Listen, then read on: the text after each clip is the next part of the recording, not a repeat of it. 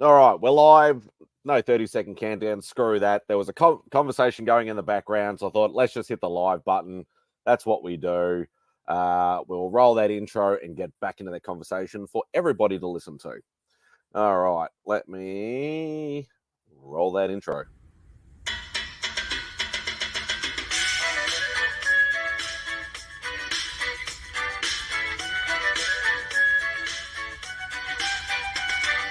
Say goodbye to Remy's place. Looking for my friends on a Saturday. Where's Fantastic Lady, Chip and Journey, Beckerman and Robbie Fatstacks? And they're like, don't you watch MadSpidey'S Outback?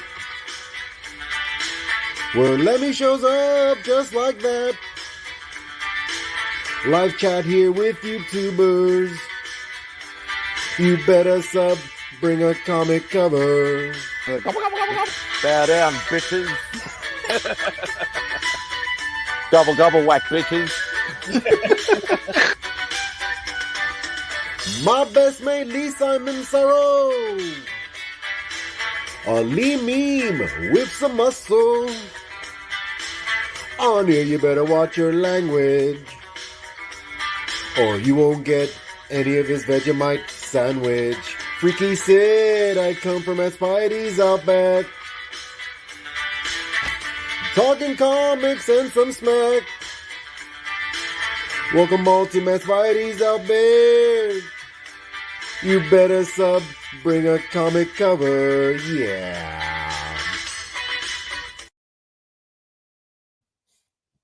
All right, so yes, Spidey's Outback, place to hang out for Sunday midday in Australia, or obviously Saturday night in the US, Canada, wherever else in the world. Anybody's welcome. We do have some guests in the background, and then I'll say a quick hello to the chat, and then we'll resume the conversation. Here's Cliff. Hi. Hey, mate. Hope you're doing well. We have Dave, still only 35 cents. Hello, Thanks everyone. for joining. Yeah. Oh, no. Flare, baby. That's iPhone still flare. mine. God damn Yes. it. All right. That must And be it. I don't have that.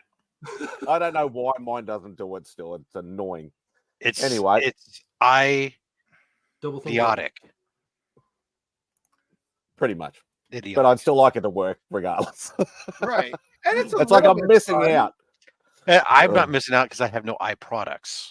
Yeah, Except, so I well, wanted actually, if I dig deep into this drawer of old electronics, I might be able to find an early generation iPod in there somewhere. I was going to say, I've got to play my Apple Macintosh 1 or something like that. No. I stopped using Mac computers in 1992. And I know that date is accurate because that's when I went and started my engineering degree and had to switch to PC because at the time, Apple was useless for anything that was that type of orientation. You know, it was only good for desktop publishing, and music was starting to come up to it. But that was about it. All right, let's do our usual YouTube lore, as Rob would say. Say hello to the chat. We all know who's going to be first. Lascrucius. He only got in an hour early this time, so he didn't do it like 3 or 4 hours like he usually does. James is the arrival champion. That's what really matters. Just so we're clear, though, as we have said many times when we talk about comics, first is first. This is correct. This is correct. How many first can you really cram out of a first? Well, they did a pretty good job in Giant Size X-Men. They did a pretty good job. Right? Because that covered first in the comic, first cover all in one shot, right? Right. Yeah. But first is first. That's all. That's right. Kyle, hope you're doing well, mate. We have Eli. Hope you're doing well. The lovely Miss So. She's always doing, she's gaming and she'll be lurking. Good for her. Evil Mike. Hope you're doing well, mate. Lisa. Hope you're doing well, Lisa. I think Cliff's obviously here, participating in the where are we? Lady Fantastic. There we go. I know she's actually on the panel with Trav at the moment. But she cares. That's right. Multitasking. That is the way to go. And we've covered all the chat. And resume conversation. That's Well, actually, you got to rewind the Brandon, conversation You have to just start with a few moments. Yeah. So yeah, I'll so kick off with that. backstage, Dave's obviously wearing a CGC hat. Started talking about the obviously recent controversy. he didn't. He just simply said he was here to grade our comics. And that got me And all fired up because then- he's already looking dashing in that I said, cap. "Are you here to grade our reholders?" To which then Mm. Cliff went on a tirade. tirade. Went on a tirade. No, someone brought up a heat gun. Heat gun. That's it. Ah, yes, okay, that's right. Yes. Dave asked if we'd seen the video with somebody with the heat gun, to which Cliff said, "There's lots of reasons to own one, but you know." It's unfortunate, Which is it's an excuse false. used by many Americans when it comes to guns, is that there's many reasons to own one. Do I look like one of those Americans, Robert? Do I? I would never pass judgment. It's your right, one way or the other. Oh, it is a right, but we all know. Do I Anyway. look like one of those Americans? Before we derail it that way, my legitimate reasons to have a heat gun. What was it again? That was shrink because wrapping. shrink Shrink wrap. wrapping for packaging stuff. That's very helpful. Well, you also use it in electrical when you're doing insulation around wires, and there's various other things that you actually legitimately utilize them for. So it was a whole thing about whether or not, CBCS. Then it slipped into CBCS. So a bunch of people are like, "This is CBCS's time to shine," and I'm like, "But why? Just because some people like their cases a little bit more, they're no less susceptible to the exact same thing." So they're easier to get into, actually. Right? The only issue, time to shine. The only difference is, I think their inner well has it's a joined label and a joined, like that inner well plastic seal. Mm-hmm. It's all one piece, right? That's.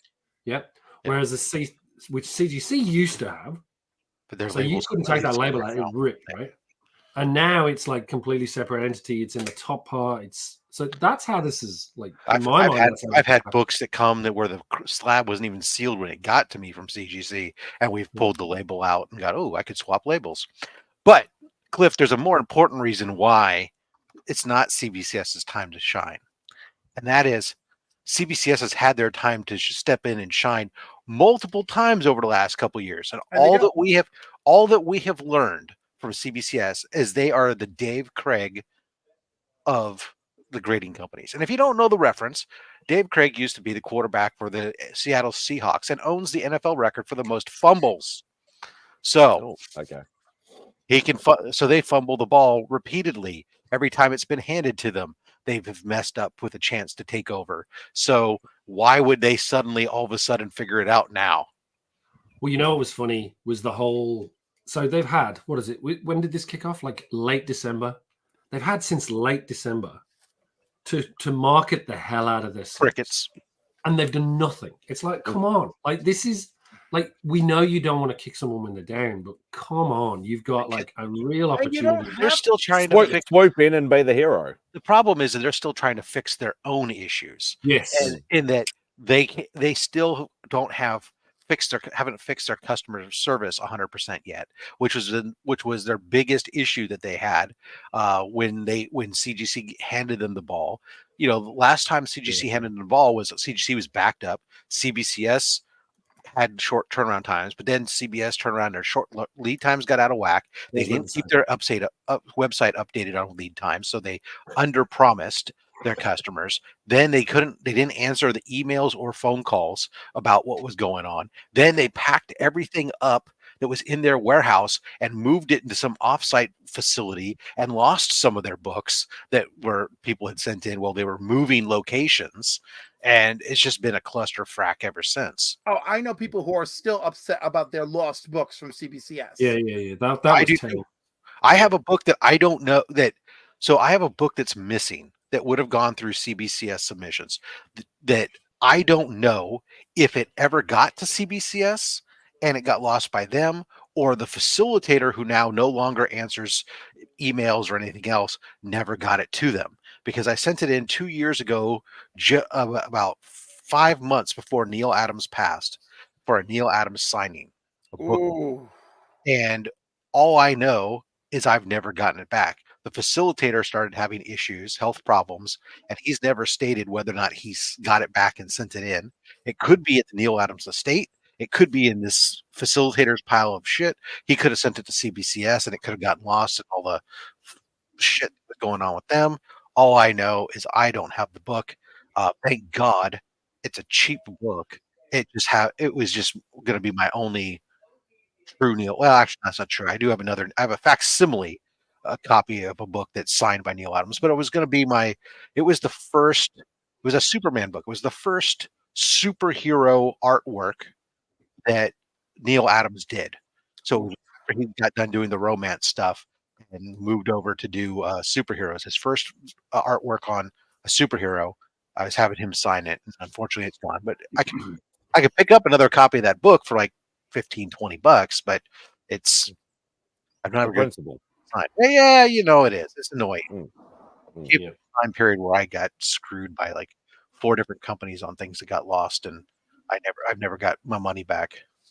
I mentioned this on another stream, and it's funny you mentioned CBCS's customer service. So I got this graded by them because I wanted to get the Stanley signature verified, right? Mm-hmm. Which they did a great job. They verified it. It's all good. Got a good grade. The issue was, I don't know if you can see this. Let's zoom in. So they Verified, say Stanley, Captain Britain, so mask detached. So mask detached, not true. So they maintain that the mask inside was distributed with glue to the interior. Now I know for an absolute fact that is not the case in these books. I've graded so many of them in my time. My father was a newsagent in the UK. So these masks were loose in the centerfold. They'd fall out. They'd be on the shelf. So what you're saying is the mask's not attached. The mask is deliberately not attached and was never attached. So there's nothing not factual about that label technically. No, well, it's totally incorrect. And I wrote to them. Oh, no, it's detached. You said so. And they refused. It's detached, sure, but they maintain it should be glued. Well, right? it definitely. Well, it doesn't say that on the label. Yeah, it does. Oh, it does. Oh, let's review again. Hold on, I can't make them big. Let's try and get it as best as we can. Oh, it's on the. Oh, okay, I see on the far right. Okay, distributed with Captain Britain mask glued to interior. Incorrect. Okay. Incorrect. I didn't see that right side at first. I was like, oh, I don't get it. It was a detached mask. Then it was a detached mask. So I wrote to them 3 times and said, look, I've degraded multiple copies of this for CGC. They get it right. It's just the mask is inside, insert inside. No, they don't talk about glue or whatever. I had this email. This is their customer service. Just refused to accept that was the case. And it was like, just change the label. It's not that hard. So do you think you got a grade loss because of that, or maybe? Who knows? I mean, at the end of the day, I'm more bothered about the fact that they actually got it wrong spectacularly. Right. And then when I did bother to follow up with them, they didn't address it. But did you get an answer? Yeah. Well, then you know what? You are one up on most everybody else who emails them. That's true. Well, that's because they can fear the power of competition being driven behind his CGC-ness when he writes stuff. Well, the thing is they when it comes to signature verification, they don't give a damn, because they know that they have no CGC has no interest in that business, and therefore they own that business, right? Which is why they keep raising their rates on signature verification. I mean, it's what, $35 now for verification of a signature, and then $25 for additionals or something. I mean, it's plus the cost of grading of the book and everything else. I mean, it gets all. If you have a signed book, all of a sudden, it's by the time you ship it back and forth, clean press, everything else, you're talking it's $100-something to get it done. Yeah. And that's not cool. But I do wish CCC would do this and have a different color label, just because it the green label thing does my head in, especially when you like it's. I've got JR signature, and you like look at it. No one's going to fake that on an X-Men 211. Like no one really. yeah, I get it. Although Mark Jewelers, we didn't think that would happen, and look what happened there. Well, it's because people put too much value on an advert. I mean, what the? It's a freaking advertisement inside of a book. Right, but aren't people chasing? And again, Rob, I am on your side, but but I feel why shouldn't I play devil's advocate? Like, aren't they chasing? I play anytime you have the opportunity to be Keanu Reeves. Be Keanu Reeves. Okay, so anyhow, all I'm thinking is I want to be young Keanu Reeves. That's what really matters. But well, he was pretty young in Devil's Advocate. Oh, he absolutely was. That was definitely one of his fine selves. That's a great flick. Anyways, go ahead. It's fun too. But aren't people chasing? At least some people, they're chasing what it means, right? Because Mark Jewelers were only available in very specific places. Right. So like you're trying to capture that particular piece of history on top of the collectible comic. Some people there's probably a legitimate reason for that. But here's what it is with all these things. Mark Jewelers, newsstand, Canadian price variants, whatever. It's the same comic book. If I'm collecting the comic book, I'm collecting the comic book. The rest of the stuff is artificial means to try to make something rarer than the rest of it, or to slice and dice it to make it right. This whole spiel with newsstands versus directs, I don't remember hearing anybody give a damn until it started becoming Spawn 1. Spawn was the first time I heard people really start giving a damn, because over 1 million copies and people wanted, they weren't worth shit, and people wanted them to be worth something. So suddenly the newsstand variant, oh, this is rare. There's only maybe 200,000 of these instead of 1,000,005. So it's rare, and so let's make it worth extra money. And then all of a sudden you get the people where you got idiots who sit there and say, like, look at this, there's a newsstand variant. Yes, it's from 1976, you dumbass. They're almost all new. They're all new. That is so ridiculous. And even when you are talking about something being a newsstand, I don't care. If one's supposed to be worth more than the other, it's only going to be to me at like a 9.8, maybe a 9.6 on something, because anything less than that, it's the whole point of why a newsstand variant should be more difficult or more interesting is in a high grade on a book that had been put on a rack, shuffled with a bunch of other books, handled by other people, flipped forward while still in the rack, bent forward to see what else is behind it. All these things, those things make it okay. There's an argument that particular subset of books, finding that really high grade is going to be more difficult than finding a direct copy. But at the end of the day, the only time I value a newsstand more than a direct is when I'm selling it to somebody else who's willing to pay more for a newsstand over a direct. Otherwise, when I was like looking for my New Mutants 98 and I'm walking around this con floor and everybody's go, oh, this is $800 because this is a newsstand. I said, well, you obviously value that differently than I. And he goes, well, it's a newsstand. I said, and I don't care. It's a New Mutant 98. That's I don't give a damn. When you go find the one that's half the price. Thanks. Right. Thank you for making cheaper options available to me. And this guy right here. And like I said it even in Only Slabs this morning. I'm like, I don't give a crap if it's newsstand, if it's direct, if it's Mark Jewelers, if it's not, or whatever. I just want the book. Yeah. Like, okay, I'm very finicky about being an original and not a facsimile or a reprint or stuff like that, but I still want the book itself for me. I don't care whether it's newsstand or direct or whether it's slabbed or not slabbed. I'll crack it anyway. Whether it's Mark Jewelers, whether it's not. I don't care. Okay, if it might be in a high value book, it's missing the Marvel value stamp. If I can get it for a price that I can pay for, I'm fine with that as well. I just want the book. Only one time have I cared. One time I cared was in my Invaders #7, the first cover of Union Jack. I wanted a UK Pence variant just because I felt like I should have one. Beyond that, I really didn't care. That's actually a cool thing, though.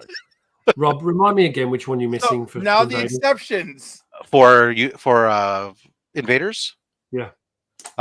41, or I think it's. I'll look it up. Hold on. I think it's 31 and 40 something. And I was planning on doing that this week, Rob. I just first week back at work, I did not get it. Yeah, no worries. Spidey, I'm dying for you to get your packages, because apparently there is a great wall of Rob's haul for Spidey building in his home, and I'm like, I just keep hearing about it, and I'm like, oh my god, when is it happening? If you don't have one giant special video of you opening this massive box of your wins and passes and all this other shit and orders, if you don't have a video of the unboxing, I won't be able. Don't worry. He'll do a video. Yeah. I always do a video. Yeah. No, I always do that. Freaky, I'm not waiting. He's all about the jewelers and the newsstands. But that's fine. I mean, if you're into that, that's great. For me, I don't see it as a big deal. So, I mean, the only reason, like, some people ask me about like my ASM1 because it's a Pence variant, and I'm like, oh, I didn't buy it because it was a Pence variant. Well, I mean, sort of I did, but that's not what I was looking for it for. I bought it because it was an ASM1. That's what I wanted. It just happened to be that the person who priced it looked up the last sold, and the Pence variant doesn't sell as frequently. So the price on it was years old. And so I got it for $1,000 below market value. So I was, yes, I will take it. Thank you, sucker. Well, it could have been a 9.8 and sell for 1.35 million. Yeah, no, not with a missing back cover. It better not have been a 9.8. It's a 0.5, but you know what? It's my ASM1. I don't care. It's got no back cover and plenty of tape residue along the side spine. I wonder what that sale's going to do to the values of ASM1 now, because it was just Is that what the one on Heritage went for? 9.8 pedigree, but that's a unicorn. Yeah, yeah. I mean, totally, because it's not even a 9.8; it's a 9.8 pedigree. So yeah, well, that's the other thing. It's like, whew. But some of those books that were in there, man, that was just I've never seen so many unicorns. Right? That's just one place. It was like that book shouldn't exist. That book shouldn't exist. How many file cabinets did they raid at the an old warehouse or something that? Yeah. But anywho. So, Spidey, didn't you start the show indoors? No. Oh, you started out. Well, I mean, I know that when we came out of the intro, but I meant when we were backstage, I thought you might have been indoors. No, I'm completely. I'll see how it goes, because it is quite sunny out here, and I don't know how long I'm going to be able to last with the heat. But it's not massively hot. Talk about the heat. America, the Midwest and Northeast wants to hear about Australian heat. I wouldn't. Are they going through like record heat blast at the moment, or are they hitting snow? They're in lots of snow and cold, and to the point where they rescheduled a football game because it was too cold for the people to be outside. It's crazy over there at the moment. Is it cold, Cliff? So cold. Here it's cold. Yeah, see, it's cold. Told you. Really cold. By the way, I meant to ask you. While recently, doing research on some books, there's a pizzazz. Now there's a pizzazz variant. Like, what was pizzazz? A magazine? Had jazz hands. I don't know. Well, apparently, so there's certain fingers. I don't know. There's certain books where it had a direct edition, a newsstand edition, a Mark Jewelers edition, and a pizzazz edition. And pizzazz was another type of advertisement. Is it like a Whitman's edition, but different? No, Whitman's. No, because Whitman's are Whitman's, and that's a whole other thing. Yeah. Well, but Whitman's were reprints that were sold in Whitman's department stores and such. That was different, and so with them, like when you pick them up, you'll see them usually like in the late 70s, the Marvel, on the Marvels, the price tags and DCs, they'll be in a diamond instead of the circle or just written on there. And then where there would be a barcode, it's just blank. Okay. Hang on, I got it. And it's weird is that sometimes the Whitmans will be worth almost nothing in the case of, say, like Star Wars book, but there's the pizzazz announcing There it pizzazz, is. new zingy Marvel mag. So it's got an advertisement for some Marvel magazine inside of it. Mm-hmm. Okay. It's a half sheet. It's like apparently noteworthy of being a variant. Never heard of it. Whatever. Hang on, I'll show you this as well. So this is on my comic shop. Yeah. Exactly where I found it. Yeah. Look at this. It's crazy. Look at this. I love you for more than just your CGC hat. I think Cliff needs to be a spokesman or like an advertisement or something for my comic Again, shop, I think. this would have been something that would have been nothing, but then somebody found a way that I can slice and dice this into a smaller number to make this rarer, so I can try to claim it's worth more. Wow. Well, Mark, let's not be too judgmental, since I have a couple of Captain America pizzazzes, and so Just say the private chat. Go find some sucker then who's willing to. Of course, that's the whole point. Pay for it, because I'm not. I'm not that guy.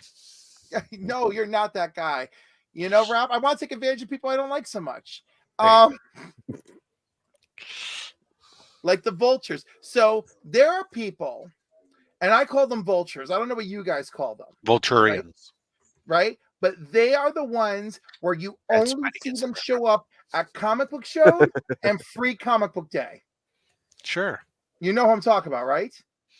Uh-huh. Right? And it just and they just bother me. Because I don't mind that you're looking for a deal or you want to wheel and deal a little bit, but I mind that it's just so obvious and seedy that it's like oozing off of you. It just, ugh. Like a scab? Yes, but I have to call them vultures because it has to be more exciting for me, but I've watched them pick people off, and like they're the guys who circle a small comic convention. They're there to the bitter end. I'm there to the bitter end if I'm socializing, right? But I see them and I know what they're doing, and they close in on that guy with the 200 long boxes, and it's like, oh well, before you pack this up, maybe I can make a deal with you because this way you don't have to take so much home, which everyone does, but these guys move in predatorially. Yeah, you better be taking a couple long boxes worth of comics to make it worth my time, because you're taking 5 comics out of my long box. I ain't gonna fucking make a difference when I no, they do. They go and close hard for pennies on the dollar, I just go all from bell to bell. I've toyed with that though, just getting rid of them, like just like the overstock in particular, just going, look. But I was gonna say, these guys, like they feel good. Oh, I got rid of this, and then they go home and they're like, you know what? I let go of this, and this in those 10 boxes, and then the regret and everything comes in. But I think that's the key, right? Like it's the key of just knowing, going through your boxes and making sure you know. Like I had the last one I did at Yarraville. I basically I went through them all before so I knew what was in each box, and you could say, right, well, look, the $2 box can go for what? The $5 box. If you don't do that, then you end up in the same position you just described, Cliff, where you go, oh my God, I just let that go. That was sitting in there. You don't do it with the mix boxes. Yeah, but people do. It happens, Because it usually happens to people who do a series of shows, and so like they feel a little defeated if they had a series of bad shows, right? And so they'll just be like, you know what, sure, why not take these 8 or 10 boxes off my hands, and then it hits them after the fact, But I mean, but that's not. Look, it is what it is. But there's those guys, and the fact that I know I have pigeonholed them to be those vultures, like that's the thing. Well, you know what? Everybody's got their strategies when they go to these shows. There's people who want to think that somehow the best deal's at the end. There's people who want to shop early before the stuff gets picked over. There's people who think that get you kicked off with a good. Let me help you get your show going well. Why don't you, instead of having to wait till the end to get that deal, you say just get it out of your way now. Like Chip. Let's get your booth. Let's get your booth paid for right now. Then the rest of your weekend is all gravy. Gravy. See, all of those are valid, and depending on your means, usually depends on what tactic you're going to be. I have very few means. I am an end of show dealer, but not a vulture. It's just kind of like, all right, the stuff I was interested in is still there. Let's try to make a deal. Here's me. You got that book I'm interested in. Here's what it's worth. Are you at or below that price? Or will you sell it to me at or below that price? If not, let's move on. Well, and I'm not gonna come back later and check in on you again to see if now you're more willing to sell at a different price. If you said no the first time, no means no. Like so many things in life, that's it. You had your chance. So long. Thanks for all the fish. Yeah, I will not be coming back if it's not at this price or lower. So right. I mean, I'll go back if it's like I'm not decided on it. Like, I mean, when I got my ASM 129, it wasn't because the guy's price wasn't fair.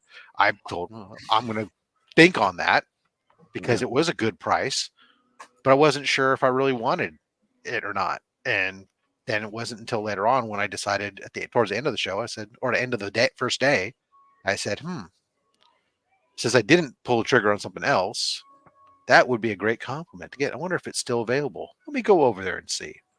And then offered him a little bit less, and he took it, and we went on.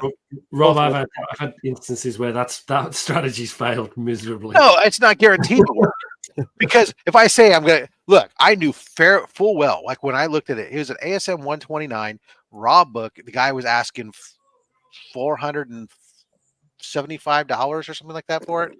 And so I'm looking at it and I'm like, what's wrong with this book? He hands it to me. He shows me it's got some water stains. It's got it had issues, but I felt it was still a fair price given what that book goes for. And I was like, so I was tempted, but it wasn't a book that was high on my list for me to capture. So I was willing to let it sit there. And it wasn't then at the end of the day, I sat there and said, well, let me go back and see if that's still available because that would cap off the day well. And when I went over there, it was still available. So then I said, okay, we'll give you $425. And he goes, okay, fine. So I'll take it and go, and I think when it was all said and done, it ended up coming back like a 2.5 or a 3 or something like that. But, it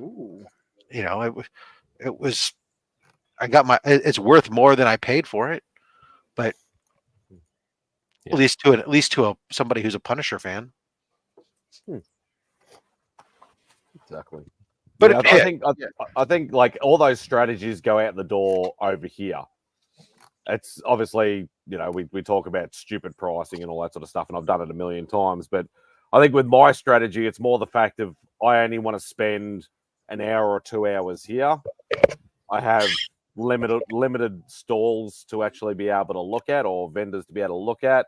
I've come in with this amount of money. I'm going to try and maximize what I can get for my money at the time, and then just go hell for leather and just grab stuff. Well, I think if I went to Heroes, it would be I would be probably overwhelmed. I'd either blow my money in the first hour or walk out with nothing because I won't know exactly how to attack it. Well, that's the case. Right, with any con, that's the case. I mean, you go in there and there's multiple booths. When you go to the first booth, you've got to make a decision. You don't know what the others have. Are you going to leave that booth and go check out all the others and hope that when you come back, somebody else hasn't swooped up that book? Or are you going to swoop it up and hope that you don't see someone else? I don't care about that. If I go to a booth and they have a book and it's at a fair price, a price that I'm willing to pay for based on its condition, I don't care what else is in that building. Somebody else might be able to pick one up for an extra $50 less, whatever. They're finding a good deal. a better deal doesn't change the satisfaction that I have. That's exactly right. I picked it up at a price that I was willing to pay. And it's so hard to go down the rabbit hole as well, because you go. I always try and go with a list. I know what I want, and that's if you go with that, then you don't get distracted by all the rabbit holes and go deep. But yeah, I'll generally still, and like I do a bit of both. Like sometimes I'll go to the first, like it's like as I've mentioned before, and Dave would know this as well. Going to some of the big cons we have, there might only be 4 dealers, 5, 6 dealers at the most. I generally try and get a lay of the land first. But if something catches my eye straight away and I know it's a good price for over here, sometimes I will bite the bullet and just go, hey, what can we do on this sort of book here? And I will do that sort of thing as well. But generally I'll try and at least look at all the stores, go, okay, I know this guy's got this book that I want, and this guy's got this book that I want, and then I'll go back for the second round and start talking the money talk.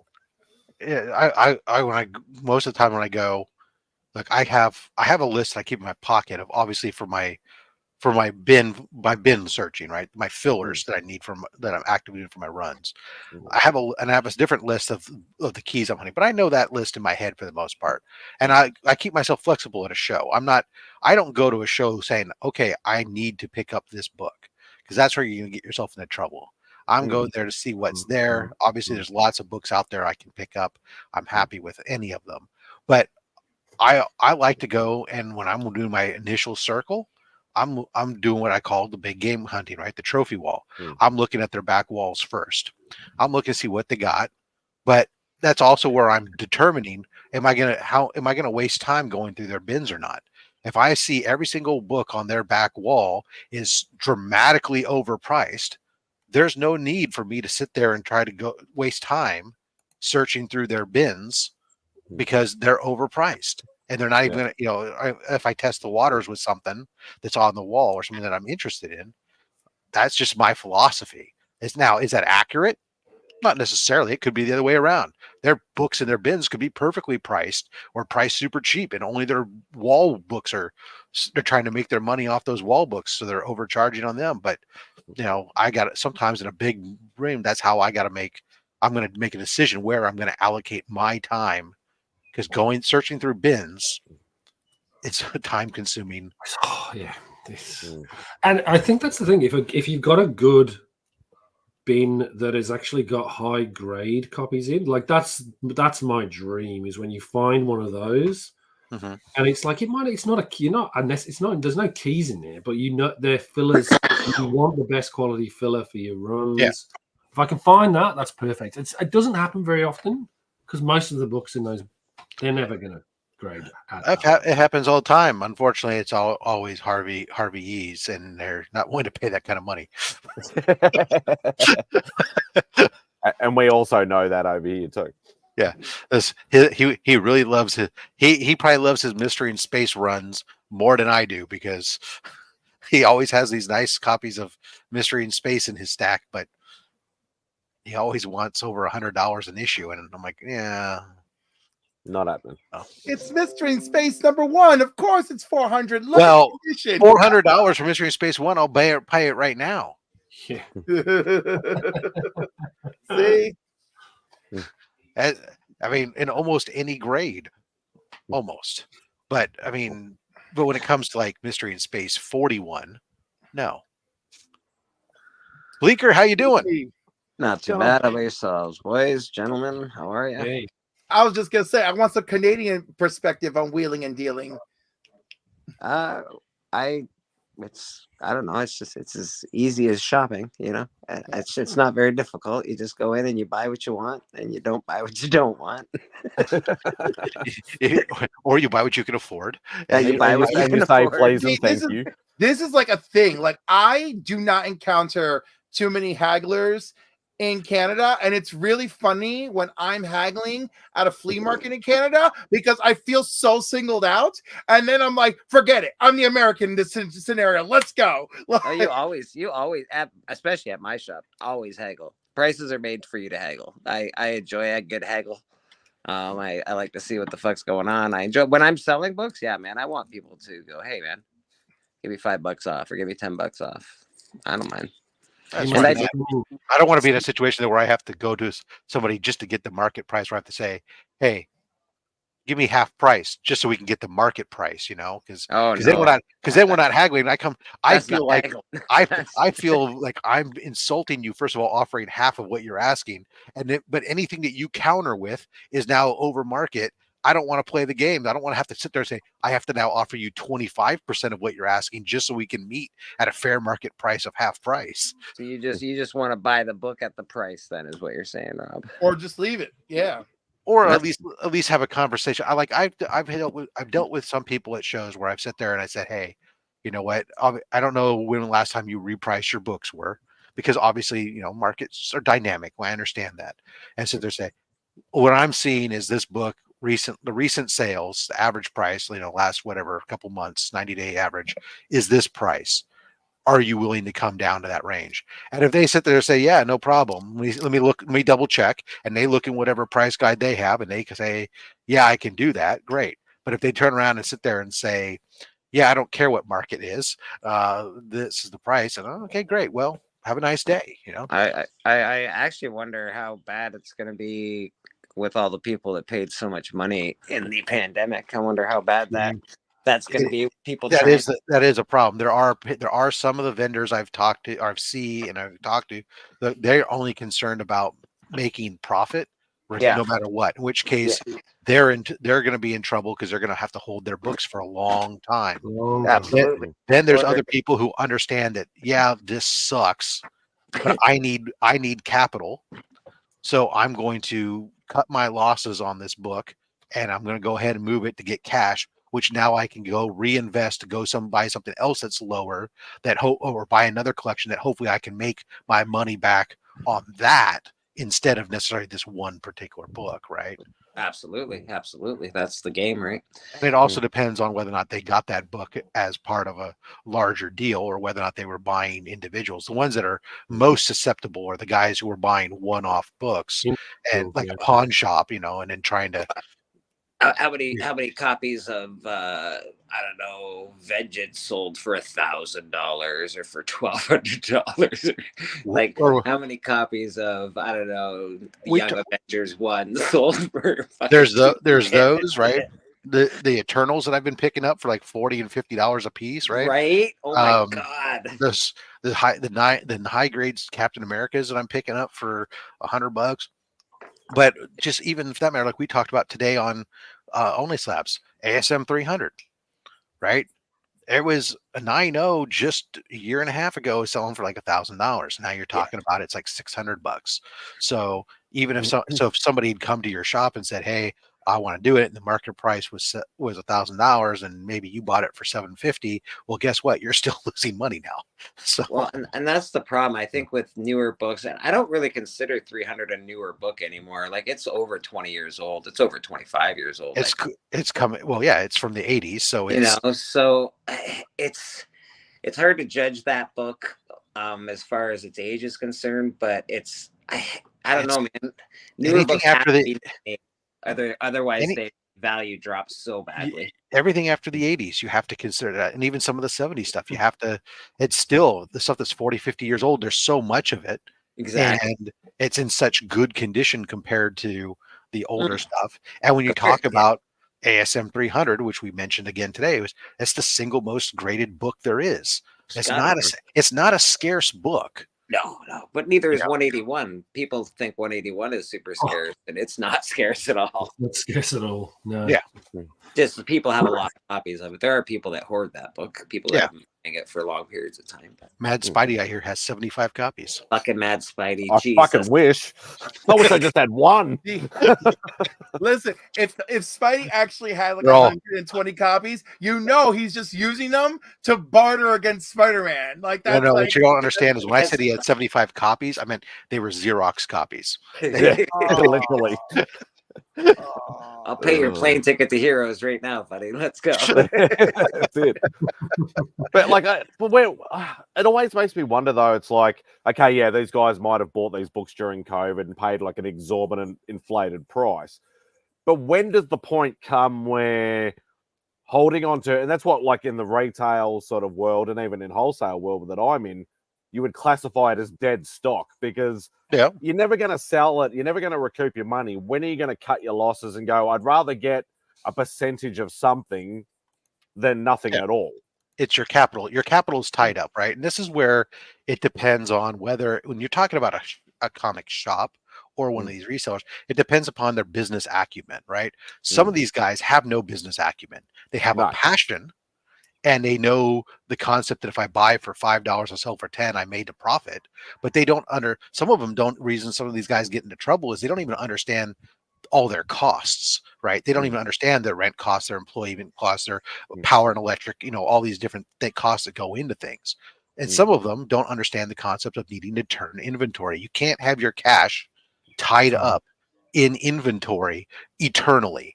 You have to turn inventory, because you have a finite amount of cash to invest, to buy product, to then turn around and sell. And if you have your cash tied up in inventory that's just sitting there and doesn't turn, not only does it not earn interest, but now you have to borrow money and pay a bank money in order to have liquid capital to go buy your next investment or to do these different types of things. So it ends up, that inventory ends up costing you money, not just from a rental space that it eats up, but from a cost of other things. So you have to turn it should get factored into your cost of goods and all these things. You have to turn it. So eventually some of these guys that's why they have to sell this stuff.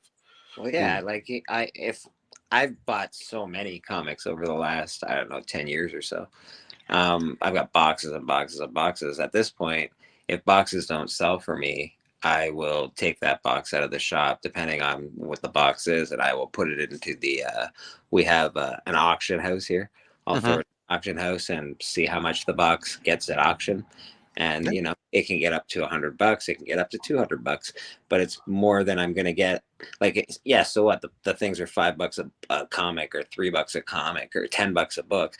I'd rather get the $200 and fucking go about my business.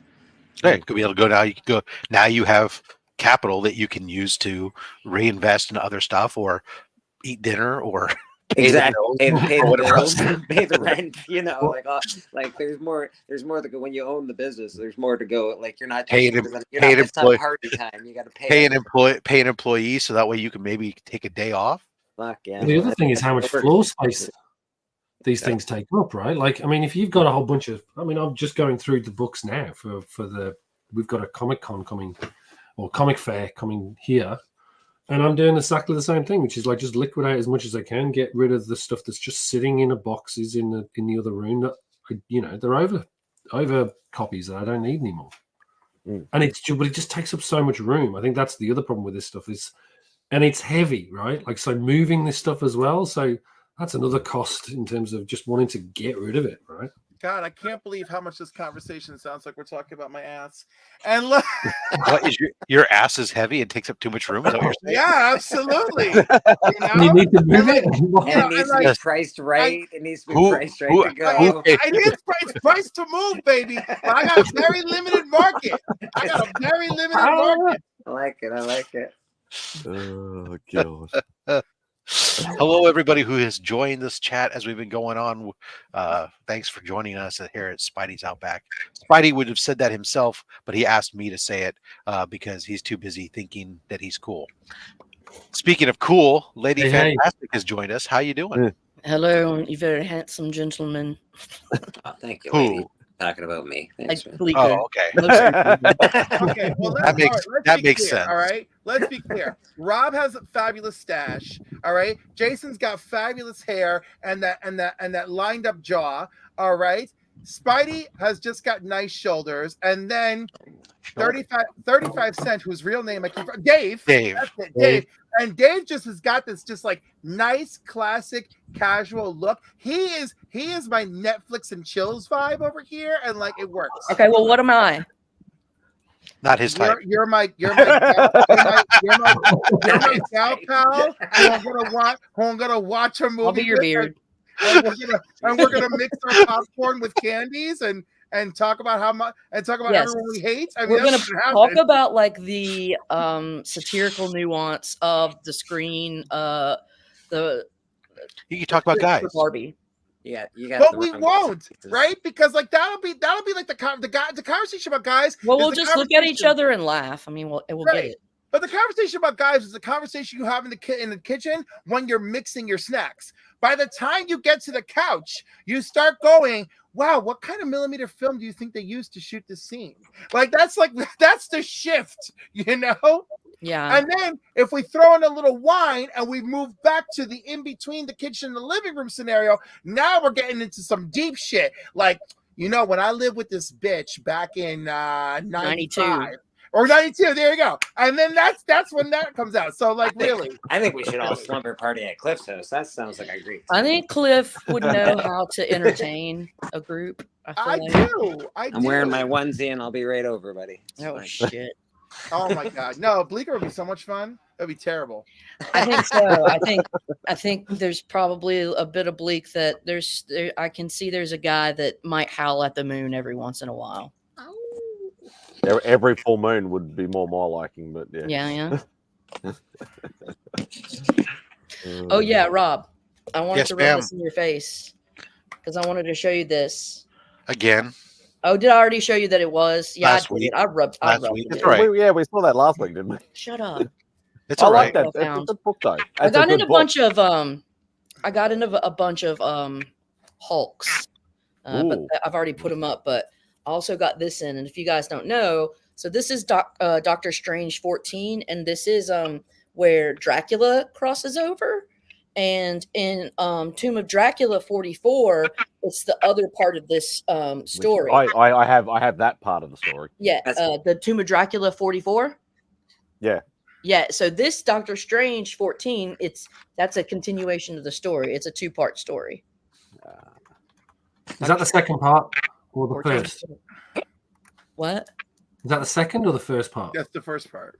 This That's the one first. is Magician is dead. Death is Okay. I believe you're right, because then they battle in the afterlife, right? In Right, the okay. afterlife. But like, It's Yeah, still I haven't a got that. I don't gorgeous think I've got looking. that one. Lady F, though, do you have a first appearance of Bleecker Street Comics and comics? No, I don't. Go back to him. Who was the one that gave you that, Callie? Yeah. Yeah, he was like, I literally have the first Bleak, and it literally is the first Bleak. I love that. Valentine. Do you know where you can find the first Cliff? We're trying No. to make the comic go viral, so go buy your Valentino number ones. Get out of here. I'm in Jamal Eigel's Molly Danger. That's where you can find me. Nice. Little raccoon. Beep, beep, beep, beep, beep. And in Valentino, I am running away from the hot dog hotel. So And picked up this recently. I'd run away from hot dogs too. Love Yeah. Perez. That's because y'all haven't had the right kind of hot dog. That's me. Look, this is a I first go for appearance. linguiça, thanks. Crossover of Pip the Troll. That's Pan. It's Pan. I know. Somebody got it though. It's kind of funny. Dr. Voodoo. This is a really cool one. Origin of Jericho. These are some books that I had in my pile for the hunt last night that just didn't. Like, I just pick out a weird smattering. This is Electra number 2 B cover. Oh, hello. Sienkiewicz. I'm a big fan of the Sienkiewicz cover. That's Yeah. lovely. Big fan of the touche. Uh, I TM love this. Yeah, Sorry. what he was giving away. He just gave away a what if Spider-Man became the Punisher or whatever the case may be. That's a cool one. But it was a Bill Sienkiewicz cover fucking for the Punisher #1. I think. There's a Kiss cover about to happen. Yeah. I this is just so pretty and it was so romantic. I had to get it. Like the little romantic in me got it. This one is my Hulk 181.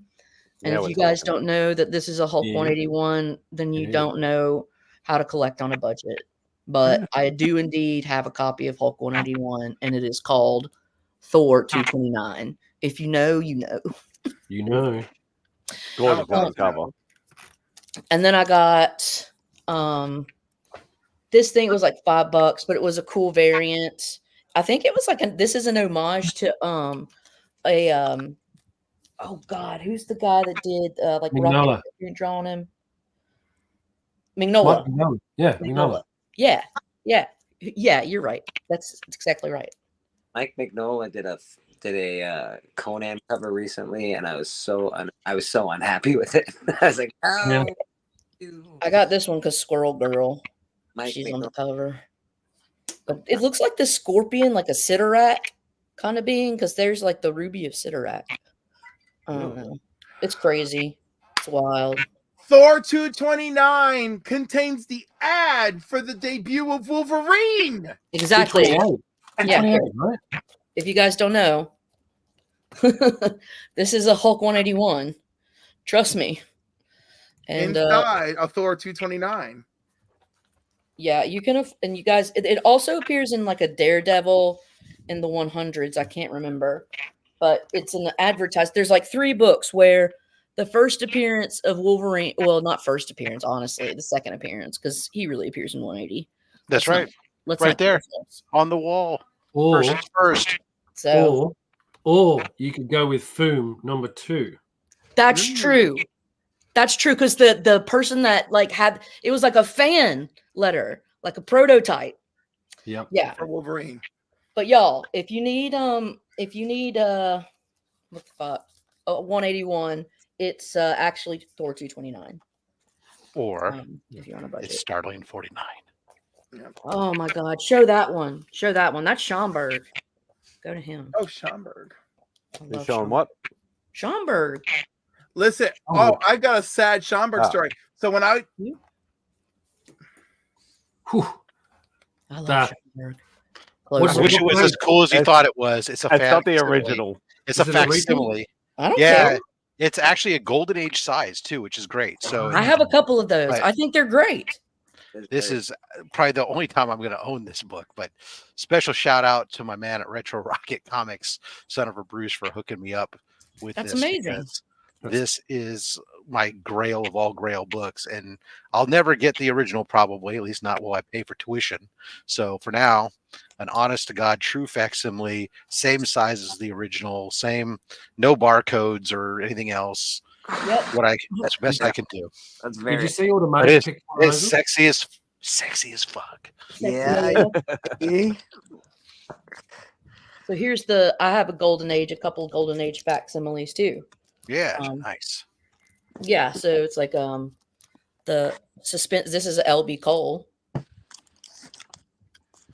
It's so wicked.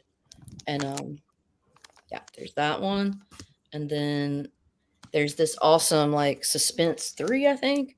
I can't remember what number this is, but it's a famous Schomburg cover, and it could like buy you a condo in New York. It's worth a fuck ton of money. A condo in New York. Yeah, you know. A condo in upstate New York, maybe. For Cliff. A nice condo for Cliff. A condo in Toronto is like $1 million, for Christ's sake. This is, I think this goes for quite a bit of money if you find a great one. How great it is, yeah. Yeah, Mastodon. Oh, I want to show you guys a comic Donnie gave me. He sent me an awesome like package of really cool books. And one of them I have right here. It's Adventures into the Unknown, 1957. Oh, yeah, the AMG. It's a beautiful tentacle cover. Our what is that? What is that? Nemesis is the character. This what is the rest at the bottom. The tittering. The tittering Texan. The tittering Texan. The case of the tittering Texan. I titter a lot. What does the tittering Texan do?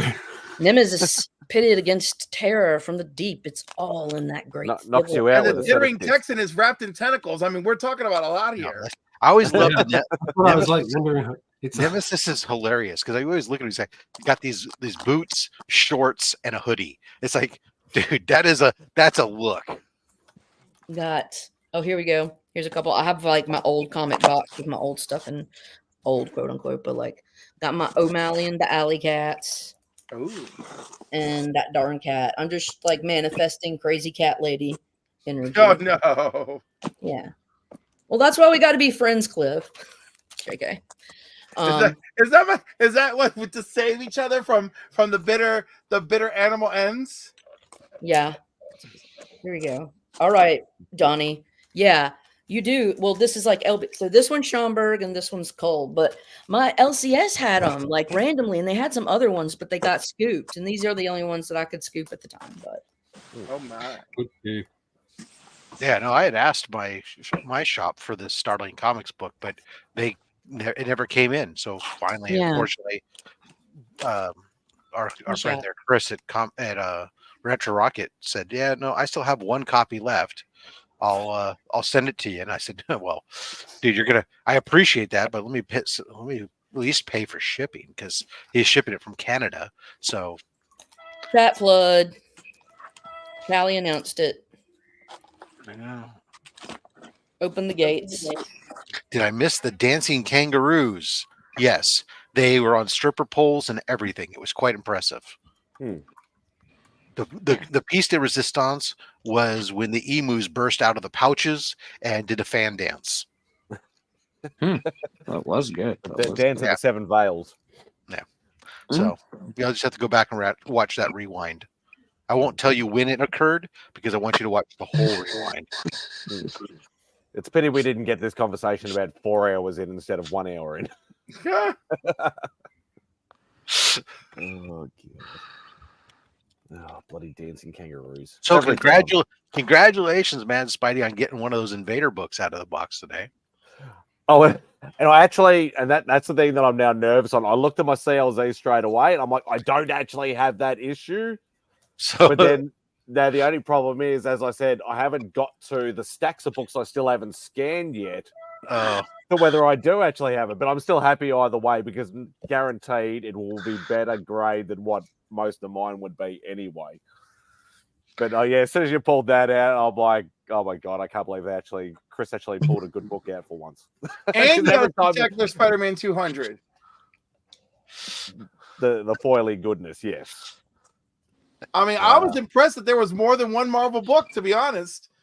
I know every time I win and Chris pulls out the books, it's usually like one Marvel book and like 5 DC or independent books. That's why I said what DC. You know that MadSpidey likes Spider-Man. So what DC books are you pulling today?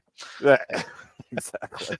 Okay. But, no, you got that Spawn for I don't know if that's a cover she has or not, but if it's a cover A, she definitely would have it, but I'm not sure. I don't think it's a cover A. I think it's a variant. Okay. But don't know. I don't know Spawn, so it might be a good win for me too. I wanted to show you this. Hang on. Let's bring it up if I can find it. You got to share a screen. No, give me a sec. I just got to. Yeah, you're right. Oh, where's it gone? Where's it gone? Picked this up on Friday. Haven't got it yet, but we'll see. Better not be something I want. Well, this will be interesting because I don't know, especially with everyone on the stream, whether or not this is the sort of thing that people like. I have something you want, MadSpidey, but it's at CGC right now. Sorry, buddy. Oh, I was That's gonna all say, right. is it in your pants? It can be cracked out afterwards. Yeah. I got a Captain America 100. Is that a slab in your pants? Are you happy to I see got it? real excited when I heard I got something you want, and I was like, oh, and he's like MadSpidey at CGC. I'm like, oh. See, now I'm sad because I've now come to this realization as I've been building my Cap books. I've been picking up all these 9s and 9.2s and stuff that I'm going to have to upgrade my Cap 100 because my 6.0 copy is just not going to cut it when 101 through 130 are all 9.0s or better. Fat stacks. If you upgrade, let me buy that from you. If I upgrade it, I will definitely be moving it. I probably would even move it legit rather than waiting for C3. Although sometimes my stuff just goes to C3. You know how to go. Legit means somebody putting money in your. But I will put it in my back of my mind, Lady. I'll find one. You don't have to. I mean, come on, I can find that. one. I will. No. I'm just saying is I'll put it back in my mind depending upon depending upon the timeline. If it's somewhat recently that I suddenly find one and pull the trigger, I'll reach out if you're still interested. Yeah, no worries. I'm a big Black Panther fan, and so as a Black Panther fan, that's a key that I would like to have because he's on the cover. I just got one. I just got the Jungle Action where he's on the cross and he's Oh looking yeah, down at the 19 or cage. 21. I That was can't great. remember. Yeah, It's an yeah, ama- so I have that such whole a run. it's just a cool looking book, and it's it's gonna fuck those I mean, motherfuckers up. it's like a 3 or 4 issue story arc where he's fighting the Klan and hating I on know her. it's It's awesome. fucking It's wicked. wicked. And that was He's a very uppercutting Klan members. controversial, like, do we print it cover? Like, that was like a whole thing. Like, didn't they have to change some minor little thing about it before they printed it? Because Maybe, somebody would was having imagine. I'm not it? sure. I would imagine. Yeah, I don't know what they had to change, but I would imagine that definitely. Not over here, it's not. You're right. I mean, it is reasonably priced, but when you start looking for a 9.0 or something, it's a little bit more.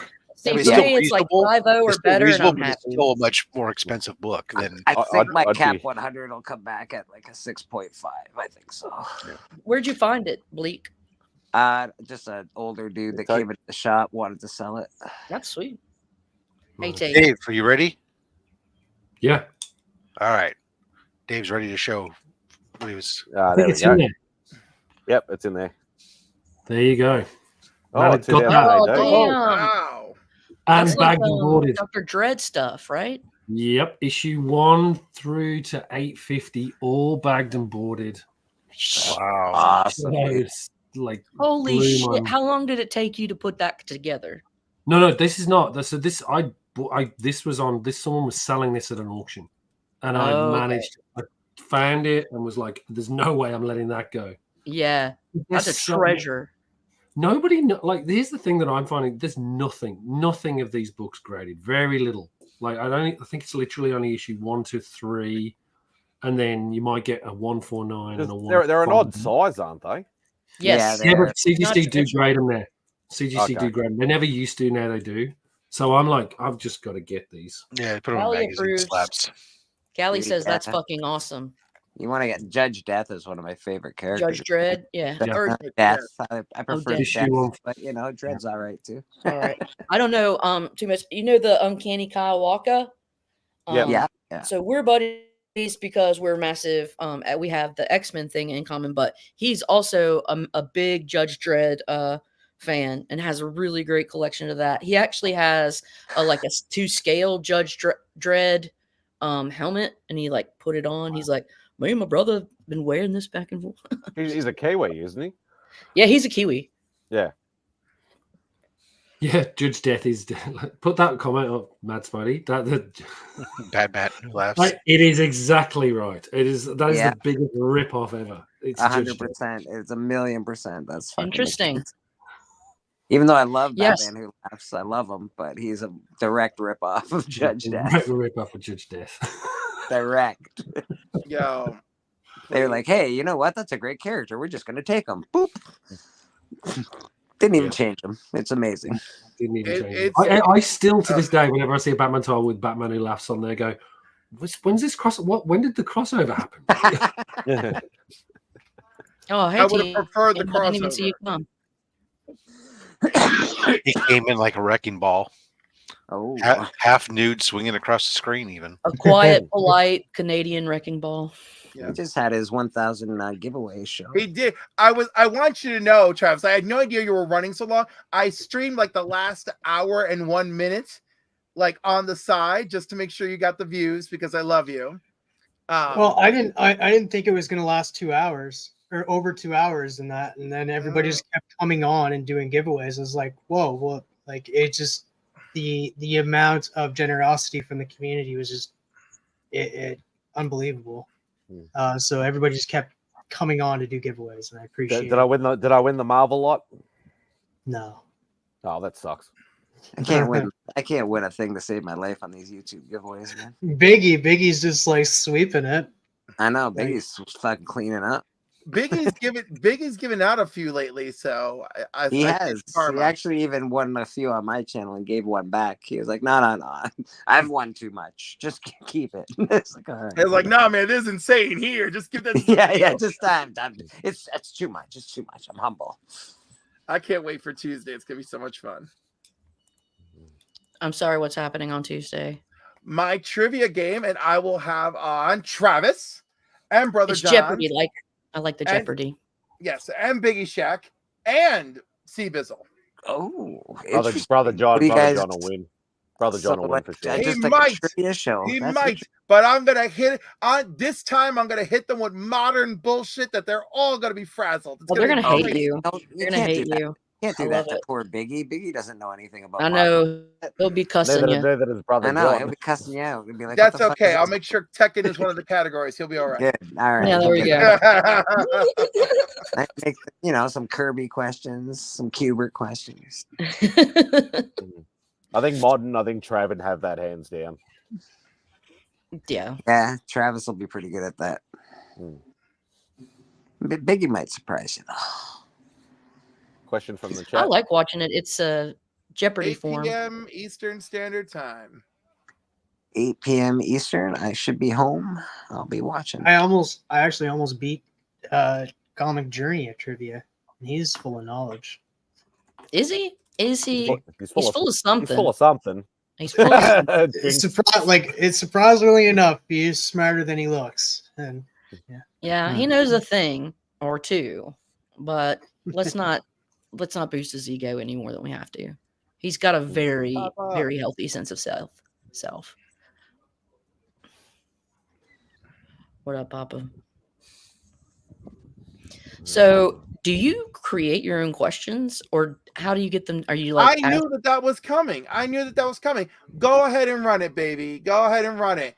Okay, have a show for A-listers, and I'll run my show for everybody else because I'm all inclusive and I don't discriminate. I want the off Broadway with my boy Cliff. That's right. all I'm gonna say is it was a peaceful week. The Journey wasn't around, but I like the. Oh God, the sass! So much sassafras. You know what's going to happen, don't you? He will come out of his hiatus if you keep egging him on, and he will jump on you.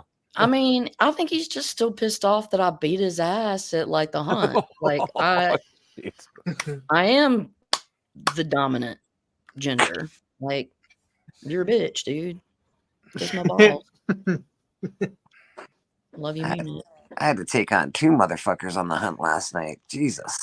Oh, the last time I had came out victorious. Oh wait, no, you're talking about the hunt. You're a beast. Yeah. Oh, you want us to start talking about the hunt? Okay. Well, let's talk about. Let's talk about the hunt. Let's talk about the hunt, baby. Let's talk about you and me. Let's talk about all the books that you could tune in and maybe see. Let's talk about the hunt. Yeah, man, you see some really good books on the hunt. Well, Callie, you don't get. I guess Callie's because you're so fucking good. Well, you're like the most creative one, I think. Callie has not had enough matches. People are afraid of that guy. Well, can I just be honest? I've watched a few of the hunts, and I still do not quite understand it. I'm like, I don't understand exactly what's happening here. Okay, this is the way I've gathered, wrestling. and I never like wrestling. All I knew about wrestling as a kid was that I liked Hulk Hogan. Okay, Yeah. so it's like. So this is the way I see wrestling. I'm gonna explain it like mansplain, but I'm lady-splaining wrestling to dudes. That's weird. It's soap operas for boys. Yes. And you talk shit. And so that's what I've done is I just talk mad shit and show books that I like. But is that literally like what you're supposed to do in your matches on the hunt? Yeah. Yes. That's pretty much it. You're supposed to like talk mean shit. Like soap opera-ish, get very, very dramatic, and show books. You know what I think about wrestling? Oh. I am not listening to Jeffrey, but he's still talking. I am not listening to you. Yes, but they were talking about comics, though. In reality, you just Papa Wheelie is care feeling about away. spiders Yeah. or comics. Yeah. Cliff, it's all rigged. Well, Tate. wrestling is all rigged, so like there's that. No, it's real. Right. It's Wrestling, real. wrestling's rigged? What? It's real. It's a story. Get out. Everything. Got news for you. Got news for you. All your stuff you watch on TV, it's just as real. What, the NFL is rigged? Get out of Life is here. a story. You got Katie hooked on a racing game. Is it the Disney game? Is it the Disney racing game, or is it some different game? It's the Disney one that they've been all on for the last little bit now. Yeah. Silly. That's funny. Hey man, sometimes like those games are where you go the hardest. Sometimes it just be like that. You'd set that up for at Heroes. Papa is a pusher. Yeah, I think Callie was talking about being driven a little mad by the saying. I think he was talking about really kind of sucking at it. First You're race talking is about free. Spidey. At Heroes, we're gonna have a hardcore Farmville. I don't know what you're talking about. I don't know. Callie was beating the shit out of these guys the other night. He was having no problem beating the shit out of these guys the other night. So I don't know. Oh, at Disney Racing? Yeah, they were Disney Racing, and I was there, and Papa was doing shitty because I don't know. Papa, not great. I don't know what you were thinking. Katie was, I don't know. She was off doing other shit, coming back, I don't know. It was weird. Yeah, Papa, I'm talking to you. Games, man. I don't suck at Speedstorm. Digger Jim, it's not streaming yet. You have to buy it. It's only available on digital release. You have to purchase it, and it's not out in physical yet or on. So that he's talking about Crisis. He's Digger Jim's wanting to know what Crisis on Infinite Earths, the new animated movie that came out from DC, is on, and it's only digital. You have to buy it. Didn't they already do Crisis? No, they did the live action TV show part of the Arrowverse. They did Crisis on Infinite Earths, but this is the animated one, part of the Tomorrowverse. It's a little different than the comic. Okay, but I thought they already did the Crisis cartoon as well with DC. Like, I think I've seen it where Batman shocks the Flash and that would be might be Flashpoint. Yeah. Oh, CJ, did you get your Switch? Did you get your 2 Switches in, CJ? And did you send one to TM? TM, did you get the extra Switch from TJ? I did not get the extra Switch from CJ yet. I am still waiting on that, CJ. Like, what the hell? CJ. Doesn't he still owe Papa a bunch of shit too? Oh, there we go. Confirmation. CJ owes people stuff. Come on, CJ. Yeah, from C3. Get your shit together, CJ. At least he doesn't owe the community a tattoo. Oh shit! By the way, the way y'all have given me a pass in the wake of Tyler, you're like, Cliff, no one gives a shit about your getting your ass waxed. Tyler needs to pay. He needs to be tattooed. There's some things that we want to see, and some things that we're willing to pretend that we saw. You're supposed to get your ass waxed for the C3 stuff. Yeah. Well, what the fuck? I'm talking about it at church tomorrow. You're on blast, buddy. You're on blast. You can, but I mean, like, I have a legitimate reason for why it hasn't happened. Okay. Right? What's your legitimate reason? Every wax place that I've told about it, because I want it to be a live stream or film. Anytime I mention that, they freak out and they're like, "We want no part of it." Right? Because so, all it's fetish. Exactly. Like they think it's just too outrageous, too weird. So my friend's girlfriend does do it, and I talked to them about it, and they're like cool with it, but they just opened a brand new tattoo studio, and they haven't had a free minute since. So the only person I know who's willing to do it for me is totally unavailable. I feel like you could just go down the street and see if anybody wants to do it for you. I think somebody will do this for you. I would do it. I'm gonna figure out a generic way. You could be a stranger and say, "Hey, man, you want to wax my ass?"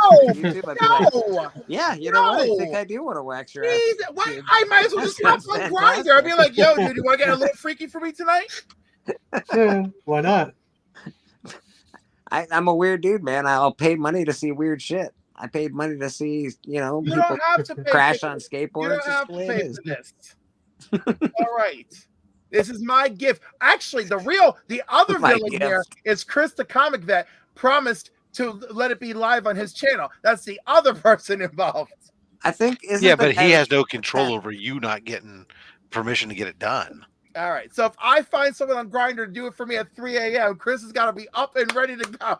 That's between you and he. All I care about is my boy Elroy getting that tramp stamp tattoo so we can have people getting paid to get their picture posed next to it at Heroes Con with the proceeds going to comics curing cancer. Well, I think the longer it goes, the bigger the tattue should be. I think that's right. Would that be start off like this and then ends up going right across? It should be. And the thing isn't DVH like hanging out, like waiting for Tyler to do the tattoo so that he can go and get his tattoo? Yes. Yeah. Because he needs he's getting the tattoo. He's getting the tattoo of Tyler getting a tattoo. See, I'm somewhat fucking up, but Tyler is really fucking up hard. Oh man, that's whoa. Tyler's fucking up hard. Which Tyler? Fucking glass, shattered glass. Yeah, shattered glass. What I do? I know you're surprised by that statement once you figure out which Tyler we're talking about, right? Yeah. No. I like how you actually found the clip for that too, Rob. And you played that this morning. Yeah, well, I had made that clip for something else during C3, I think. But yes, I dug it back up because I need to start doing that because I also need to start working on my new 30-second countdown in case he actually does get it done. Then I can retire the Twerking Tyler, which would be good. Maybe help my views go up because I think some people go to hit that rewind and that's the first thing they see and go, what the hell is this? Or people tuning in, like, they go, oh, okay, it's starting. And then you get like the ad first. And then like, oh, hurry up, ad. Come on, hurry up. I need to figure out. And then that. I haven't been able to figure it out. Somewhere in there, I'm supposed to be able to go in and I can manually create chapter breaks. And I need to make it after it's been done live, to be able to go in and put, here's where the intro ends. And we actually start showing books. So that way people on the rewind can jump. Yeah. When you set it up and it says like show more or show less, when you click on that and you can put in like keywords and things like that, there is something in there that says automatic chapters. No, yeah, but I want to be able to manually manually do it. And the automatic chapters take forever to show up. Dave's trying to tell me the answer to my question.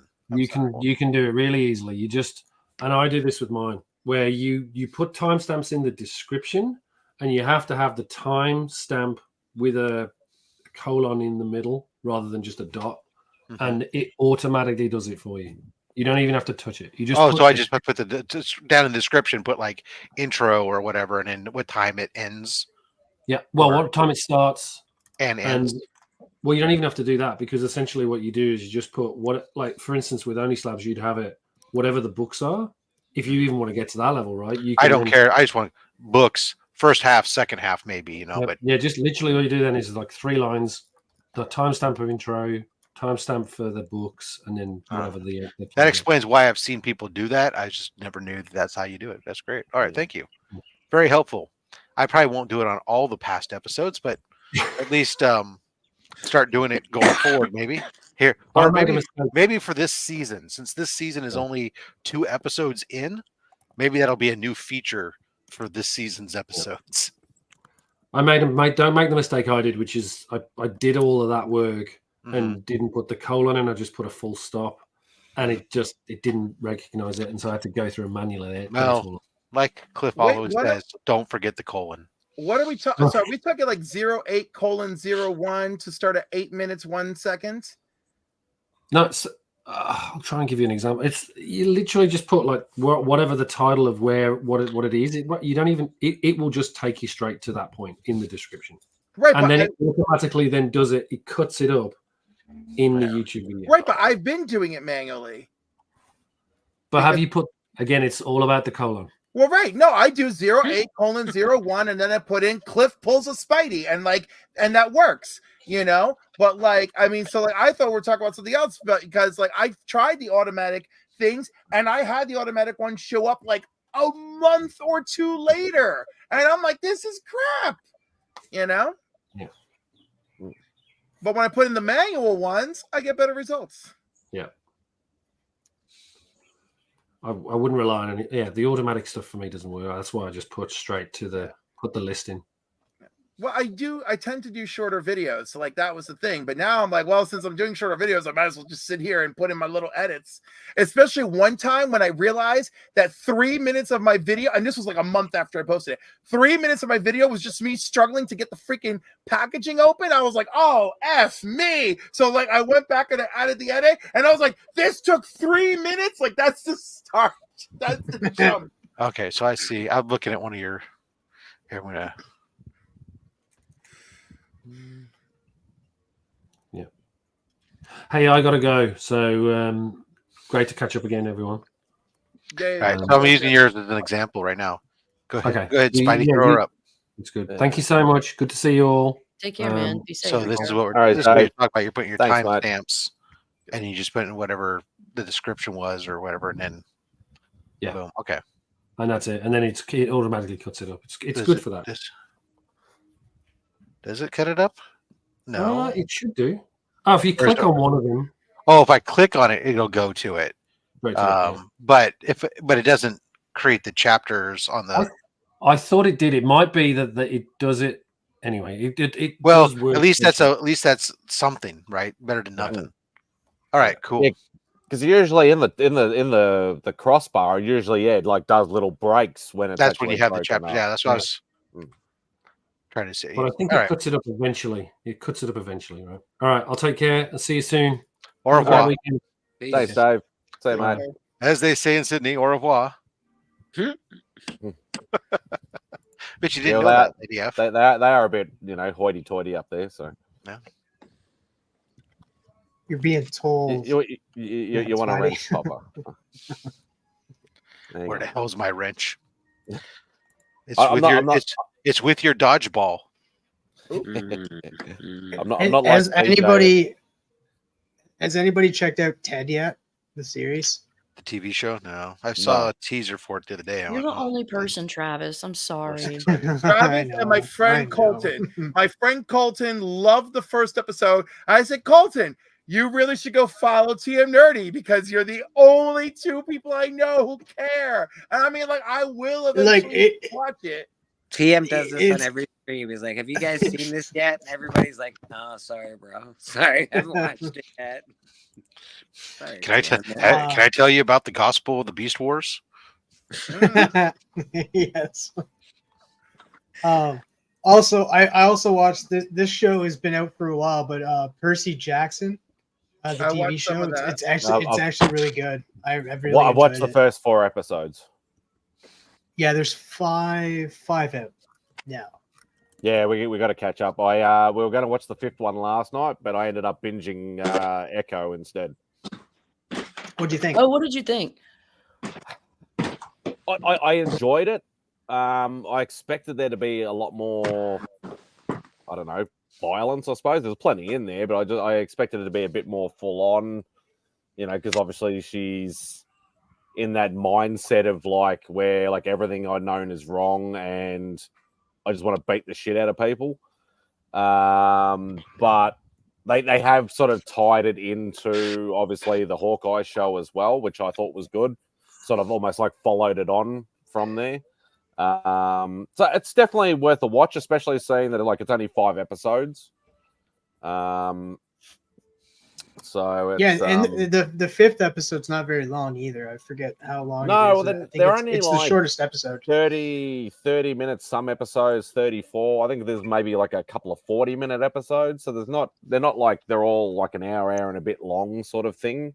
I didn't realize they were doing it with that like as a Marvel Spotlight. Yeah. Because like I thought the Marvel Spotlights were going to be just one-off like small movie like what Werewolf was like, but I never watched that. Was that good? That's awesome. It is awesome. You will love it. You will definitely love it. I haven't rewatched it in color because they re-released it in color. What, Werewolf by Night? Yeah. No, they released it. They released it in. Yeah, they released it in color. Yeah, and I felt like it didn't. I don't even need the color. I don't even need the color. I could care. No, dude, it works. It works. Yeah. Like it doesn't take away from it at all. By the way, Angry Otter's cousin is in that. Angry Lady F. Yeah, I will stand here and admit with you that I have yet to see it. Yo, it's less than an hour long. You two need to watch. Hold on, Cliff. That statement has nothing to do with my assertion that I have not yet seen it. The length of it is irrelevant. Length is always relevant. Length is always relevant. It's more important how they use the footage. Oh, they use the footage very well. I don't know how jerky is it. So Bleak, you said you hadn't seen it either. Oh, I've seen it. Yeah, it's great. Oh, you had? Yeah. So it's just you and I. Feelings? Nope. It was really good. They got a good premise with it. I enjoyed it when it was black and white. I don't think they nailed it with what they were trying to do, but it was still pretty good. It was too new looking to be black and white. It was weird. It was like a weird black and white. I've watched a lot of black and white films. I love black and white films. They should have let Quentin Tarantino do it. That's what they should have done. He would have done a proper black and white look. when it the color version though, it doesn't take it away. It still feels like it's an old, like it's from an the color it's not work. new. I like how they actually did the black and white. If they had done the color first and then the black and white, you would have been like, why do two versions? But actually doing the black and white first, like everybody was very nostalgic with it and it was like, this is really cool and I really like it. Doing the color did actually work. Well, especially at the end when you saw it change, you were like, oh my God, like that was super dope. When like that end scene in the black and white version of it was really cool. See, the ending doesn't work with the color version though. No, it wouldn't work at all. It wouldn't work at all. Works with the black and white well though. So the little thing I'm gonna do later tonight, sometimes I like showing different chunks and I grab my little Hulk box. And there's this book I wanted to show you guys that's from my Hulk collection. Andy Kubert did it. It's Hulk and Loowee. It's issue 454, 1997. It's really badass. I found it in the 50-cent bin. Nice. Yeah, this is a really nice piece. That's really cool. Because let's do it. That's one way to look at it. But yeah, I like the Kubert boys. That's one thing I want to try and do this year, besides like chasing certain books, is actually try and get some more old Hulk and old Captain America books. And it's not because of what Rob's been doing, because obviously I'm not been collecting 9.0 bloody slabs at ridiculously cheap prices. But I've always wanted some more old, because I don't have enough old Hulk and Cap books. So hopefully that'll happen a bit this year. Yeah, so the books that I grew up reading and stuff, they had a lot of the Kubert art, and a lot of the comic cards, I think, even had Kubert art on it. And so, yeah, I was, like I said, I have an affinity for them, for the boys, but also Joe Kubert. I mean, his stuff is some of like the Sergeant Rock stuff that he did with DC is just like unrivaled. Could really capture movement and like the dynamism of burdened bodies and the angles and things. Such great shit. He definitely was a pioneer in his time, that's for sure. And that's why, like, you know, a lot of people want to go to the Kubert School of Art. Mm-hmm. Spidey, my phone's about to die. I'm gonna get the heck out of here, buddy. Be safe, man. All right, brother. Cheers, I can't stand you. I'm out. TM, have a good one. I get that a lot. Lady, Rob, Cliff, Papa. Love you, Spidey. Have a good one, man. Peace out, brother. Another one. Hit the dust. So Lady F, is the game plan for the evening to be a show and tell? Yeah, basically. I mean, I haven't had a get together with a lot of people, and you know, life's been weird lately, and I really just kind of wanted to spend time with people that I had genuine connections with and that I valued, and they made me feel good about myself. And so I just need the energy of friends that care. Yes. I wake up. I won't be there tonight. Then I won't be there tonight. No, I'm just kidding. Yeah. Travis is still all high and fresh on his 1K. That's 1.02K. Yeah, I went up too. And Digger I Jim, know you Digger don't Jim care, hit CJ. 400. So That's why you were the first to get a link. So it's gonna be it's gonna be awful, CJ, that you're not gonna be there. I'm gonna probably lose sleep. Yeah, terrible. If the Venmo thing hits, I'll still send you a link, CJ. So we had that deal. I just like how you can actually see sarcasm in your face. Yeah, yeah. Gee, I was gonna say it's something you master and get more power over as the years go by. The more yeah, aged, and you just seen a bunch of shit, bunch of bullshit. Comic Journey is a man after my heart. He's cruel. He's a New Yorker. I'm not. I am unfazed. Not that we're saying all New Yorkers are like that, because we do know some very lovely New Yorkers. Do we? So, yes, we do. How does he do it? I need a cigarette in my finger. Hold on. Let's see. Is it like this? No. Wait. Hold on. No. Yeah, that. And a lot of rolls. There's a lot of rolls. Like. So you see here, what you need. Yeah, that's right. You need one of these, right?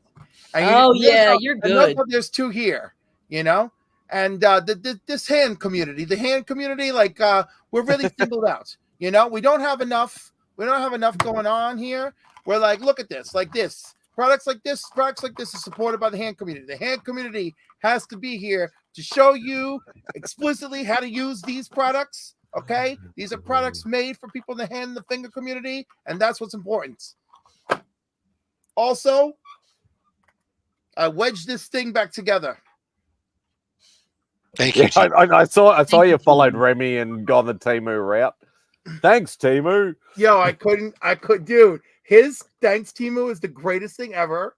It's my favorite thing of last year. Okay, I know. And like, if I could not participate, like I just like, did you love the clip that I went out of my way to clip it just for thanks Temu? Oh, it was hilarious. Yeah, that thing is going to have legs for a while, I think. I hope so. Why that shit hasn't hit 1,000 views, I will never understand. Of all the things in this community that should absolutely have caught fire, thanks Temu should have caught fire for a million reasons. For the thanks Temu, we have children who watch this channel. Like all of it was worth it. Papa Will is on it. There are actually a couple of more New York YouTubers that I do like a lot, but yeah. Yeah, I like my friends. And oh god. But yeah, like as you said, Cliff, like that, thanks to that was just YouTube gold. Remy has brought us a lot of joy over the years, and that was just like the icing on the cake. It really I was really there for Angel's reactions, honestly. Like no, I was listen. I showed up for thanks Temu. I stayed for Angel's reaction. Angel, I know. Yeah, because it was like, you can't even show that on the screen. We'll be removed from YouTube. Like that was great. I was kind of feeling Angel though. I definitely. Even though I'm sorry, Cliff, go on. No, I mean, like, sure, like I was feeling it, but also like he knew what he was doing. That was video content gold. You got to do that shit sometimes. But whether Remy watches this or not, I know he's quite often lurking and stuff like that. Beck and I are actually on the hunt for something for Angel that will be more to her liking more than to what Remy has been doing. So all I can tell you, we'll leave it at that. All I can tell you is I cannot recommend this thing. Okay, it only took me 2 days and 3 hours to smash him into place. So I am not recommending this. And I trying not to, because like I see them, not obviously Temu ones, but I see a lot of the anime stuff at conventions over here, and you guys would obviously get it all over there. Like the statues are actually like they're fairly plasticky and they're not very well made, but they're very inexpensive. If you do want to collect that sort of stuff, I'm fighting all my being to try not to buy any because some of them look really, really cool. I mean, and some of them are cool and they're worth it, and some of them are just junk. Possibly, Chris. Depend on what we can find. Not as common as all the lady ones, but what? Temu, I cannot believe y'all buy shit from there. Well, for me, it was one of those things where my friend got that coupon that's like, you'll get $200 in free Temu shit if you can get 6 of your friends to do this. And like, pyramid scheme. That was always absolutely a resounding endorsement of authentic goods. Druck. Hey, Druck. Good evening. Dragula. But all I know is I'm afraid to even type Temu into my browser for fear of getting a virus. So like, but anyhow, the point is my friend was doing that bullshit and it was about 2 months ago and whatever. And I was like, you know what? F it. Let's just do it. Right. So we did it and like, whatever. And then it was almost 2 months. I haven't heard anything, seen anything. And then this is the first figure just shows up on the snow mound outside. They couldn't even be bothered to bring it to my door. And I just got my second Temu package. I haven't opened it yet. And that one was brought with my other packages by the postman to my front door. So that was fascinating. Yeah. Oh, yeah. Temu just sickens me. But it's good to make fun of. Remy has fueled me with thanks, Temu. Hey, Izzy. You missed some nice signature series Warlock books this morning on Only Slabs Izzy. Well, he didn't really fully show them because he sort of like grabbed them and sort of, fanned them out or whatever like that. But there was some nice signature books in there. Izzy is wondering where my frame is. Hey, For those of you in the Link Squad, you should go and check the chat and you'll see where the frame is. And what if people aren't in the Link Squad? Then you miss out, CJ. And wow.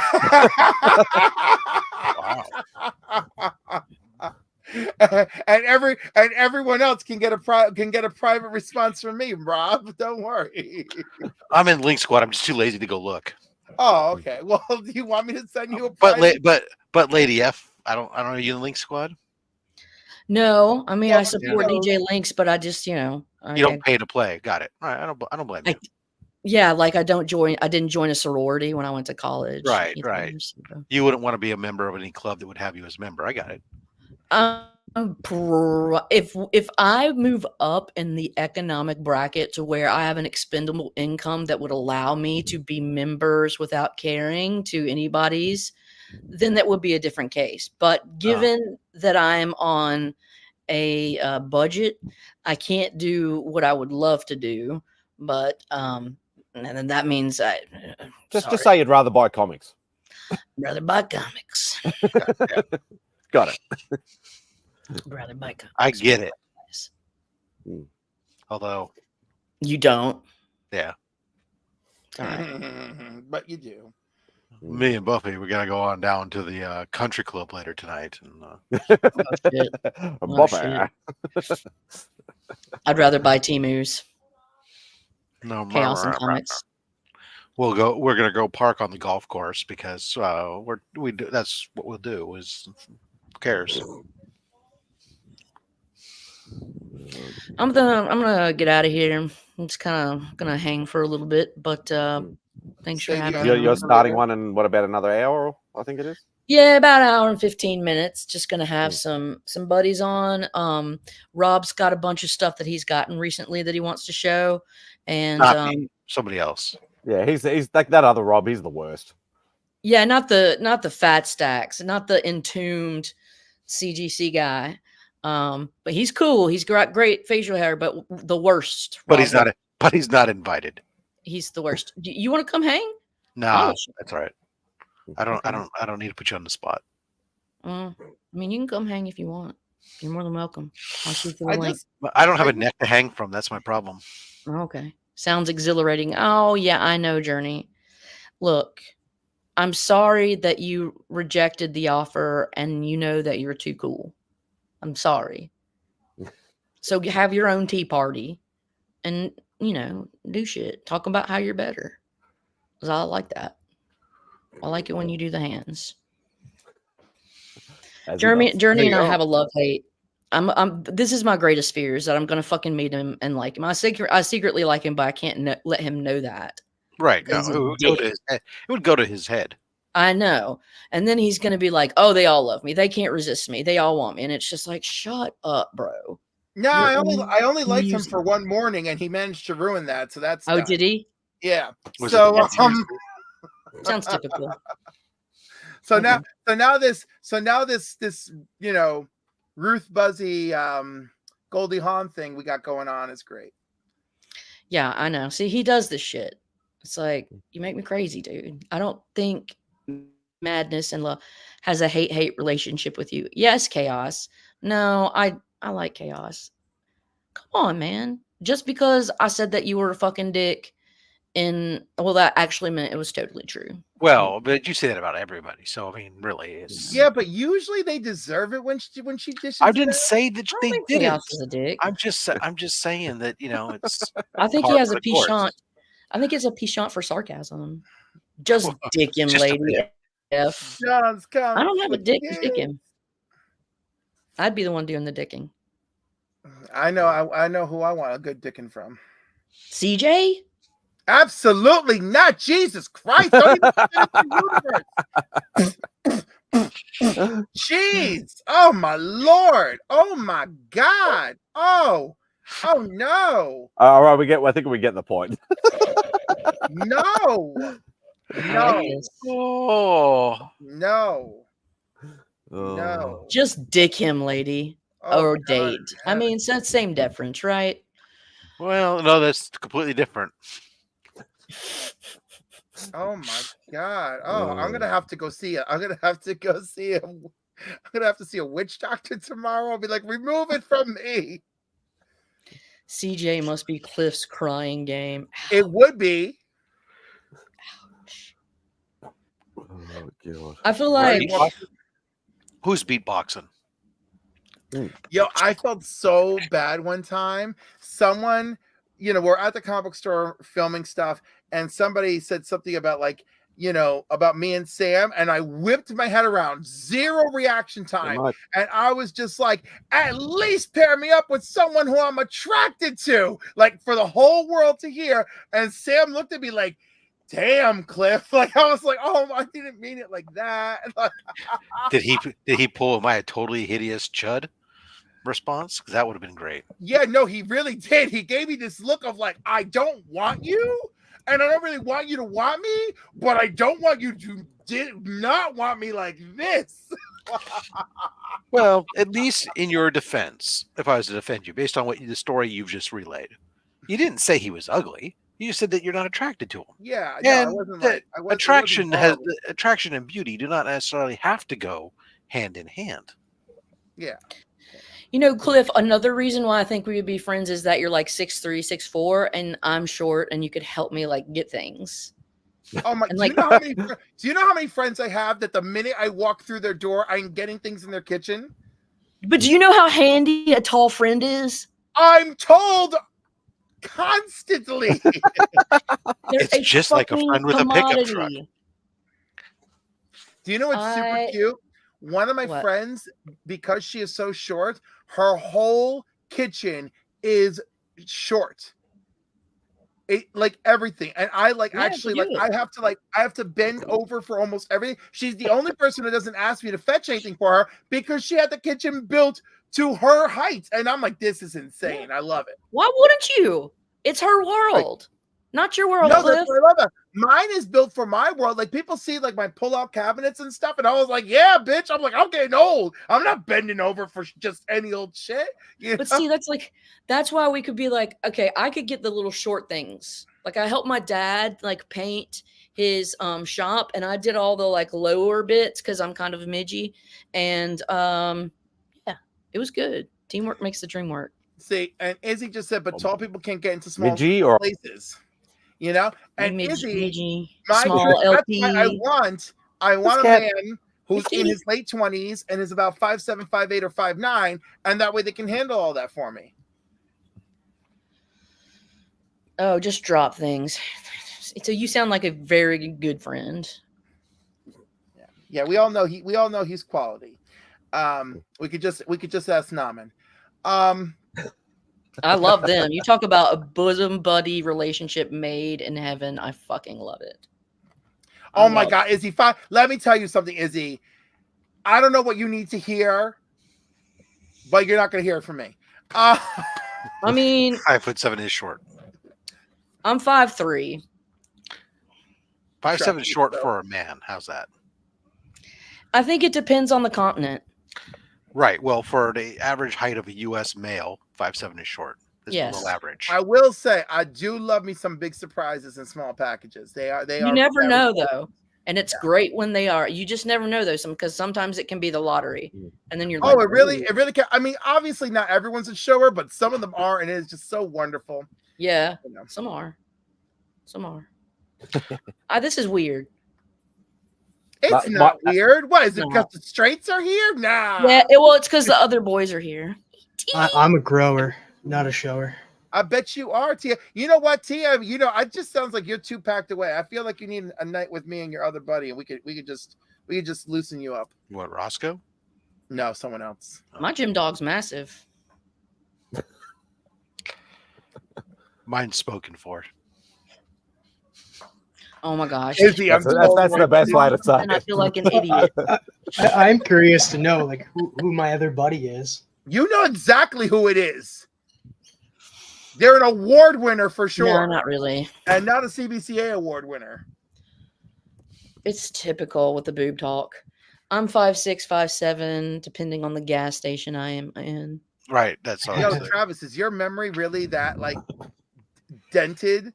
That it's like the only other queer person I know that you know, and I immediately exploded when I realized who they were on your live stream. I'm sad that he didn't stop by tonight. But you're talking about comic writer. Yes, we don't have to go into it. It's okay, but we know who it is. Okay. But as my mum always says, good things come in small parcels. Sometimes they do. And sometimes it's just a giant disappointment, and the person you're with is just not Italian in the right places like you thought they were going to be. Interesting. Jesus. I struck gold the first time. That's all I'm saying. Second time, not so much.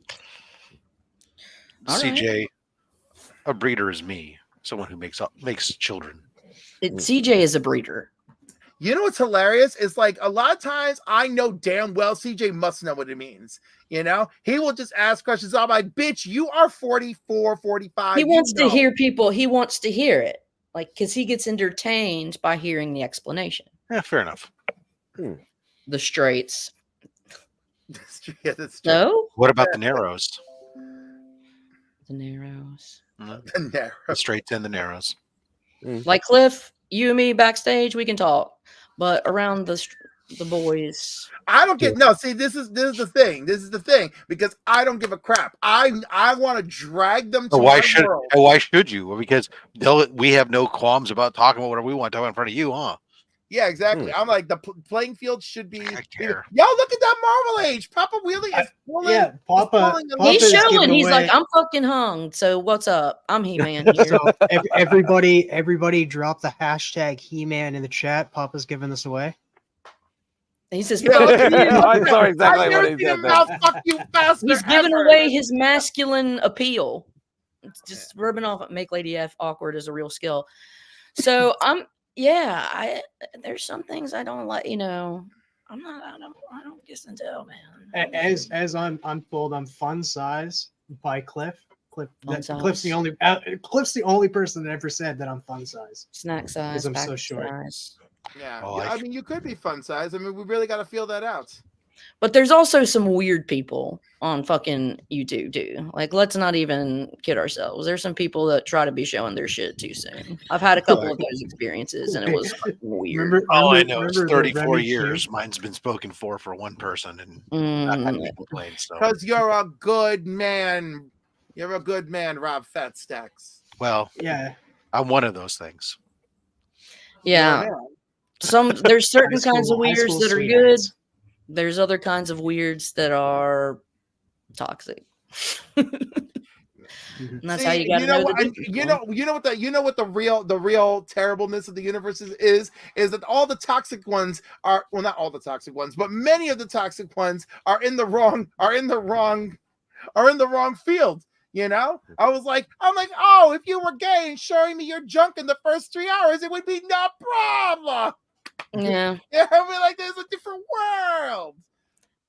Yeah, Cliff, you weren't around for this, but like there was, I want to say that like this was a while ago. Like I want to say like 2.5 maybe years ago.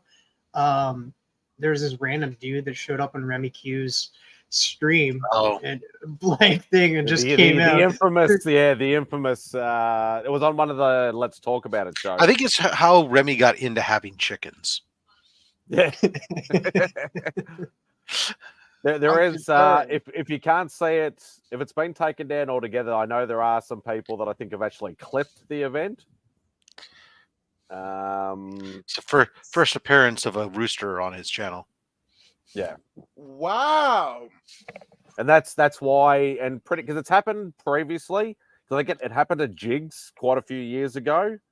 And it's happened to streakers. Is that what you're telling me? No, so what happened? Somebody came in. It was back when they used to post the link in the chat. Gym Dog Shots. And somebody put their name as one of our Simon. I wasn't going to say who, but yeah, the OG hot dog stream. And then when he as soon as they came in, they immediately put him on screen before they saw him in the camera backstage, and it was somebody with their pants down. Somebody who was far more impressed with themselves than the rest of us were. Well, I'll be the judge of that. They were excited to be there. Yeah, no, they weren't, and that showed. Well, then that makes it less fun. That's the whole point of it. It's just like they weren't excited. Oh my God, that's even worse. You're ruining everything, and it's not, and you're not even showing it off. Yeah, Simon actually jumped into the chat, and he just hit 1K. So everybody was like, saying, "Oh, congratulations!" Yeah. Like everybody was congratulating Simon. And then Remy's like, "Oh, let's throw, the thing into the chat." He throws the thing in the chat. This is the guy that first pops up, and he's got Simple Simon written down below. And then literally it was just. So now that's why most people either we won't post it in the link directly in the chat, or at the very least, when you pop in backstage, even if you want to be a faceless person like TM here, you have to backstage turn on your camera first and show that you're who you are. I've seen that many times. And oh my God, I jumped on a stream with and this is not as bad, but it was pretty bad. I jumped on a Big Lion Cat stream and Southpaw Brad was there, and I had never streamed with Southpaw Brad before. And we're having a nice time, and he's got the link in the chat, and this random young man joins us. And he's a repeater. And no matter how hard we try to steer the conversation, he does not stop talking about his channel. And the people who follow his channel are just making the most rude comments, right? And I'm like, okay. So we're all just giving each other eyes, and me and Brad are sending each other private messages. And Patrick, he couldn't take it anymore. He's just like, yeah, I'm sorry, I'm having an emergency upstairs with the wife, so we're gonna have to cut things short. Bye. Was he asking you what your favorite Looney Tune was? Non-stop. Oh no. Oh no, that brings back some memories of when did you encounter this exact same person? Remy used to, when Brandon. Remy's place was on, yeah, Remy actually put the link in the chat, and the same thing happened. And he came, and it's just he's like, no, you need to do a shout out video for me. I want to hit this amount of subs. Oh no, you need to do a shout out video for me. Oh, what about this? And what about that? And Remy was literally the same guy. Remy was so patient. Brandon's Looney Tunes. Yeah. Oh my God, everybody knows. Everybody knows. Yeah. It was Remy was so patient and so it was so kind for the thing, and then he just said, "That's enough," and he just kicked him from stage. Good. It was hilarious. Very poor Big Lion Cat was like, I'm just gonna end it. I don't want to be too rude. Oh, that was only recently, yeah. I remember actually jumping into that. You were there. You're like, oh. I made a few snarky comments in the chat, and then I left, and I went like, "That's enough." I said, "Poor Cliff," and I saw the look on your face, and I'm like, "Cliff, what are you doing?" Yeah, I was trying so hard, It was horrible. I like John's comment there. Yeah, I love John's comment. Don't threaten me with a good time, John. Well, that's why John always lets me on, because he knows my dick's huge. Oh god! I tell you what though, like Journey's had some interesting. Like I know, it's for the insomniacs and that's the whole shtick and all that sort of stuff. But he's had some fucking weird people on his bloody lot when he used to put it in when he used to put it in the chat as well. He's had some people like rocking up with like clown masks and shit, and like and there's this one kid that like I went on a tirade after him because he was literally being disrespectful, and he's only like 15, 16. Just jumped on the chat randomly. Like CJ, I remember who he is, but I had to go. Yeah, I had to literally jump on and just go, dude, you need to be a bit more respectful of your elders. This kid was just like a little fucking turd. Hey, I see that our man Shattered Glass came in. You see that little thing down there? What did I do? Be more apt to committing to a tattoo with Nick. And somebody said a tramp stamp. I think I would be more willing to get a tramp stamp, like the C3 logo tramp stamp. So I guess I'll just say that right now. I'll get the C3 logo tramp stamp. Okay, at 40, can we 40K. hold on a second? Can we hold on? You heard it here first. Tyler's gonna get the C3 tramp stamp if we hit 40K. Yep.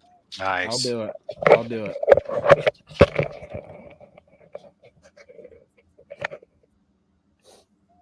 Do we need to play it again, Tyler? No, I feel like the point was made very well. Yeah, we just want to make sure that that's out there. Rob, you've just had this on ready for just the occasion? No, as soon as I saw him, I went and found the file real quick. I said, "Oh, I can share that's the best. The best." Tramp stamp loading. All right, I'll be right back. I'm going to go. The food just came. I'm going to go share some with my wife and grab some for myself, and I'll be right back. No worries. I don't even know how to process this, and it's like upsetting because like my best friend just opened a tattoo shop, and if we lived in the same area, I would have kidnapped Tyler. I would have committed a damn crime. Well, he's in corn country. He's in Indiana, if he weren't in corn country, I would have kidnapped him already. It would be done. Or we could just do a GoFundMe to send you down there. Who pardoned Tyler? No one pardoned Tyler. Chaos and Comics. No one. No one. Wait, what was his crime? He hasn't gotten his trans stamp. That video. That video. He agreed to if we hit 40K for C3 this year, he would get the tramp stamp of the C3 logo. And then what was happening is if he got that, then a picture was going to be sent to DVH. DVH was going to get a tattoo of Tyler getting the tattoo. And then Cliff was going to do his waxing thing as well once that happened as well. So everybody's waiting for Tyler to fulfill their commitments to the cause. Okay, got it. So it's all Tyler's fault once again. Oh, so much so. So much so. Okay. He gets no solo pardon. Okay, got it. Yeah, nope. As a commoner, as the court of the under A-listers, we together make the final decision because the community is the B-listers down, and we have to say. Oh god. But it's like all these memories are now flooding back of all the stuff that's happened on live streams. There's been definitely some interesting things happen. Obviously, there's been wangs, there's been clown masks, there's been full on like screaming, yelling matches on certain things. I mean, there's always like more positive than. Oh hell yeah, focus on the good shit. Yeah, there's always going to be something weird. Yeah, there's always the minority screwing it up for the majority. But like and I've said this a million times before that, like, even though I feel isolated over here, and have spiders crawling on my leg, but that's fine. I have met so many, like I've met so many people in this community that I could actually call a true friend. Like I've had friends over here. Yes, you're one of them, Rob. I've had friends over here where it's been like they only call you when they want something, and that I don't see that as a true friend. Yes. Whereas like people in the community have literally just said, "No, look, you're not asking for the favor. I will be happy to do that for you." And that's like what a true friend would do. And I've always said the same thing. If there's anything I can do, I'm more than happy to do the same thing. So I've met some lifelong friends in this community. And all I want to do is be able to fucking win lotto and get over there and hug some of these people. So, man, if I hit the lotto, I'll get you over here, bro. It's just I never play. So I'll get on that, just like the tramp stamp. I play about 8 times a year. Do you? Yeah. I'll play like if it gets crazy, like super, like, you know, in the hundreds of millions or something. Every once in a while, I'll get like, a Powerball or whatever. But so that's why I say 8 times a year, because Mega Millions will get ridiculous, and I'll do that, and that's like 4 times a year. And Powerball will get ridiculous, and I'll do that, and that's like 4 times a year. So between those two, it's like $16. Okay, I do it. I do it when somebody in the office decides it's gotten really big and puts a pool together, only because I don't want to be the one person in the office, if they actually do hit, that has to sit there and continue to work while they all walk up and I got to train 75 other people. You want your cut. I see. That's right. Increase the odds. Lottery's illegal in Vegas. That's hilarious, considering Vegas is Vegas. Consider Vegas is a literal like lottery city. What up, Wilbur?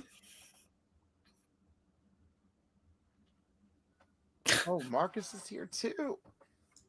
And considering not only is that, the fact that, first of all, lottery, gambling is legal there, but the fact that basically the lottery is Keno. Yeah. All right, guys, I'm gonna have to head out. Gotta get a chill a little bit, but thanks for having me, man. And if anybody's up, please swing by. But if not, you guys have a great weekend and enjoy. You're always welcome. All right, take care, dudes. Bye. Yeah.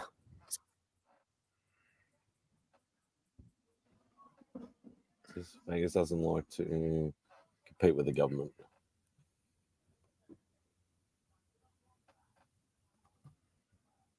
Hey, Pops.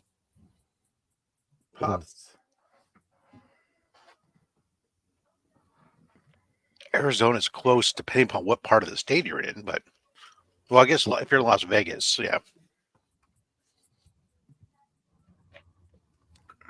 yeah, California, and Utah. I don't know if Utah does lottery or not, but yeah, it used to be state by state here. Like if you bought like we call them scratchies over here. I think you just call them like instant scratches or scratches or whatever they're called. I know if you bought one like interstate, you had to claim it interstate. You couldn't actually claim it in your own state, but now they've made it like countrywide, so you can, so all the lottos and all the scratches and stuff and all that sort of stuff is all Australia-wide now. So you don't have to worry about that sort of stuff. All of ours are individual state, but then some of them have grouped together for these mega millions, where multiple states have come together to pool their stuff together in order to make bigger jackpots. Yeah, we see it. And I still don't know how it works over here, because we've actually like got something advertised where it's like, oh, you can go into the USA mega $1 million draws and stuff like that and things like that. Or you can do the European one, or you can do the UK one. And I'm like, you have to be a resident or whatever to actually be able to win this stuff. So I don't know how it actually works. I thought that's how it actually worked, but because I wouldn't mind winning $200 and something million. I don't know that that's a real requirement that you have to be a citizen. I don't know. I think you just have to be in possession of the winning ticket. Yeah. No, you're not having any pizza, dog. What's up, Big E? What's up? Big E. What's up? Good evening. Good afternoon. Evening, yeah. Where are you coming from, or where are you going to? Which one is it?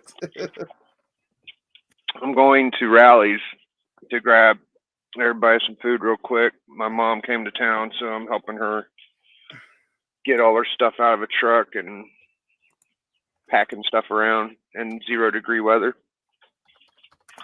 Oh my! Sounds like fun. It's fun. Yeah. So by the way, is Rallies like Checkers? Yeah. Okay. Neither of those things exist in my neck of the woods, but I'm trying. I was going to say none of that gives me any context at all. They're burger joints. They're burger joints. Okay. It's like a cheapo burger place. I don't know.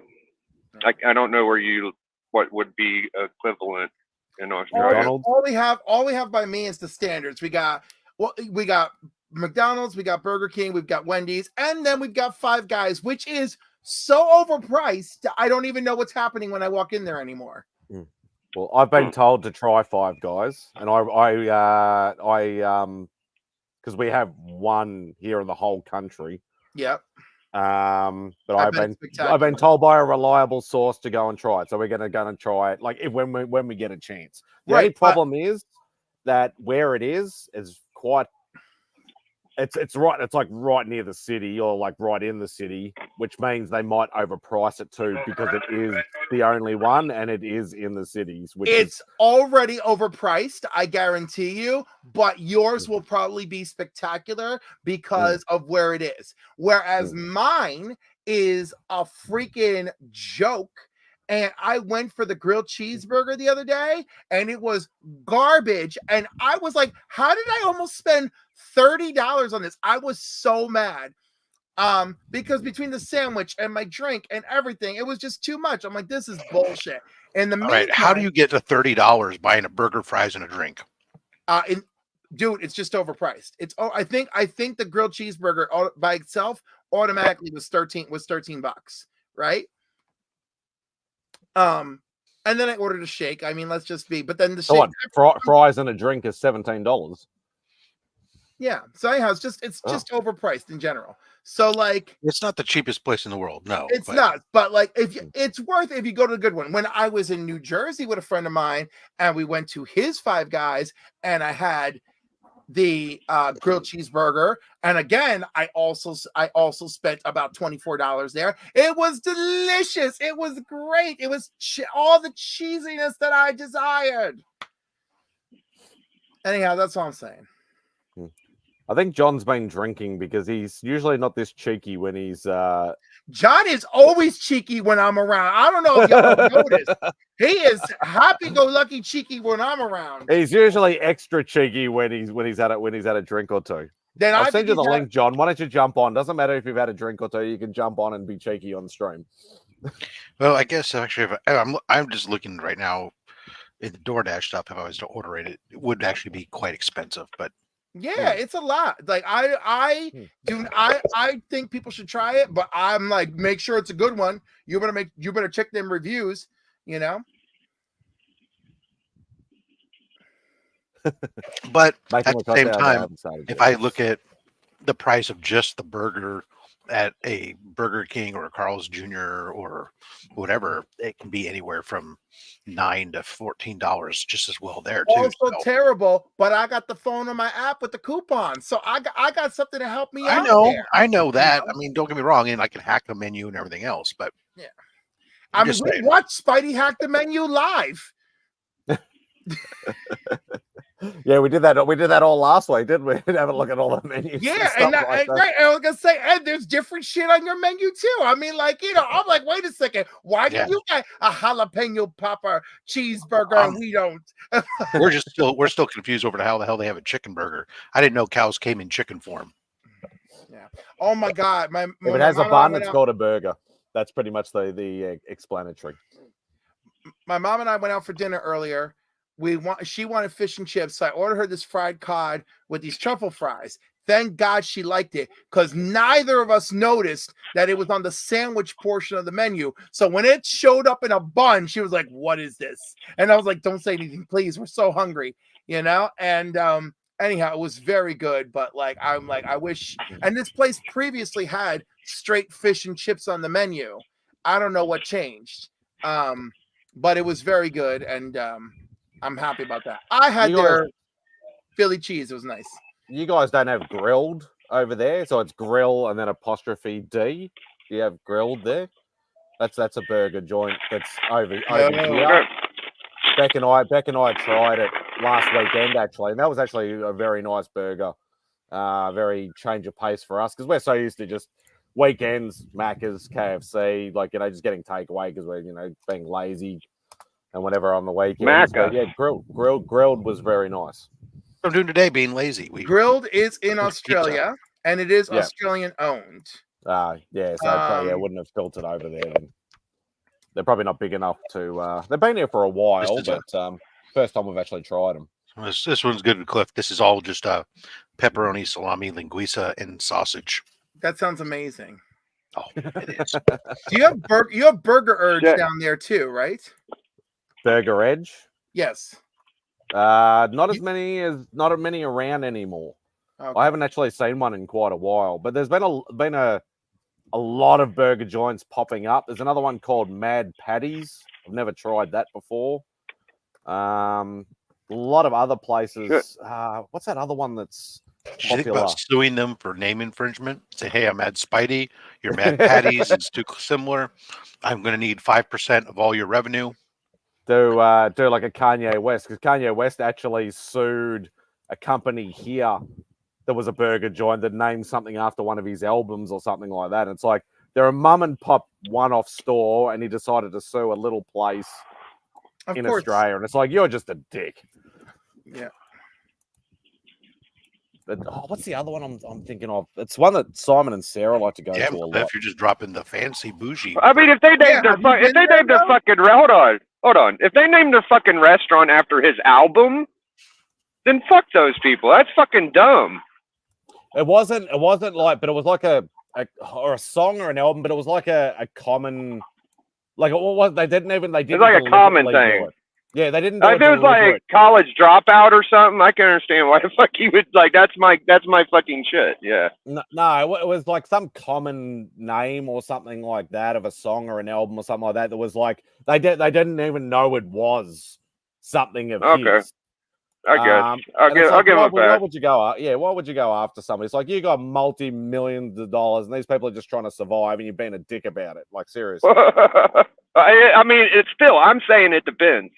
If it's something like only Kanye's ever done, then I don't blame him, because anybody that owns intellectual property does that shit. Yeah. But we're not like that. We're not a company. We're not a country of. I'm going to sue you. I'm going to sue you. It just doesn't happen. I love that about your country and the UK. They're like, motherfucker, you're going to waste our time with this bullshit. We are going to fine you for addressing the court with this garbage. I love that. I love that. They're not even going to entertain it. They're like, this is some BS, and we're going to charge you a fee for wasting our time. Yeah, I give you a lot of respect for that. It's driving me nuts now. I can't think of the burger place that Simon and Sarah go to. What is it? I can't remember. They took me there once, and I didn't have a burger. I just had the chips and a drink, but it was really nice. I thought it was an American place as well. Was it Uncle Betty's or something? No, was that? Don't know. I'll think of it eventually. I gotta get my DoorDash in. I might come back in a minute. I'll see y'all in a minute. All right, sir. Later. Yeah, I just like to try. Like I hear all you guys talk about some of these places, and I just like to have, just give it a try. Like I'm a very fussy eater, but I like just a basic, meat and cheese and sauce burger just from some of these places. I'd love to be able to try. Yeah. Once upon a time, my brother almost invested in Burgerum, and so I went all the way to New Jersey to go try them out, and. I mean, it's pricey, but like they load up your box. And actually, the one I went to in Jersey was very good. So everything, it actually did taste pretty good, but the price was high. And of course, the whole idea that it's like mini burgers, and I'm always so about mini burgers. It was super bougie. Oh, it's super bougie, but I mean, like, look at their background. What are we gonna expect? Yeah, I'd like, and that's the thing. Like, I've never been a like high priced, food sort of person. I've always been very, sort of basic and, and things like that. But I don't mind if something's gonna like be really nice and like not ridiculously expensive, but I don't mind paying some extra money for some good food. But I'm not going to pay like, $100 for a burger or something like that. But if a normal Macca's burger is like $5 or $10 and I can buy a burger for 20 or 30 and I'm really going to love it, I'm more than happy to do that. And I think most of us who really love food kind of fall into that category. But our vengeance is real. If I just ate a $30 burger and it was inferior, you're never going to hear the end of it from me. And I'm a level 7 Google reviewer too. I bring all the wrath. That's especially true if you're charging a premium for your product, you need to deliver on a premium product. If it's it's like if you're going to be, hey, we are an elite premium hot dog restaurant and our hot dogs are $15 to $20 a piece, that better be an amazing motherfucking Frank that you're serving up, because I'll tell you, I'm saving that for my first date with Comics by the Bay. That's nice, because otherwise if you're not, you better be at a damn ballpark, because otherwise there's no reason for that dog to be that much. It's insane. Insane. Baby will rage. Girl, I got a hot dog place literally lined up just for him. Just for him. He is obsessed with the hot dogs for the last month or two. Yo, and I'm gonna. We all know how I feel about the hot dog, but like I will have so much hot dog goodness for Comics by the Bay. That's the thing. Like hot dogs are over here, but it's not really a. I'd hate to say it's not really a thing. Like you can buy obviously the hot dogs and hot dog buns and stuff at your local supermarkets and stuff, and there are some sporting events that may have them, but it's not really it's not really a big thing over here like it can be for like you go to a baseball game over there and you have a hot dog, like not like that sort of. I think it's a very American cultural thing. Oh, I'm sure. Although many of my South American friends have those really crazy overloaded hot dogs in their country, Yeah, so I can't do the overloaded hot dog thing, probably because I won't eat most of it. That's it. Yeah. I'll have ketchup and mustard on it and cheese. No ketchup. That'd be about it. Ketchup is evil. Ketchup is not evil, Robert. Ketchup absolutely is, Clifford. As I've said many times before, ketchup, tomato sauce over here is an Australian staple. So ketchup has one goal in its entire life. It lives to hope and dream that one day it can be turned into barbecue sauce. I don't know why people have such a horrible thing against ketchup. Ketchup, I mean, it's not like my go-to, right? But unless you're introducing it to Puerto Rican food, then I get mad. Then that's when you're crossing my personal standards. Then we have an issue. So it's okay when it's an affront to your food, but when it's an affront to my food, it's what's my problem? Yeah, you're an American. You should accept it. But don't come to Australia then, Journey. Do not come here then. No, I don't feel like but you're right. Actually, I make my barbecue sauce with ketchup. So. Right. That's what it lives for. Yeah, but I'm actually, now that you know what? Or maybe Thousand Island dressing. But, you know what's really funny, Rob? I have that with crumb prawns. The more I think about it, the more I realize that when I use ketchup, it's part of something else. I rarely use ketchup just by itself. Right. Yeah. Right. Matter of fact, I tell people who get I purposely have it removed from my burgers and stuff, and the burgers taste so much better without it. It's like just give me some mayo, mustard, and red onions. I like a little ketchup in my burger, but then again, I just feel like that's just like part of the experience, right? Yeah, I found it tastes so much better once I got rid of it. No, but in the meantime, I love a good hot dog with just mustard. I love a hot dog with sauerkraut. I love a chili cheese dog. I love corn dog cabbage and mustard on my. Let's go full blown American. We need corn dogs. No, I'm not big. I'm not. I mean, I'll have a corn dog, but I mean, like, it's not a go-to. It's not. I gotta stop for it. Yeah, well, corn dogs. I don't care for. I mean, look, I eat hot dogs on occasion, but I'm not a hot dog guy. I much prefer sausage. I'd rather have an Italian sausage or a linguiça. I know. I love an Italian sausage or a linguiça. Right. Yeah, they're so much better. They really are. Definitely do not come over to Australia then. Like when we're talking about like the cultural things, like, okay, you go to a ball game. Oh, Simon, I'm sure you guys have spicy meats for me to enjoy in Australia. Oh, shit, here we go. So you go to a ball game, you'll have. So if you don't have a hot dog at a ball game, what's the next most cultural thing to eat at a ball game? Pretzels.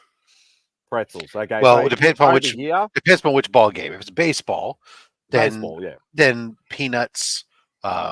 Cracker. Like I mean, like a hot meal sort of thing.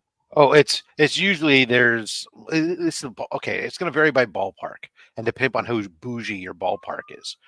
For the low rent ballpark like the Oakland Coliseum where I'm at, your choices are basically a hot dog, a hamburger, chicken strips, and then you can go around to some of the other ones that'll have like a Philly cheesesteak sandwich, or there's probably some other sandwich shop or sausage shop or something, but there's not much else. There's a pretty low rent stadium. Some stadiums I've been to, like I've gone to Seattle, they got clam chowder in a bread bowl, sourdough bowl, and they've got, all kinds of other stuff. And I'm sure the San Francisco ballpark, which I would never go to because they're a bunch of freaking super bougie idiots.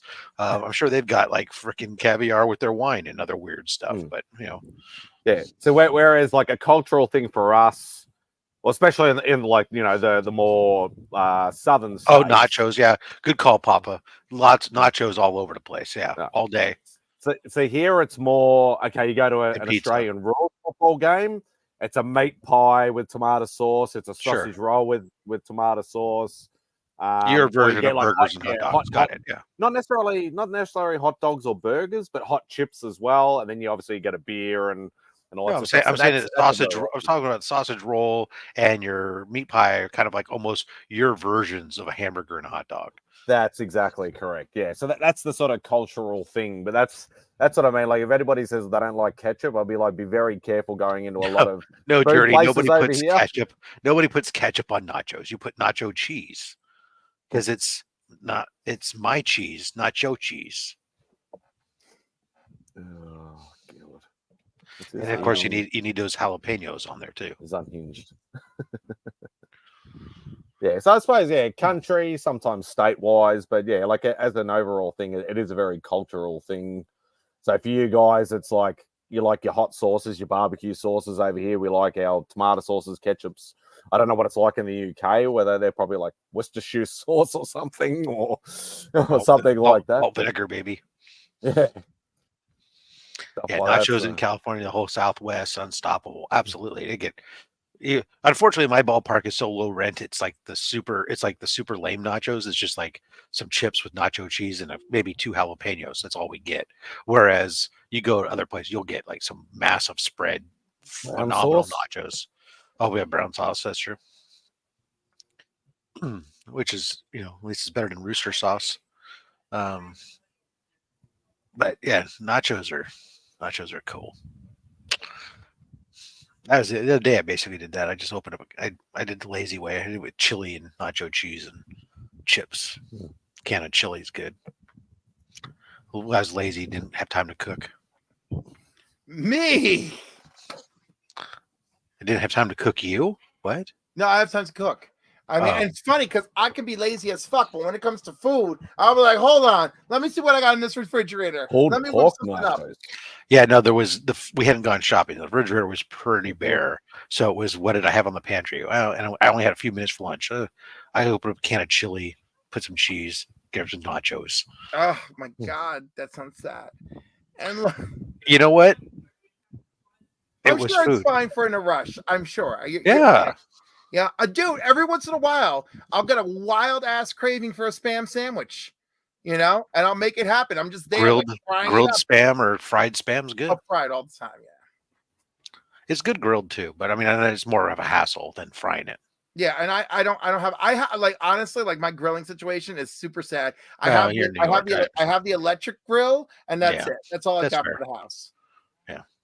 Yo, one time I made these ribs, and my friend was like, "Where do you have a smoker or a grill?" And I'm like, "I took my pan and I turned it into a smoker in my oven." I was like, "What do you think? This is amateur hour?" I was like, "No." I was like, "I understand food sciences, my friend, and the power of YouTube." But it was great. Don't get you started on spam. Why? Are you an anti-spammer? He probably is. Although that's surprising because it doesn't fit the stereotype. He knows everything about spam. I don't know. You know what? I grew up eating it because my mom was from Hawaii and my grandfather worked for the American Can Company. So that back then, those guys, everything he ate in the house, because he worked for the can company, everything was canned food. Only cans that were produced by the American Can Company. If it was a food company that didn't use American Can Company cans, it wasn't allowed to be in his house because that's who put their money in the table, right? So we grew up with it all the time, and I'm not a fan of it straight out of the can like my kids were, but frying it, mixing it with some eggs or grilling it or whatever, I'm down with it. Sometimes when I don't have bacon around the house, I'll slice it super thin and fry it up. I call it spacon. Make it, could make it super crispy, just like bacon. It's all good. Only cans. That's right. Mm-hmm. So is spam over there a bit like like Vegemite over here? That you just grow up with it? Or it still sort of depends on the household. No, I think it depends on your household. But spam is, it's a mostly pork. Well, we have spam over here. It's just not as it's not a common sort of thing over here. There's some places where it's super common. I mean, for whatever reason, in the islands and stuff, it was super popular. So that's like I said, when in Hawaii, it's a massive staple, which is why my mom was born in Hawaii and infinite years there. See, Vienna sausage, I do equate it similar to Vienna sausage. If you try to eat the sausage, if you're eating the spam cold out of the can, and that's why I'm not a fan. But my youngest loves it. They also do love Vienna sausages, which I keep stacks of them around, just like I keep, mostly because it's in my emergency food supplies, like the earthquake supplies. We got Vienna sausage and cans of chicken, and cans of tuna, and cans of spam, and cans of chilies and soups, and all those things that are, you're in the world. Everybody's doomsday bunker will have spam in it.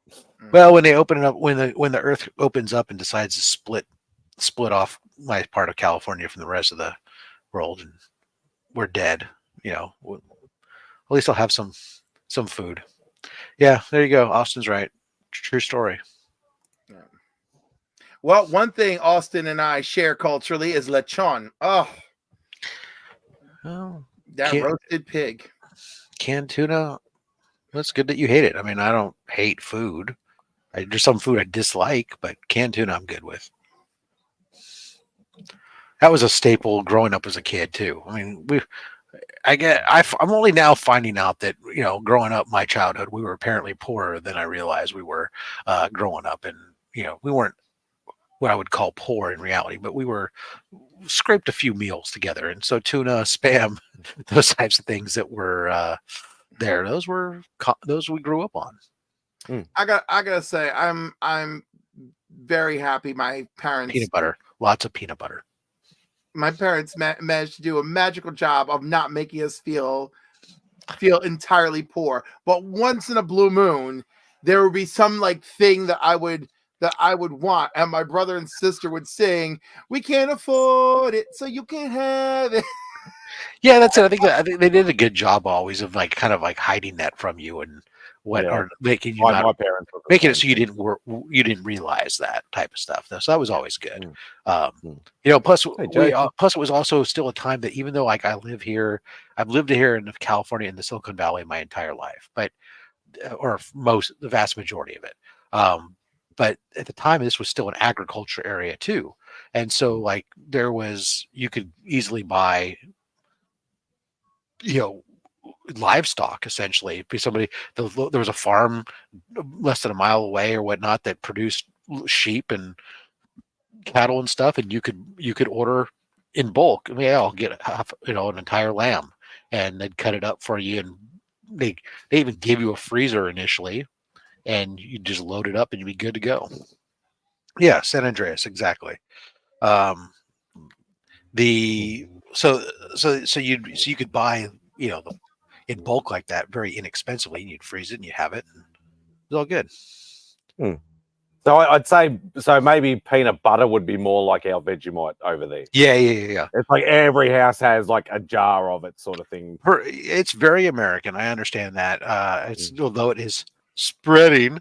I have a lot of foreign friends where like y'all have this conspiracy with peanut butter where you live, and I'm like, oh, yeah, peanut butter and root beer. Yeah, those are our big. Yeah, but peanut butter is one of those things that you could buy. Really, a jar of peanut butter is inexpensive. You can make lots of sandwiches out of it, and it has some nutritional value. It has high protein and other stuff. So it was something that, especially when you are trying to stretch a food budget, peanut butter was something that was very easy to feed kids. That you could put it there, so. A lot of beans and lentil soup. Okay, yeah. A lot of soups. Yeah, soups are a big thing. Soups and casseroles and all those things where you can stretch a little bit of meat a long way. That's. I do love to stretch meat a long way. Cliff and I are having different conversations. Cliff's always having a subliminal conversation. Cliff has. But the funny thing is I really love the meat, and I really do love meat. So I'm just gonna have to send like Cliff some of my barbecue T-shirts from my team. Rob, you have the barbecue, and I want you to package the leftovers. I will pay for the shipping and the dry ice, and just have it sent to me so I can warm it up in my oven. You have to have some shirts, though. You have the shirts that say like, once you put my meat in your mouth, you're gonna want more. That's right over my headboard, but like. I have a different logo on my headboard every day of the week. And sometimes for some lucky gentlemen, there's a keg right next to the head of the bed as well. Because there should be a head of the bed with a beer head while you're getting head. It should be a theme. It should be good. There you go. I like how quick Simon was to agree. He's like, that makes sense. He told me try it. Hey, no fucking sugarcoating shit here. Yeah, exactly. I was like, there's the game plan, guys, right there. Cream peas on toast. Whatever works. Oh my god. Well, for us. It was we were definitely a peanut butter house on either peanut butter and jam or sometimes peanut butter and honey. Yeah, ours would be obviously Vegemite. That's a damn messy sandwich, but it tastes damn good. Ours was Vegemite sandwiches, or sometimes you'd go to the local supermarket and buy like cheap meat that you could literally just get it in slices. So whether it be like a chicken loaf or a Stras or like a Strasbourg sort of slice or something like that was cheap and expensive that you could just make sandwiches with when you're on a budget sort of thing, and that's pretty much what it was. So and like what time go ahead. Yeah, I was gonna say, looking back on it now, like you're saying that mum and dad sort of hiding the financial troubles through some of the meals sometimes. Like actually thinking about it now, you're like, okay, if I had been old enough, I would have realized it. But the only time sometimes there were times the only time you had a meat sandwich for lunch was if it was leftovers from the night before's meal. If there was a roast or something that was done. But Austin peanut butter and jelly America. Yeah. I actually took a picture the other day, like just for fun, because kids today with all the allergies and whatnot, I took a picture. I had made a peanut butter and strawberry jam on sliced white bread, and I took a picture of it and labeled it, the most dangerous food in America, between the strawberry allergies, the peanut allergies, and the gluten allergies. That it was like, and the fact that people are like anti-white bread. It was the most dangerous food in America. Slow cooked meat sandwich. Yep.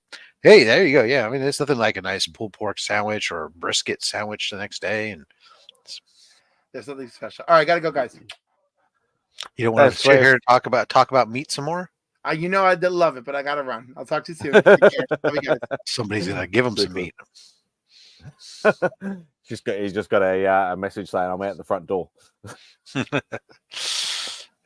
Oh god! Shredded roll, dipping in juice. Oh yeah, it's the au jus. Mr. Cuss guy. Oh god. Well, yeah. Hey. Always seem to get dragged into food conversations on here. Not that it worries me. It's just always seems to happen. Well, look, what do? We read comics, we eat, and we use the bathroom. Sometimes at the multiple 2 or 3 of those at the same time.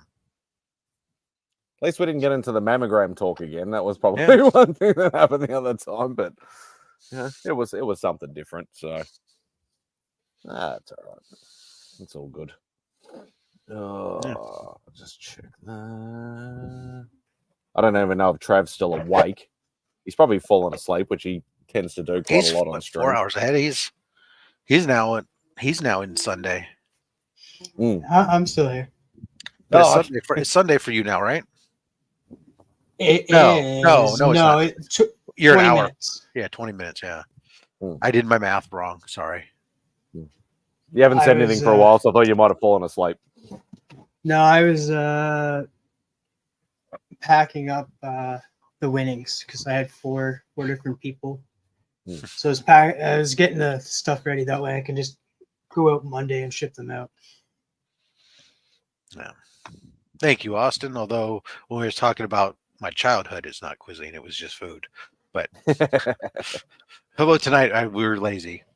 I do have, we did go shopping yesterday, so I do have I have to do tomorrow. I have a couple tri-tips out in the garage. I got to break down and prep, but because they put them on sale. Whenever they put them on sale, they always put untrimmed, and so it's always got like way too much fat cap on there. But even when they are trimmed, they still have too much. I got to break it, remove all the fat cap, and trim them down. I'll take one out. We'll season and maybe cook either today or tomorrow, Monday or Sunday or Monday, since Monday's a holiday, or we'll. Watch out! Out of hiatus. All right. I figured now the board's cleared out. You get some more A-listers on here. Here's the thing: we can only have one New Yorker at a time.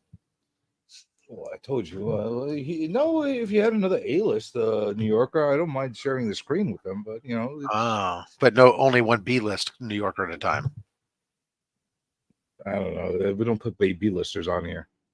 Your C-list? I'm S tier, my friend. S tier. Special tier. Super special. Super special tier. That's what my mom told me when I was a kid. I'm special. As you were boarding the short bus with the helmet? How did you know? What we call a window licker. Yeah. No, I didn't do that. I definitely didn't do that. I was lucky as a kid. That's the one thing. We didn't eat filet mignon and lobsters every day, but we always had food. That was we didn't have a lot of things. Like I had some shitty ass clothes that I wore to death, and and a whole bunch of shit like no TV and like a lot of shit that we didn't have. But motherfucker,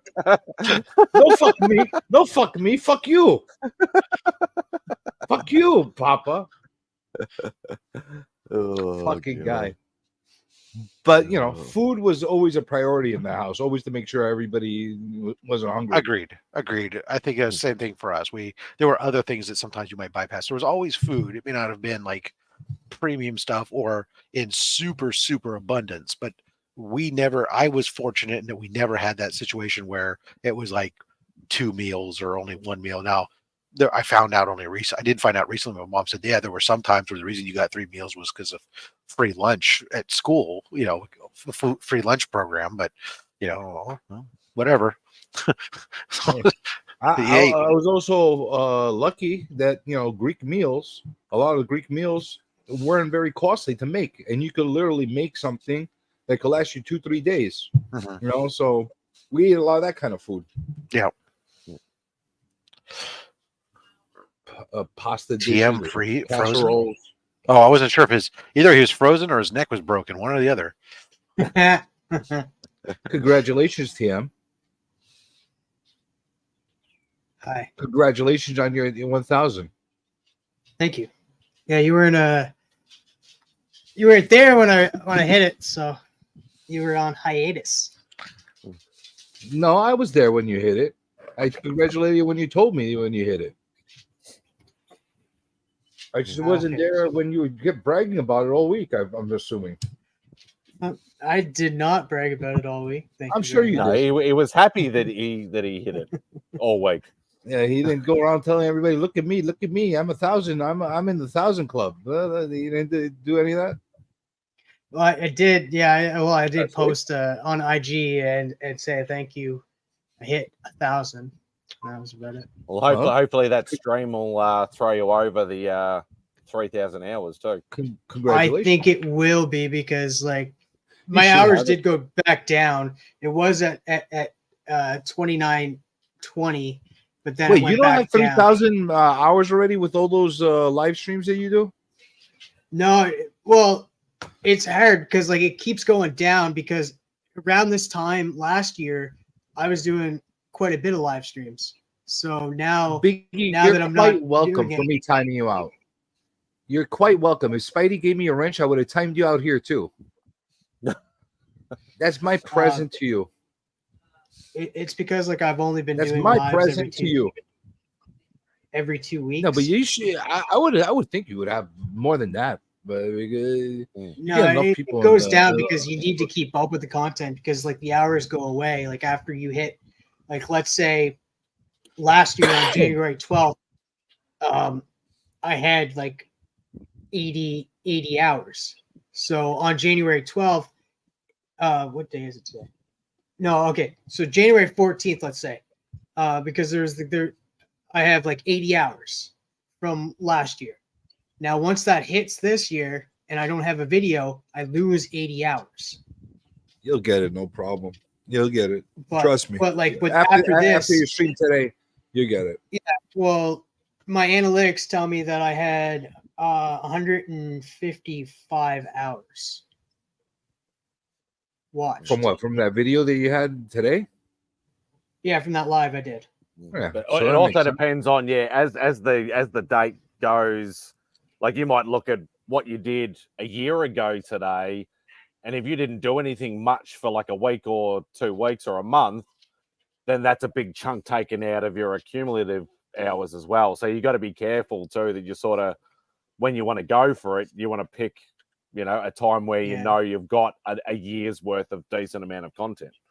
Don't get too caught up in it. It's going to drive you crazy. Just let it happen when it happens. I was sitting there and I was sitting and trying to fucking figure out this whole analytic thing, and it made me have a freaking mental breakdown. What are you doing with your hands? What are you doing with your hands, Papa? What are you fucking making fun of me? Huh? Is that what you're doing with your fucking hands? No, what helped me was Don't mimic me. Don't. No. Fucking what helped me was I did that video for my top 10 TV shows of 2023. That got a lot of hours on it. And then the live stream I did with Cliff and Mike got a lot of hours on it too. And that's why I'm just going to continue between the lines, and then I'm going to do a weekly live show every Wednesday night. There you go. And that'll accumulate them. You'll be fine. Just and then chatting with the comic community as well. Are you thinking about doing membership, Trav, or? I'm not saying that in front of Journey. Why? Because you know I'm gonna fucking shit on you for doing one? Yeah, you most what are you definitely. gonna offer? What are you gonna offer with your membership? Are you gonna offer me the same fucking videos and the honor of seeing it 24 hours before anybody else? Is that what you're gonna do? Yes. Well, No, oh I'm my gonna offer god! 90. Sign me up first. Listen. I'm gonna offer a 99-cent one at first, and then once that accumulates, I'm gonna add a $4.99 one. At least you're and not then a it'll pig. be and with that it'll be like it will be like early access to videos, but I will add some like exclusive videos, All right. like maybe All a right. In all review on seriousness- like a trade paperback. In all seriousness, with no fucking around right now, I just want to be honest with you guys. All right, everybody knows my mentality towards memberships and stuff like that. I'm not a big fan of them, but if you're gonna have a membership, offer something different. Offer something to your members that you're gonna be getting that you're not getting from the general public. And the other thing, don't make the mistake of snubbing your nose at the people that got your channel where it got at that point. Once you start the memberships, because that's a mistake I've seen as well. I've seen channels that all of a sudden started a membership thing that all of a sudden weren't acknowledging people in their chat that weren't members, weren't doing shit like that. Hey, you don't do that, because guess what? They're gonna drop off and they're not gonna watch you anymore. That's how it works. And not everybody can afford to do a membership, but they It's can not still even a afford question to about support you. affording it a lot of times. How many fucking memberships are you gonna do? I got 100 people in this community that I feel like, hey, I like this guy's channel. I like this guy. I like this chick. I like whatever, you know. If I go pop $5-10 on everybody's fucking channel, guess what? I'm gonna be working just to support their channels. But I mean, I think what I was know? getting at was your basic way from what I'm reading into what you were saying is if somebody's followed you from the start and they can't afford to do the membership, but they still follow you, don't diss that person because they can't afford to do the membership. Yeah, I mean it's not right. You know what I'm saying? Because those are the people that got your channel to the point where it got, you know? Yeah. Don't forget the little people. You know, like there's some channels like, and I like even Rob's channel right now. I'm contemplating whether I'm going to keep the membership or not. And I'll tell you why, Rob, because I'm thinking to myself, every time I give you my membership, half of it goes to YouTube.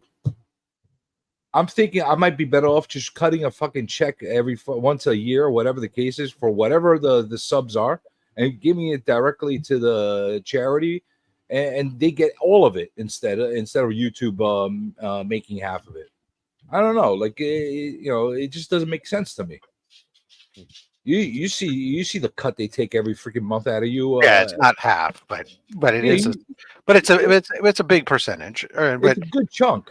You know, right now, and it's fine. I don't care if somebody's a member of my channel or not. I mean, right now the way it's set up is that channel membership is going in to help us fund the events, right? Is that all right?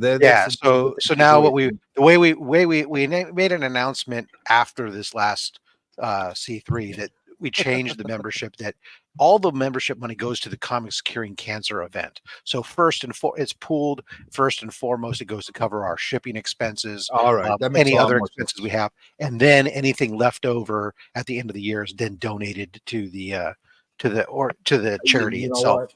That's awesome. I think I was pounding on that for a while with you. Like, it was your idea, and it was a good idea. Yeah, because like it's not right. You're doing all this work. You're putting all this had a time. great idea. I know I do that a lot. And I listened. That was the difference. I listened. Because you're a smart man. So you see what happens when you're smart? You listen to smart people, you do smart things. That's what happens. So why did you do that, Rob? Why did you fuel his head like that? Now he's not going to shut up about it. Because you know what? I'll tell you why, TM. Because now that my acknowledging that he came up with an idea, that it was a good idea, that I listened to and acknowledged that it was he who came up with the idea and I employed it, that buys me at least 5 or 7 insults on him easily exchange. He's not wrong. He's really not wrong. You know, no. That's the smartest thing. No, that's the smartest thing you guys did, man. Like, what the fuck? You're putting all this time in, all this effort in. You're putting all your money out of pocket in there. Yeah. It's and it's not like the ad revenue that the channel generates is, thousands of dollars a month. Hell, it's barely, $200 a month if I'm lucky. Yeah, so but that will cover some shit. But absolutely. When you add that up, 12 months of that, then that does allow you to sit there and go, okay, the shipping bill last year was, for me alone, was over $1,800. So if you then factor in the costs that Mark and DJ had on their piles, so especially DJ, because DJ had a huge pile, then all of a sudden becomes, there's just that. Plus we had the, if we have any expenses like this year, I've said we have a booth at C3, right? Well, we're paying for that booth, so that booth is an expense. Now it's cheap, but it's still an expense. And so these types of things, we can add them up and we can say, okay, what were our expenses? That can be deducted from this, and then whatever's left over, we're going to dump that all into the charity to go. So I feel much better about it. I don't feel like, oh, grad, I have to eat that, because I already donate a lot of stuff from my own collection and stuff into this, or spend money to buy things to put into the collection, that then to also pay $1,800 in shipping. So I mean, look, I swear I probably put close to $5,000 easily. That's monetarily what you put in there, right? Not counting that I buy things and then your man hours alone that you put in there, and the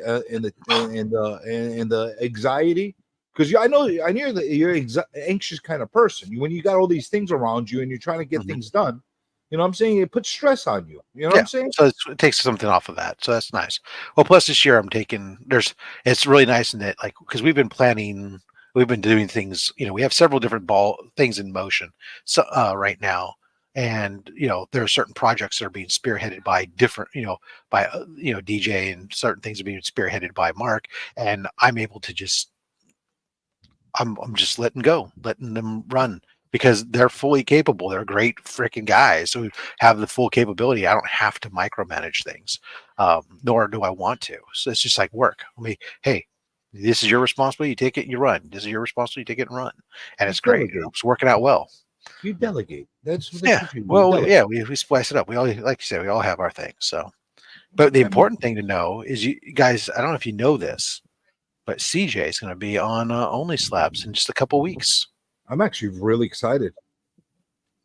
Really, really excited. It makes one of us. You're going to be mortified. Oh, the weird shit he's going to pull out.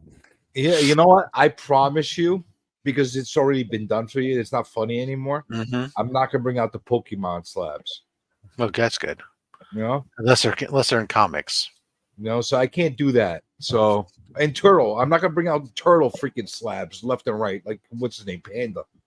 Hey, Panda brought everything out. It was like AOKs, nothing but AOKs. That was the crazy. One fucking guy brought like 1 million fucking Turtle comics out. I'm like, what the fuck with the Turtles? Like, everything was Turtles.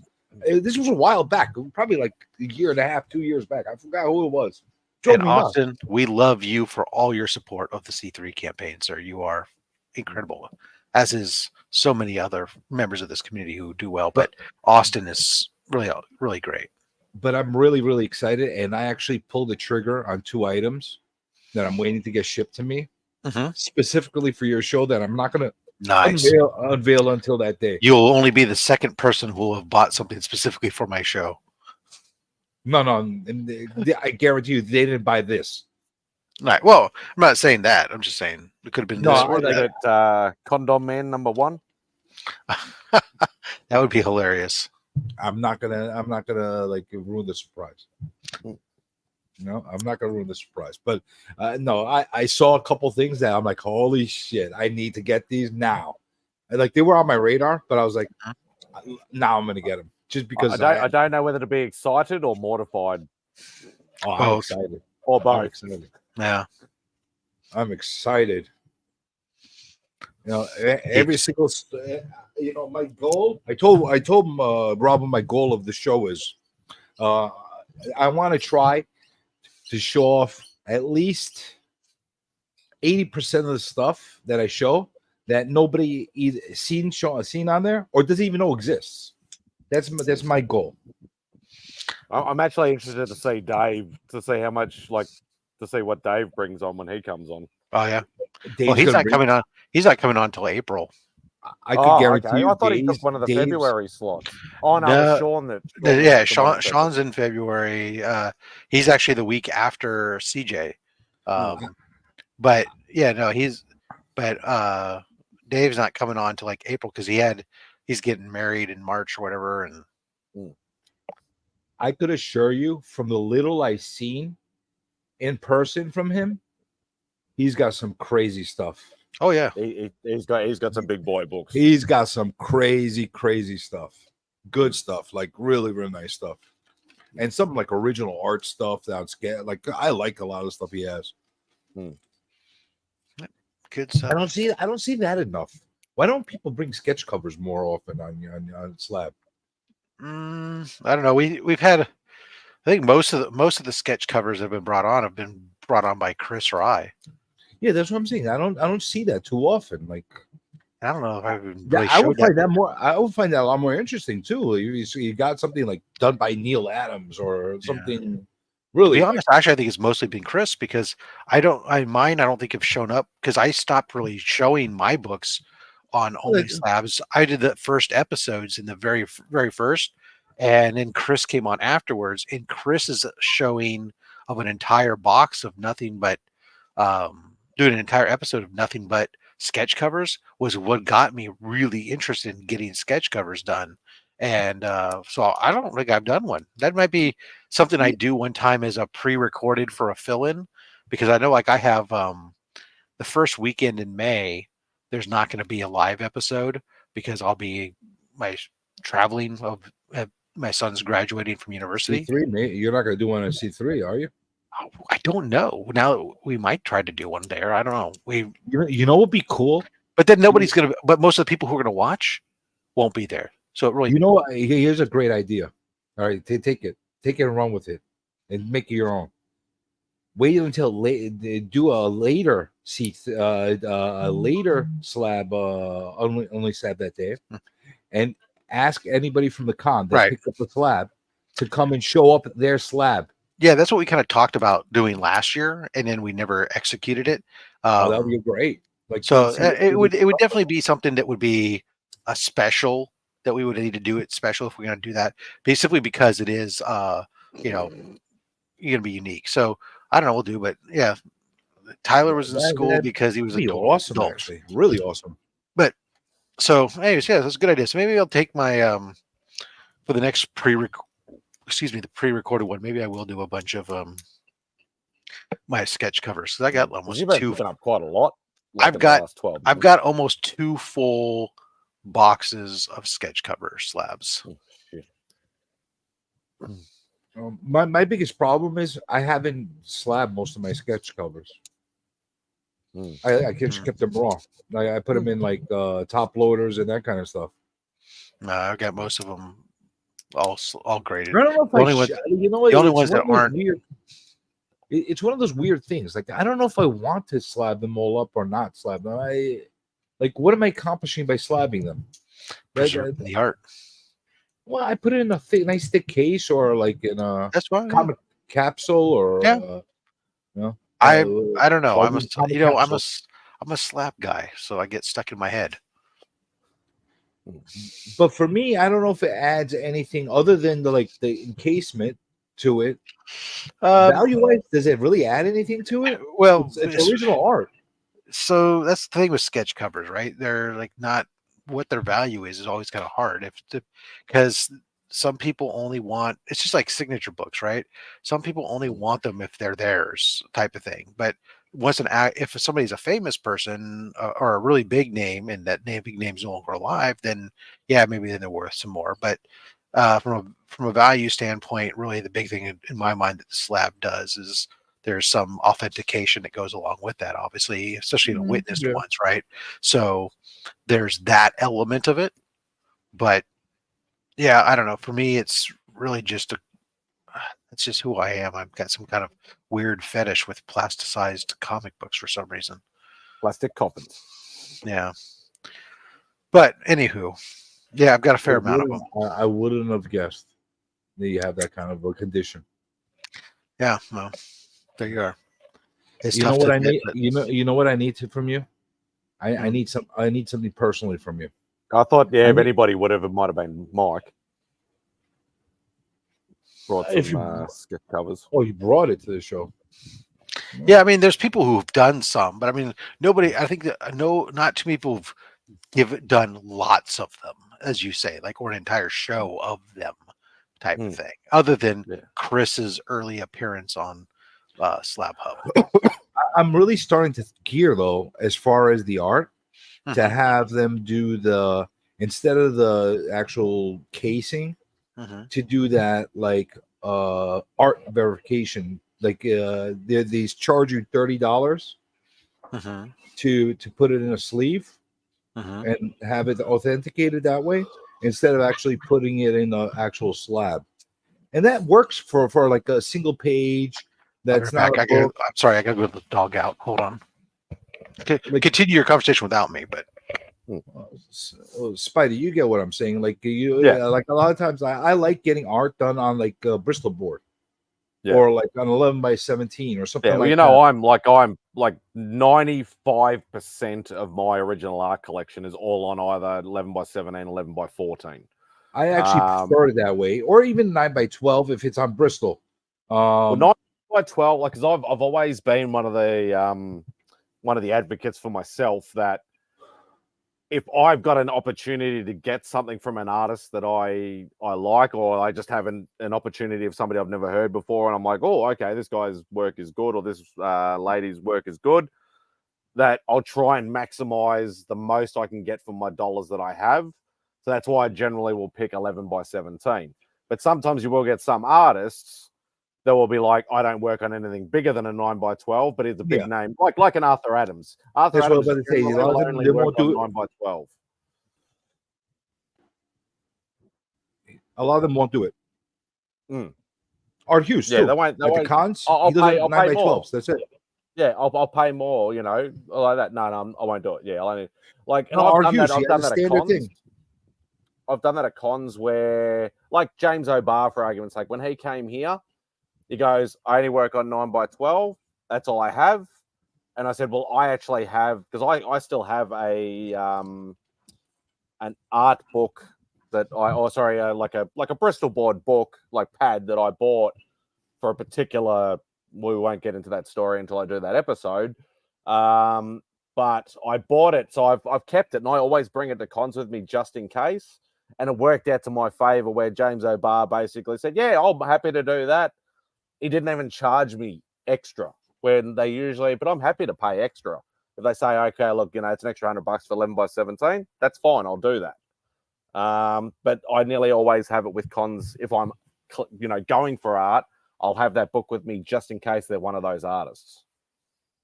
Yeah, that makes a lot of sense. That's what I did with the sketch cards, because like a lot of them, they're like, "What the hell are you talking about sketch?" I had a stack of sketch cards that I just was giving everybody. Yeah. But the 9 by 12, yeah, a lot of people just won't do it. Like Adam Hughes, he goes like, "Listen, I have only a limited amount of time here. I'm doing 9 by 12s to try to get as many as I can for as many people during that hour that I'm doing it." So I'm like, that's you why know he what? only does those like $50, $100 like side profile head I could respect that. $100. That's he does 9 by 12s for $100. And I regret I kicked myself in the ass, and I'm gonna do it the next time I see them. His wife would, for another $100, fully color it. Yeah, that's right. I made a mistake. I made the mistake of not doing that. I wish I did that. After I saw how beautifully she colors everything, I'm like, how did I fucking not do that? I should have done that. Next time, you live and learn. The only way to get something bigger from him is on the odd occasion. I'm saying like once in a blue moon, he will actually do a pre-con list, which is usually 2 pieces, 3 pieces, but you're looking at 8 to 10 grand for a 11 by 14 or 11 by 17 full color rendered piece. But that's for the big boy hunters, obviously. Yeah, and that's still not a lot compared to some of the other guys. He's still reasonable. Like as big of a name Adam Hughes is right now, he's not charging the way some of the other guys are charging. There's not many that will go over. Like there's a lot of them that will charge like $2 or $3 grand or under, but there's not many that go to that $4 grand, $5 grand or more, unless you're getting something like absolutely huge and exorbitant. You'll be surprised. You'll be surprised. Have you seen some of the stuff that Jim Lee is doing for $4 or $5 grand? Yeah, but Jim Lee's a total it's different. Shit. He's been expensive for a long time, and it's shit. Like you're paying $4 or $5 grand, and you're not getting a fully rendered piece. No, you have to pay 15 grand for a fully rendered piece on 11x17 from Jim. Like seriously, like that. That's a lot of freaking money. All right, listen, he's a legend. What are you gonna do? That's his price. Yeah. It's his prerogative to charge, but that's fucking a lot of money. A lot of money. Good for him, but it's a lot of fucking money. Oh yeah. Unlike some other freaking divas that are brand new, he at least earned it. Yeah. Some of these guys that have no name, nothing, they charge these exuberant prices. I'm like, what the fuck, dude? That's crazy. I get it, to have self-confidence and to have value your work, but you gotta at least make a name for yourself a little bit before you start charging these kind of prices. And I told you that story about Warren Lau, whatever his name is. Yeah. That I discovered him in the early days. Like he'd only done a couple of covers for some independent work. He'd done no mainstream covers at all, but I discovered him really early. And I actually hit him up and said, look, mate, I'm looking to get, this is when I was going full on going after commissions. And I said to him, I go, look, what's your rates and things like that? And he wanted for a 9x12 torso. He wasn't doing full figure at all, which I prefer. It was either torso or a 3/4 body, colored piece on 9x12. He wanted $800. And I said to him, I go, mate, thanks, but no thanks. I love your art, but I'm not paying that kind of money for that kind of piece from a person that nobody knows about. I know that sounds a bit disrespectful, but at that sort of stage, you could buy absolute legends. Yeah, that's what I'm saying. Like just starting out. Full piece, fully rendered, full background on 11x17 for that same price. I'd rather have done that. And now I don't even want to know what he charges now. It's probably something absolutely ridiculous. But like if he could get it, he can get it. That's up to him. But I just went, mate. Listen, I didn't. I wasn't rude. I just said thank you, but no thank you. Everybody's got the prerogative to charge whatever they want. Exactly. But a lot of times you're seeing a guy that's brand new, literally like their first con, and nobody's coming near their booth because they're charging double the price of the seasoned veterans. Like, come on. Yeah.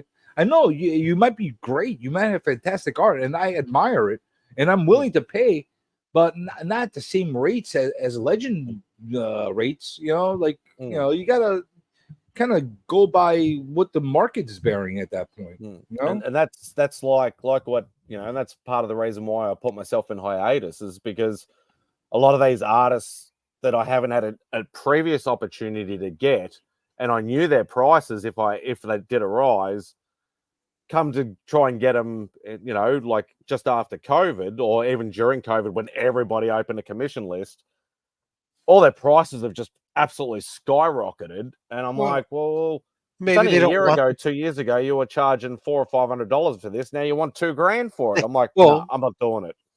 They had more time; they could do more of them. Now they don't have the time to do it. You charge, if they want to do more commissions, they'll lower their price.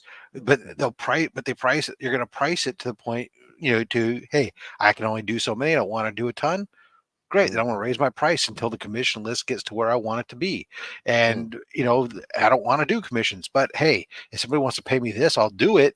Then fine. And they'll do those ones, it's because obviously if they're asking $2 to $5 grand for a commission and that's way out of line and they're not getting the action, then either that's because they don't want any, or they really think highly of themselves and they'd rather sit there and starve than because we know their page rate isn't anything like that at the No, definitely. right. And the other thing is that it's like I find a little bit fine.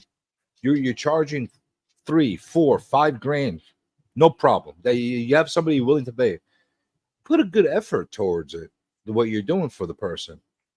Don't put the minimal effort on something that they're paying thousands of dollars for. I mean, that's another thing that I find a little bit like, what the hell?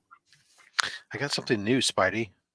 One of the guys who works with me married a Kiwi, and his daughter and grandchildren all live there and came over from New Zealand for the holidays.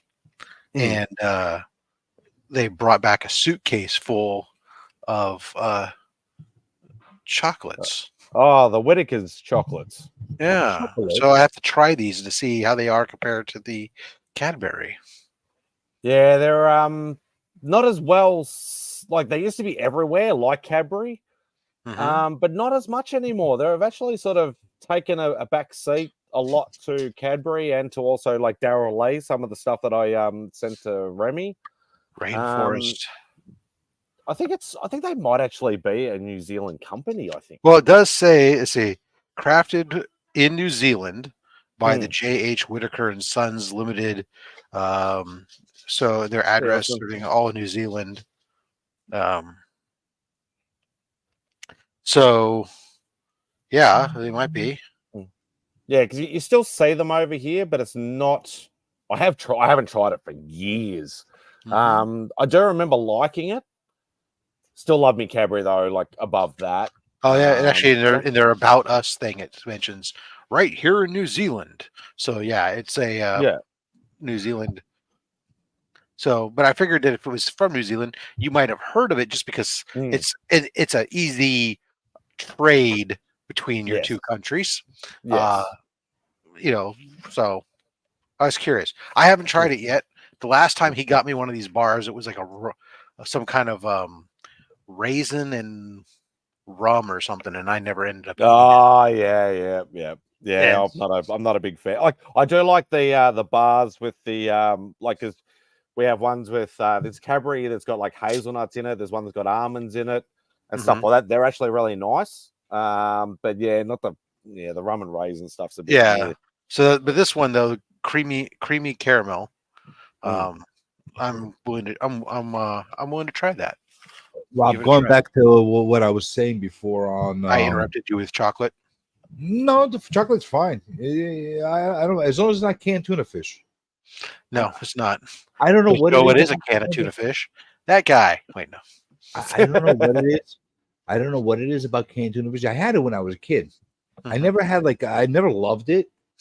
But like as I got older, I started to I don't know. I think probably ate bad tuna fish one day, and I freaking yeah, that'll do it. And that was the end of me. Like I'll eat fresh tuna, no problem. I'll eat sashimi. I'll eat sushi, no problem.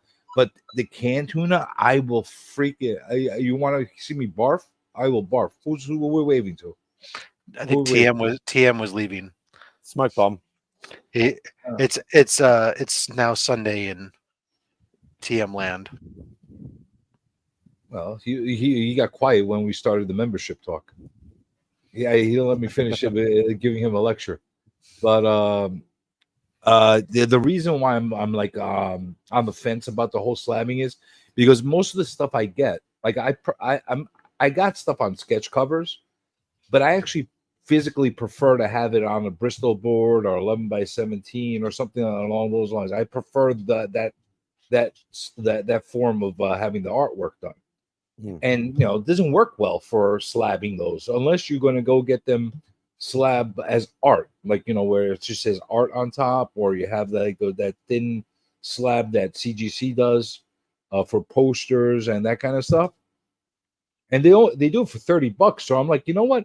I'm better off doing that way. If I really want to get it done, you authenticate it if that's the case. But at the same time, I don't have to slab and have tons of slabs for every single sheet of paper that I have. You know how much extra room? Like I have a box like this of artwork right now. If I had them all in slabs, I literally need 5-6 boxes just to have them all slabbed up. I get it. So I mean, I don't know. I'm on the fence. I know you like doing that more. I didn't know if it was only for the protecting and encapsulating portion of it, or if it was from the value standpoint of holding I don't care about value. I don't know if it's going to hold value one way or another, other than that I don't know. It's not beat up, but like I said, I think only some of them. There's only a handful of them that may actually have any value to them, unless you find the right person who just goes like, "Oh wow, yes, I love that, and I'm an art collector, and that's exactly what I would have commissioned." True. And art original art can be very much like that, you know, but obviously you got to be realistic too, because you might like go, okay, I got this from this, you know, guy that nobody's ever heard of, but they might go, I absolutely love that, you know, Spider-Man or that Craven or whatever. I'll give you $200 for it right now. And you'd be like, well, it cost me I'll get it, Papa. $50 for this and $30 for the slab and whatever. So it cost me $100. I'm getting $200. I'll just sell it. Rob, I don't know if you were around when I showed up that flash piece to Spidey that I recently got with the front and back page cover that was done for me. Remember that one I showed you recently, Spidey? Yeah. That's a gorgeous freak. I'm not a big Flash guy, but it's a gorgeous thing. Anybody that's a Flash guy would freaking love that stuff. And that those kind of commissions, you like if you like the character, you love those kind of characters. But then if you get a really unique character, like kind of characters I like, yeah, it's not gonna have much resale value unless you find another nut like me that likes that stuff. I like horror stuff. Like I ask people to do unique horror commissions for me and stuff like that. It's funny you say that actually, CJ, because the amount of times where an artist is actually like I've either heard them say it to somebody else or they've said it to me, where I've been like, you know, like if I'm organizing, especially if you're organizing a pre-commission to pick up at a convention, I'll be like, I want to get Spider-Man. And they'll be like, oh yeah, just pay me at the convention. But some of them will actually say, if you had to pick like a really oddball, obscure character, I would have asked you to pay up front. The old pay up front here. Because if you had to pick Spider-Man, that artist knows that he'll be able to sell it to anybody later on down the track if I don't end up collecting it, even if he does it. So it's one of those things where sometimes picking the obscure characters can actually be a detriment to it. Lately, a lot of them most of them been asking for the money up front, and I'll be honest with you, the times I spent more money on certain things, more times than less, I've been disappointed by the results when I pay up front. Like I really do. Like sometimes I get blown away. For every so often, like I got this Rubenstein one that was really nice of Vampirella that I got, and he put a whole bunch of extra work in it that I didn't expect. That blew me away. For every piece like that I get, that I'm blown away by the results and for the money I spent, I get another 9 or 8 that I'm like, it's kind of mediocre. Like the Dan Jurgens, he like very underwhelmed me with what he provided when I got his work. I mean, I get it. He's old, you know. That's why I'm not like pissy and moany about it. But you know, it's like, you know, if it looks like almost the bare minimum, you really needed to take this home with you overnight to do this, you know, kind of a thing. It looked like bare minimum work. You know who's not bare minimum work? Becker. This guy. So I don't pay up front. I'll sometimes do half up front, but well, you know what they got to know you though over the years though, a lot of them. Yeah, well, I'm relatively new to this art thing, so yeah, I'm sure that they don't know me and I don't know them. I ain't giving them full up front. I'm sure with time it helps. Honestly, though, even if I don't have an in or they don't have any relationship with me, I just stand firm. I'm like, hey, this is what I'm willing to do. Like, and I've had it where I've had one person say, sorry, man, then I'm not putting you on my commission list. And we still worked it out in person. And I wish I hadn't done it because I think there was a little bit of hard feelings with it. So, and it showed in the finished product. No, he reflected it in the work. Got it. Well, is that one? Is it that one? Patience is a virtue. No, it's not the one. He did a nude. Oh, and I don't collect nude art. I don't like that either. Like I've had people that have asked to do. It's very tasteful. But you know what? I've asked people like unless you're giving me an Adam and Eve kind of situation, which is in the biblical kind of drawing setting, I'm not really into getting nude art done for me. I'm not. I want to be able to hang it up and I got daughters and stuff. I don't want to have fucking. It could be spicy, but like within reason. Check the private chat, Spidey, for who it is. I'm not a very you'll big. Understand. I'm not a very big nudity guy. Yeah. Oh, I still don't own a piece. I even recognize that name. Yeah. Oh, he's very famous. But I'm not a big. And I've noticed that a lot of people do this now. They're like, do you want me to spice it up? Do you want me to make it naughty? Do you want me to I'm like, how many freaks are you getting coming to you every day telling you I want? And there's certain artists. Yeah, we know Papa. We know you, Papa. You're doing it. But I'm saying, how many more Papas do you have out there? Apparently, a lot.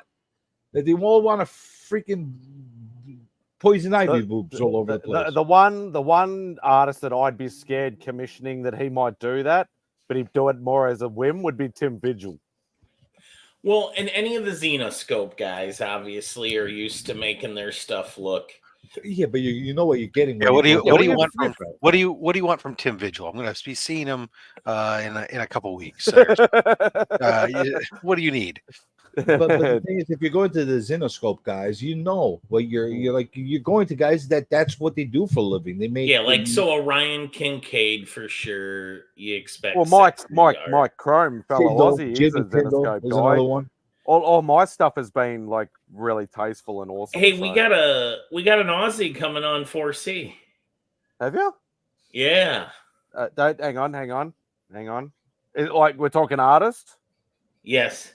We're talking Dave or John or Mark. Not as well known. Or Nicola or Temple Smith. I'm gonna take a stab at pronouncing the name. Picciota. Oh yeah, Danny boy. Yeah, he's been trying to break into the comic because he's good mates with Dave Yarden and John Sommariva. And he's been trying to break into the mainstream market for a lot of years. And when the Ghostwriter, he finally was able to do it. But that was with a lot of help from those two guys as well. Isn't Temple Smith an Aussie too?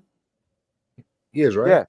Yeah. Danny Boy, he's a fellow Aussie. Oh, Rob, this is what I want to ask you. I want to ask you a favor. In your endless amounts of Only Slab merch that you have, I'm wondering if you have something buried in there, something buried from the archives that still has how you call it? Slab Hub still on it. Well, all the merchandise was print on demand. So it's all gone except for like my personal items. Does that link still exist? No, because the items have been taken down, and so they're no longer the items no longer completely exist. Gone. Yeah. So it's impossible to get like a mug or like a freaking T-shirt or something like that. I would have to recreate the item. Forget it. I thought maybe the link would have still been just not open to the public or something. No. Physically, the items got deleted and new items were put up. Got it. What are you trying to do? Get something slab? I had something in my mind, but I still have some Slab Hub merch. If it's difficult, it's difficult. You know what I'm saying? Yeah, just ship it to CJ then. Why don't you, MadSpidey? I heard you talk about you want the early Hulk books. How early are you talking about? Yeah, Hulk and like as I said, like Hulk and Captain America books. In the 100s you talking about? Like I just noticed that like having a look at my wish list and my things that I want to try and achieve I just realized that I haven't got. I probably have more Hulk books than I do Captain America books, but I just wanted to sort of not necessarily focus on it, but keep it in the back of my mind where I'd like to pick up some more of the old school Silver Age and Bronze Age. Do you have a lot already, or do you like have very few? I know Captain America I'm very lacking, but Hulk books, I have one in the first 6. Which number? 5, I think. I have 2 copies of number 6. Now, one copy is a Frankenstein copy of like probably 10 different Hulk books that they put into one. Yeah, no, I wouldn't even touch that. And then I have another one that it's an entire book, beautiful book, except some kid decided he's going to cut out all the letters from the Hulk. Okay. So I got like literally the cover's intact and all the letters are missing. You can see right through the fucking book. My Hulk number 5 is a 2.0. And I know that for sure. Hulk, and I know that for sure because it's in a slab. My Frankenstein Hulk will probably come out to the 4.5, 5, easy. But it's Frankenstein to hell. It'll be purple. I have a few. So I have a few of the like 100 upwards. Oh, you got a few. You got a good that 109 is a nice 110 or 109 with the Kazar. Yeah, so 109. So I love that cover.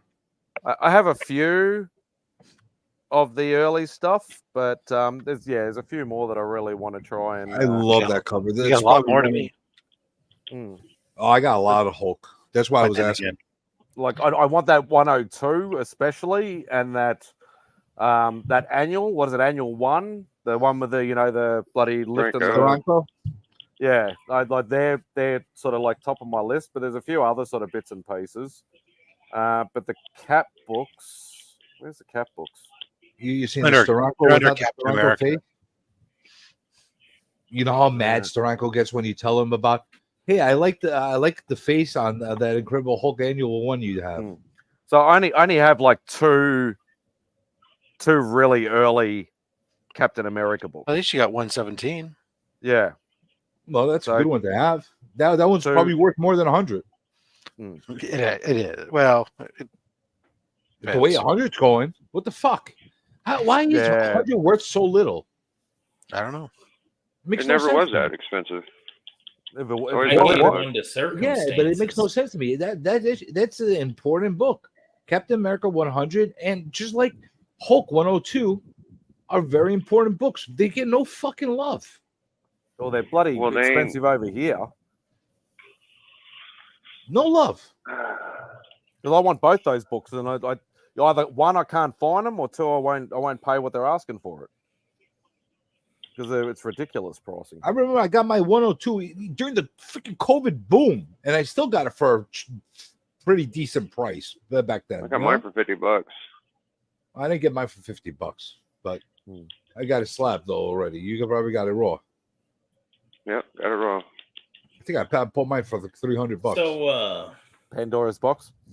Today, I opened my Nick's Kicks and Comics box, and there was something extra in it. That's right, boys. Nick finally put a ring on it. Oh. Wow. After you've been talking about those bloody, is that one of those bowling trophy ones? This is a Super Bowl, Kansas City Super Bowl ring. You get out of the Cracker Jack reproduction, obviously. That is cool. Those are cool, man. Spidey, gonna be running this for a while? Maybe. I'll see how we go. Well, another 10 minutes, 15 minutes? Oh, yeah. All right. I'm not cutting. I'll be right back. I'll be right back. I gotta go get 100 in the 9.0 is still like $1,000 book. Yeah, exactly. $1,000 book for a 9.0 of a crucial Silver Age Marvel book. Well, it's not what's crucial about it. It's just that it's the first his own series, but I mean, solo series because he was in TOS for a bit there, and it wasn't like it was his first Silver Age appearance. I mean, it's no bigger than Iron Man 1 is. That's another book. That Iron gets Man so 1's well. way better. But it's not a book it's not that expensive either. I think It's out of worth that about big double premiere, what Cap 100 is. I think out of those big premiere books, I think Silver Surfer, then Iron Man comes in the highest. You could get a raw. You get a raw Cap 100 for $100. You can't get a raw Iron Man 1 for $100. I fucking wish I could. I don't know. I just saw one a slabbed Iron Man #1 sell for 140. How shitty was it? 3.0. Really? 2.0? That's not bad. 3.0, yep. Oh, 3.0. Damn, that's ridiculous. It didn't cost that much when I got mine. That's fucking cheap. It's about $500 book, probably. That's pretty good. Yeah. On 4C, Ken sold it on that ridiculous whatnot sale he did where he was just moving stuff out. The guy doesn't move books very often, but sometimes he buys collections when he's on the road, and he wasn't looking to sit on the books. He was just moving them everything started at $1. Yeah, a lot of books are going cheap. That's why I'm intimidated to sell. Iron Man 1 in a 9.0 is a $2,800 book. So yeah, I guess it is much more. Yeah, so just like Silver Surfer. I guarantee you, Silver Surfer Surfer's 1's up there just in a 9.0. Surfer 1 may be around Iron Man 1. Although an Iron Man 1 in a 6.0 is only $585, whereas the Captain America is like $400. So when you get into that mid grade, they're almost identical. They come closer. Isn't that interesting? Mid grade's silly, bro. The lower you go, the closer they get in price. All right, I'll be right back. Well, we're just talking about mid grade, right? So yeah, I think they're a little bit further. There's definitely a big divergence as you get to higher grade. So, but hey, I'm a fan of those premieres, so I almost got them all. Yeah, well, I'm more of right. I'm just it's bugging me now only on that Cap 100, only because I've been picking up all the other Silver Age caps there, and I've been getting them all in 9.0s and 9.2s for the most part, pretty inexpensively. So I'm like, oh man, I should upgrade my Cap 100, but that's going to be what's yours? Yours is like a 6 or something. Or mine's a 6. And so to upgrade it to a 9, I mean, granted, I can turn around and sell the 6, but you figure out it's going to cost me like an extra $700 to do so. That's a fair amount. Cap's my favorite Marvel character, and I just got a Cap 100. I got like a couple other silver caps, talismans, all that jazz. I don't have a first Falcon, but I feel like if you're a Cap fan, you really, really should get it timely. Yeah, so I have. Hold on. Because right now I've got 100, 101, 102, 103, 106, 107, 109, 108. I love them. They're great. 11, 12, 13, 14, 15, 17, 18, 23, and then 150. I got some others down here I haven't unboxed yet. But you're going for what, the first 25, first 30, something like that? Somewhere between 25 to 30. Yeah, that's what I'm thinking of now. Is what I'm going to do is that first block, and then I've got a couple others like I picked up that I haven't unboxed yet, like the Origin of MODOK and the Tails 94 and stuff like that. I just kind of want that. What is it? 109 and 114. I'd be pretty happy. 109. Is that the one? First Lady Hydra for Silver Bucky. Oh, okay. I think it's yeah. Just 109. Oh, 109 is the Origin of Captain America retold. Is it 110? 109, 110. That's 109. Yeah. Yeah, that's okay. I was wrong. 110 is the one with the Hulk. That's the one. Yeah, that's a cool. I love that. That's a badass. That's like the third best cap, I think, in the silver. Yeah, I had to settle for an 8.0 on that one. That's a badass book. Yeah. Only. Well, for right now, I could have gotten more, but I mean, it was like the what people wanted for the 9s and stuff was just way out of line. Same thing with like the 113, right? The Death of Captain America one, or the Memorial. That was one where it was again the the cemetery scene one. Yeah, Yes. that was another one where people just wanted way over value, and so I settled for an 8.0 because I was able to get that for market value versus the. I tell you, the cover I like, man, out of all of them, dude, is that first Dr. Phosphorus, the blue cover with all the heads, the Kirby. Okay, yeah, 107. 107, yeah. Okay. Yeah, I like that. I like that one. I also like 115, which is the red skull reaching out with the cosmic cube. Yep, I got that one. Yeah, that's what's a good one. the white cover where he's just pretty much just standing in the middle of the cover, like raising the shield up? The Steranko pose. Oh, 111. One. Yeah, I like that. That one? Yeah, that's a nice one. That's a nice one. I like the newspaper back one. Yeah, that's 109. That's a good one too. 111 I have in a 9.0. 111 or 109, the newspaper one is an 8.5. But I got that in low grade though. I think it's like a 3.5. The one I have. It looks nice. Yeah, I just wouldn't mind. Yeah, trying to pick up some of them. You know, if I can find them over here for a reasonable price.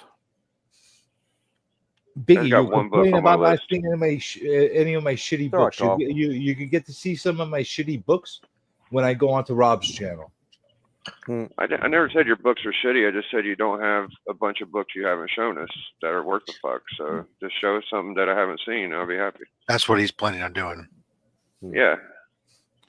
I'm going to show you some books that you've never seen before. I can promise you that. I fucking doubt that, but we'll see. Want to make a bet? We don't need to measure. I don't know. We don't need another tramp stamp in the community. Ooh, I'm okay. Look at I don't want to bet that. No, you probably do have some dumb shit I've never seen. I didn't say it's good. What's your favorite Captain America story? Like arc, single issue. I think that the 100 to 105 is okay. The sleeper shit, but go ahead, Journey. I like the John Walker story. That storyline. Yeah, that's my favorite of the modern. If you go back to 60s, 70s, I like Mad Bomb, where Jack Kirby returned for the bicentennial. That is an underrated run to me because it's really hard to put together in the wild without going to eBay. I tell you, a good issue too is Captain America you find 200. those in shops. Good luck. America Must Die. That's a good one. That's a good one. Too. I just like the whole concept and idea of the government stripping him of his title and him becoming basically a rebel. Nomad. Not Nomad. I'm talking about during Nomad too. The Nomad was a great storyline too, but I just like that whole thing where they replaced him with John Walker and with like supposedly a superior guy that was like, genetically he was more superior, but he was like nuts. You know what I'm saying? So like it was. He got his powers from the power broker too. Yep. I think that the weirdest story I like is what's the one with the black dude? Because that shit is pretty good. Oh, you're talking the limited series? Yeah, the one where Truth. Oh, Truth? Yeah, Truth. That's fucking good shit, man. That's good too. That's a real mind fuck of a storyline, and I wish they really put more to it. I love that. I love what they started with that, and I wish they like gave us a little bit more, maybe with one or two covers, the art. It was like psychedelic. It had a fucking smart story, smart angle. I appreciate it. I mean, it wasn't the greatest art, but I would love to see like one or two more one shots to kind of like fill in some holes from that limited series because it was a really good story. I love that whole concept where they basically erased them.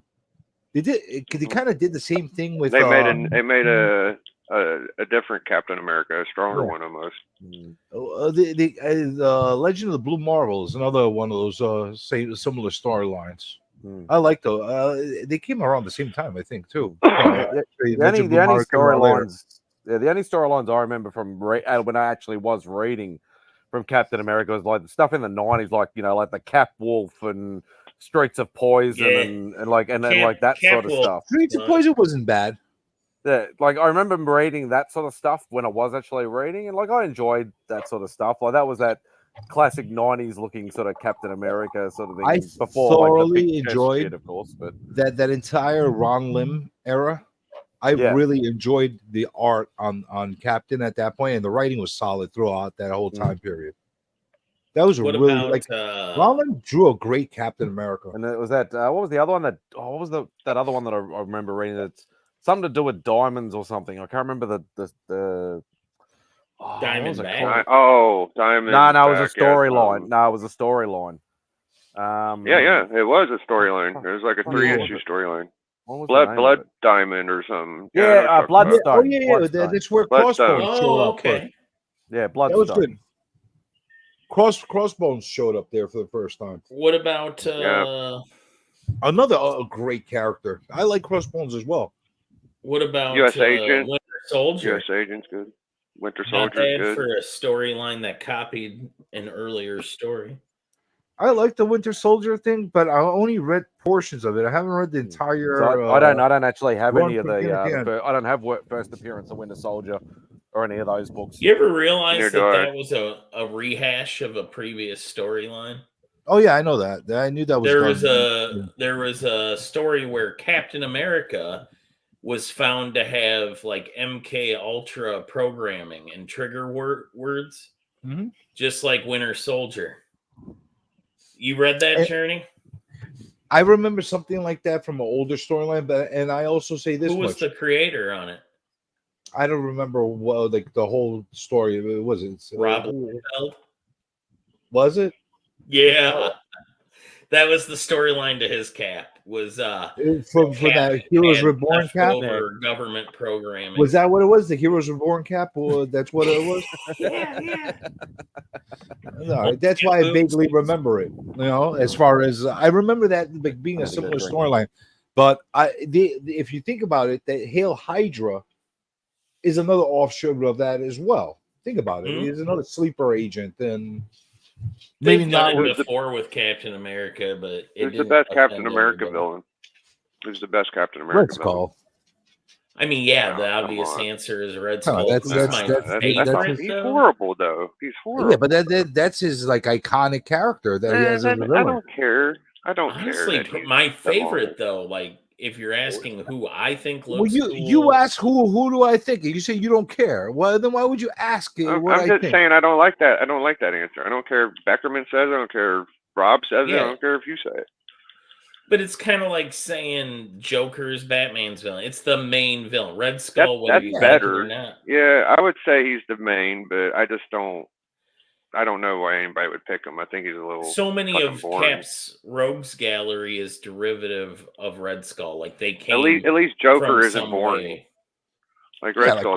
Crossbones is one of Red Skull. I like Crossbones. That's my favorite. Like I like Crossbones a lot. Y'all are gonna hate mine. So go ahead.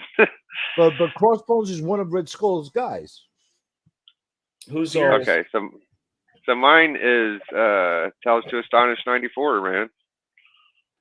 Oh, MODOK. He's not really a captain. I was gonna try to say fucking MODOK, man. What's wrong with MODOK, dude? MODOK is dope. Organism designed only for killing. But he's a great character. He's more of an Iron Man. No, he came in Tales of Suspense, man. It was a Captain America thing. So what?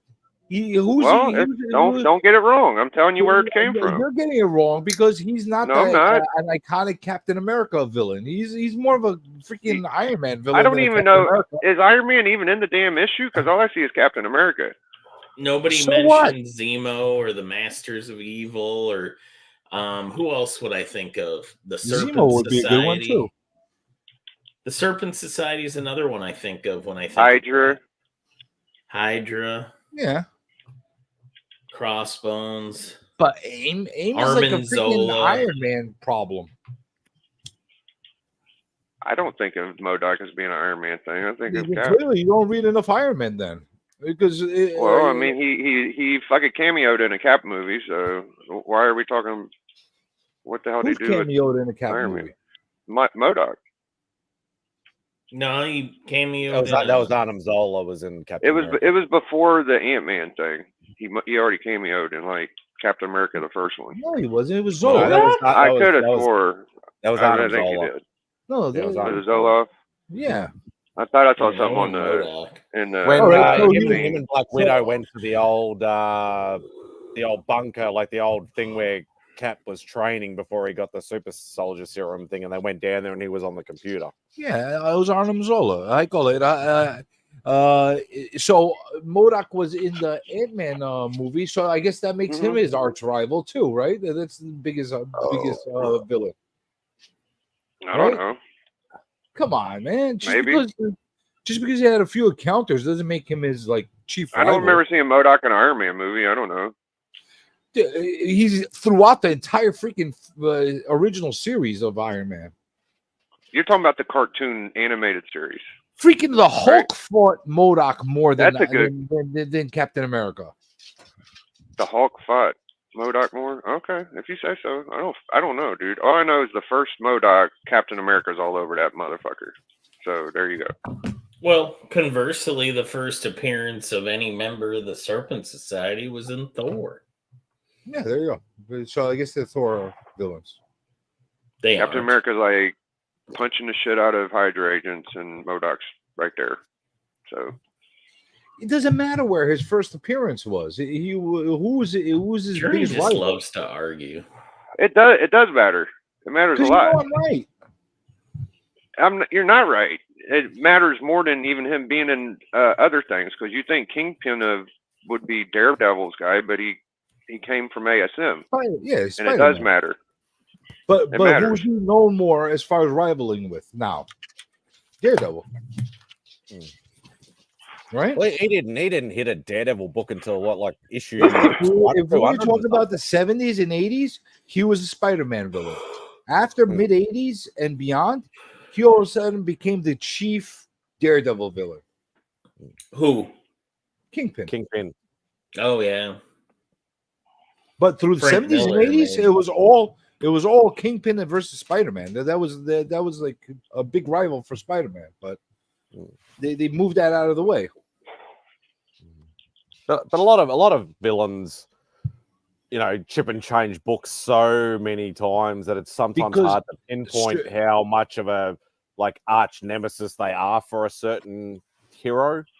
Well, certain villains, they make more sense to be like Dr. Doom's been everywhere.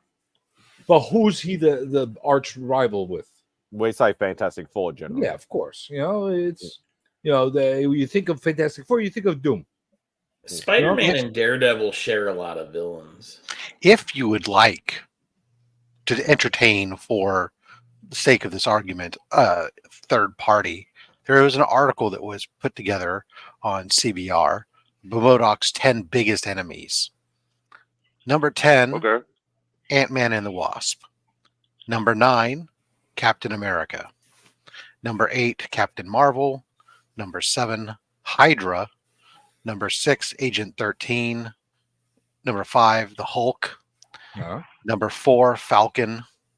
Number 3, She-Hulk. Number 2, Nick Fury.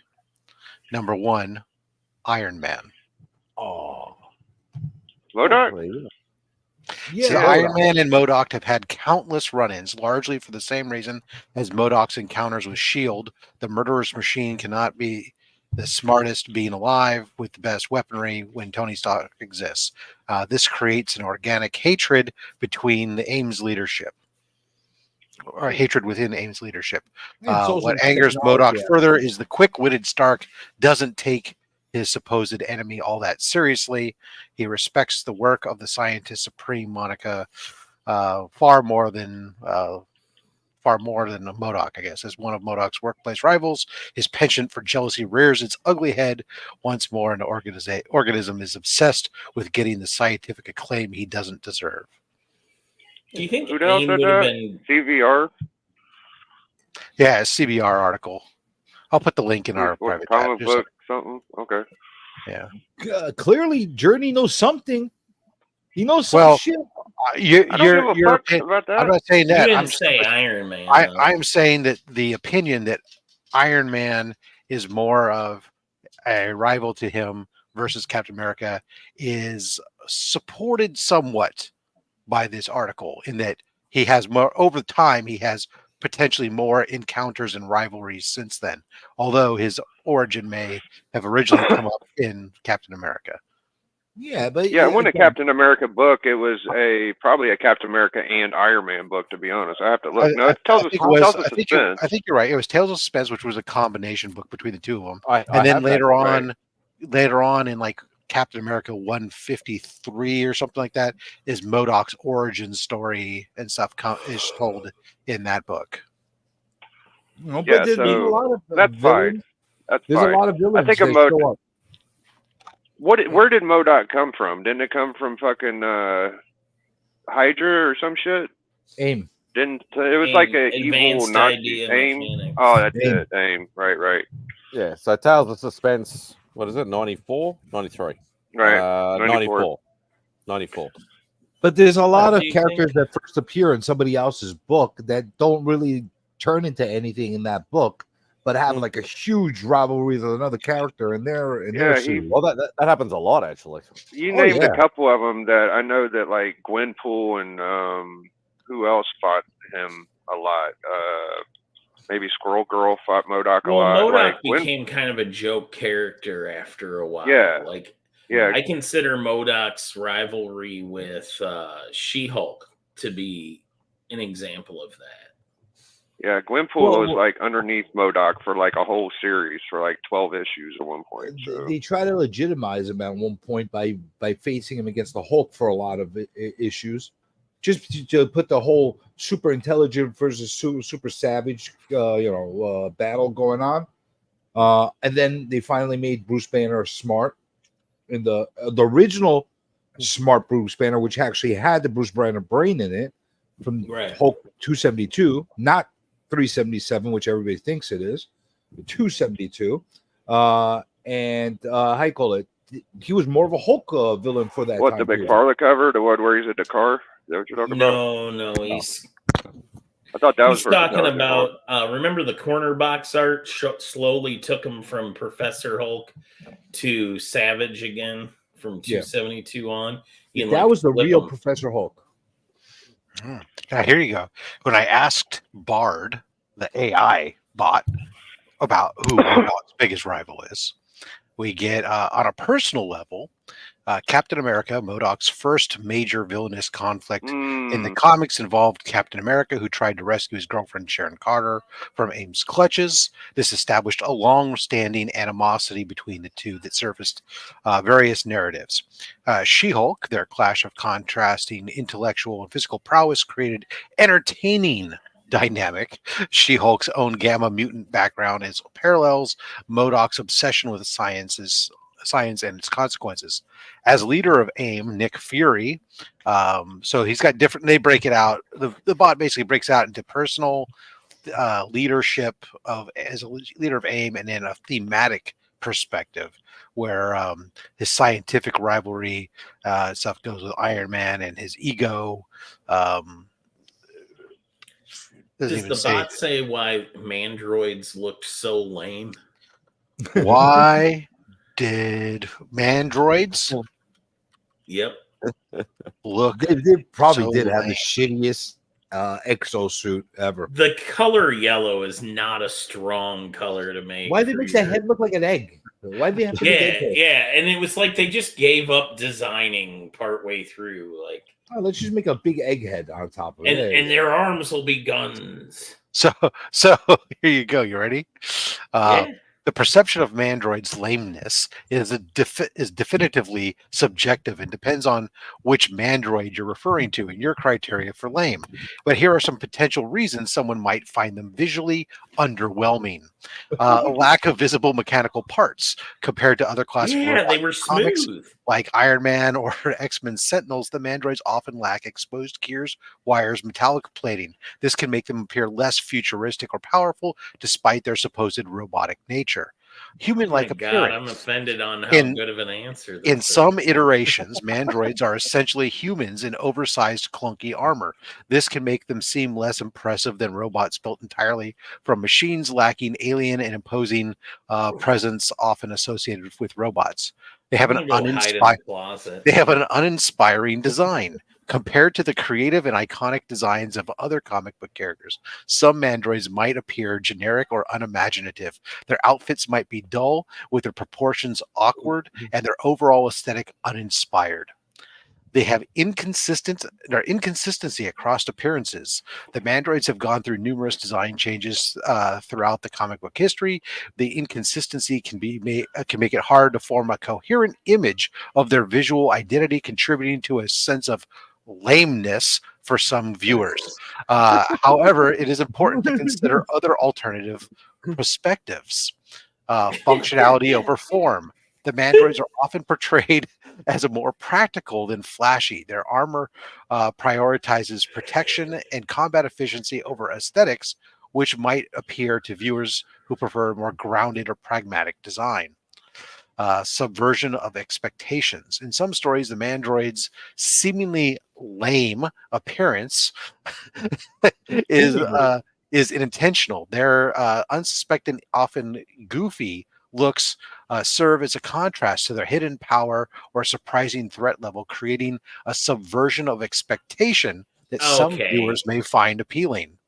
Ultimately, whether the mandroids look lame is a matter of personal taste and interpretation, their visual design, blah, blah, blah. I hope this provides a balanced perspective on the mandroids' visual presentation.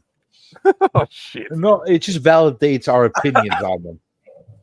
Well, I said y'all wouldn't. That's not bad though, considering that was I just asked it a simple question and it came up with a pretty good diatribe there. That's great. It looked like somebody had about 5 minutes to design like a suit of armor thug for AIM. I think the same guys that were designing cars, like that look like eggs, decided to design these mandroids. And it's funny because they did kind of look like Nimrod, which the bot mentioned. It looks like a stripped down version of Nimrod. This is one we can get behind, Mayor Beckerman. Ready? Why is Speedball the best superhero? Oh God! Now you're feeling on the fire. Why would they name the guy Nimrod? Nimrod was like something like Bugs Bunny used to call freaking Elmer Fudd. Nimrod, like how imposing is that name, Nimrod? Isn't it an acronym? Yes. No. It's what? No, so it's an ancient name. Without reading all the stuff, I'll just give you his hits. They came back with Speedball is the best superhero for his unique and versatile powers, his positive and optimistic personality. He's an underdog hero with complex character development, and he's a symbol of hope and resilience. Oh, bullshit. Beckerman wrote that. This AI might not be so bad. I knew that my choice wouldn't be that great, but if you think about the first appearance villains in Captain America books, MODOK was one of the earlier ones, and I think it's the best, really good cover. So I can't think of any other villain Captain America books that first appearance are worth the shit. Hitler, yeah, Red Skull, Captain America 1. What else besides that? Punching Hitler in the face. It wasn't Hitler's first appearance in comics, so was it? No. Who's Hitler? I just love that cover. I love him punching freaking Hitler. Don't get me cancelled saying his name too much. Heisler. Is that better? I saw something the other day talking about his. I don't see you saying a bunch of smart ass shit now, Journey. Give me one. About what? A good first appearance villain in a Captain America book. Is that what we're contemplating right now? Crossbones. That's what I was saying. Yeah, Crossbones. Okay. Well, I'll take MODOK, like I said. John Walker, U.S. agent. There's a lot of villains that switched heroes to become somebody else's more primary adversary. Red Look Skull at had some freaking iconic covers. Silver Samurai, Sabretooth, all started out in different books. And is Sabretooth an Iron Fist villain? No, definitely yeah, not. to a certain extent. I mean, Come on, dude. Is he really? He showed up there. I love you, Biggie, but no. I mean, he's attached to it. You can't say. Come on, why no love for anything about Batroc, it? Leaper? Batroc. That was in a Tales of Suspense book. Yeah, 94. Sure. Yeah, still a Captain America book. You know, another problem is a lot of Cap's foes first showed up in Avengers books. Like Zemo first showed up in the Avengers before he showed up in the Suspense. Baron Zemo, Captain America 151, August 1972. There you go. Baron Zemo was in Avengers 6. Baron Zemo, Captain America 151, August 1972. A brilliant scientist and master strategist, Baron Zemo seeks revenge on Captain America for the death of his father in World War II. There's been multiple Baron Zemos. Yeah. I was about to say, like, I know that he was in Avengers 6. That's been 3, I think. Is it 3 Zemos? Sin, there's been 3 Zemos. a skilled assassin and daughter of the Red Skull. That was good. That's an interesting character. I like her.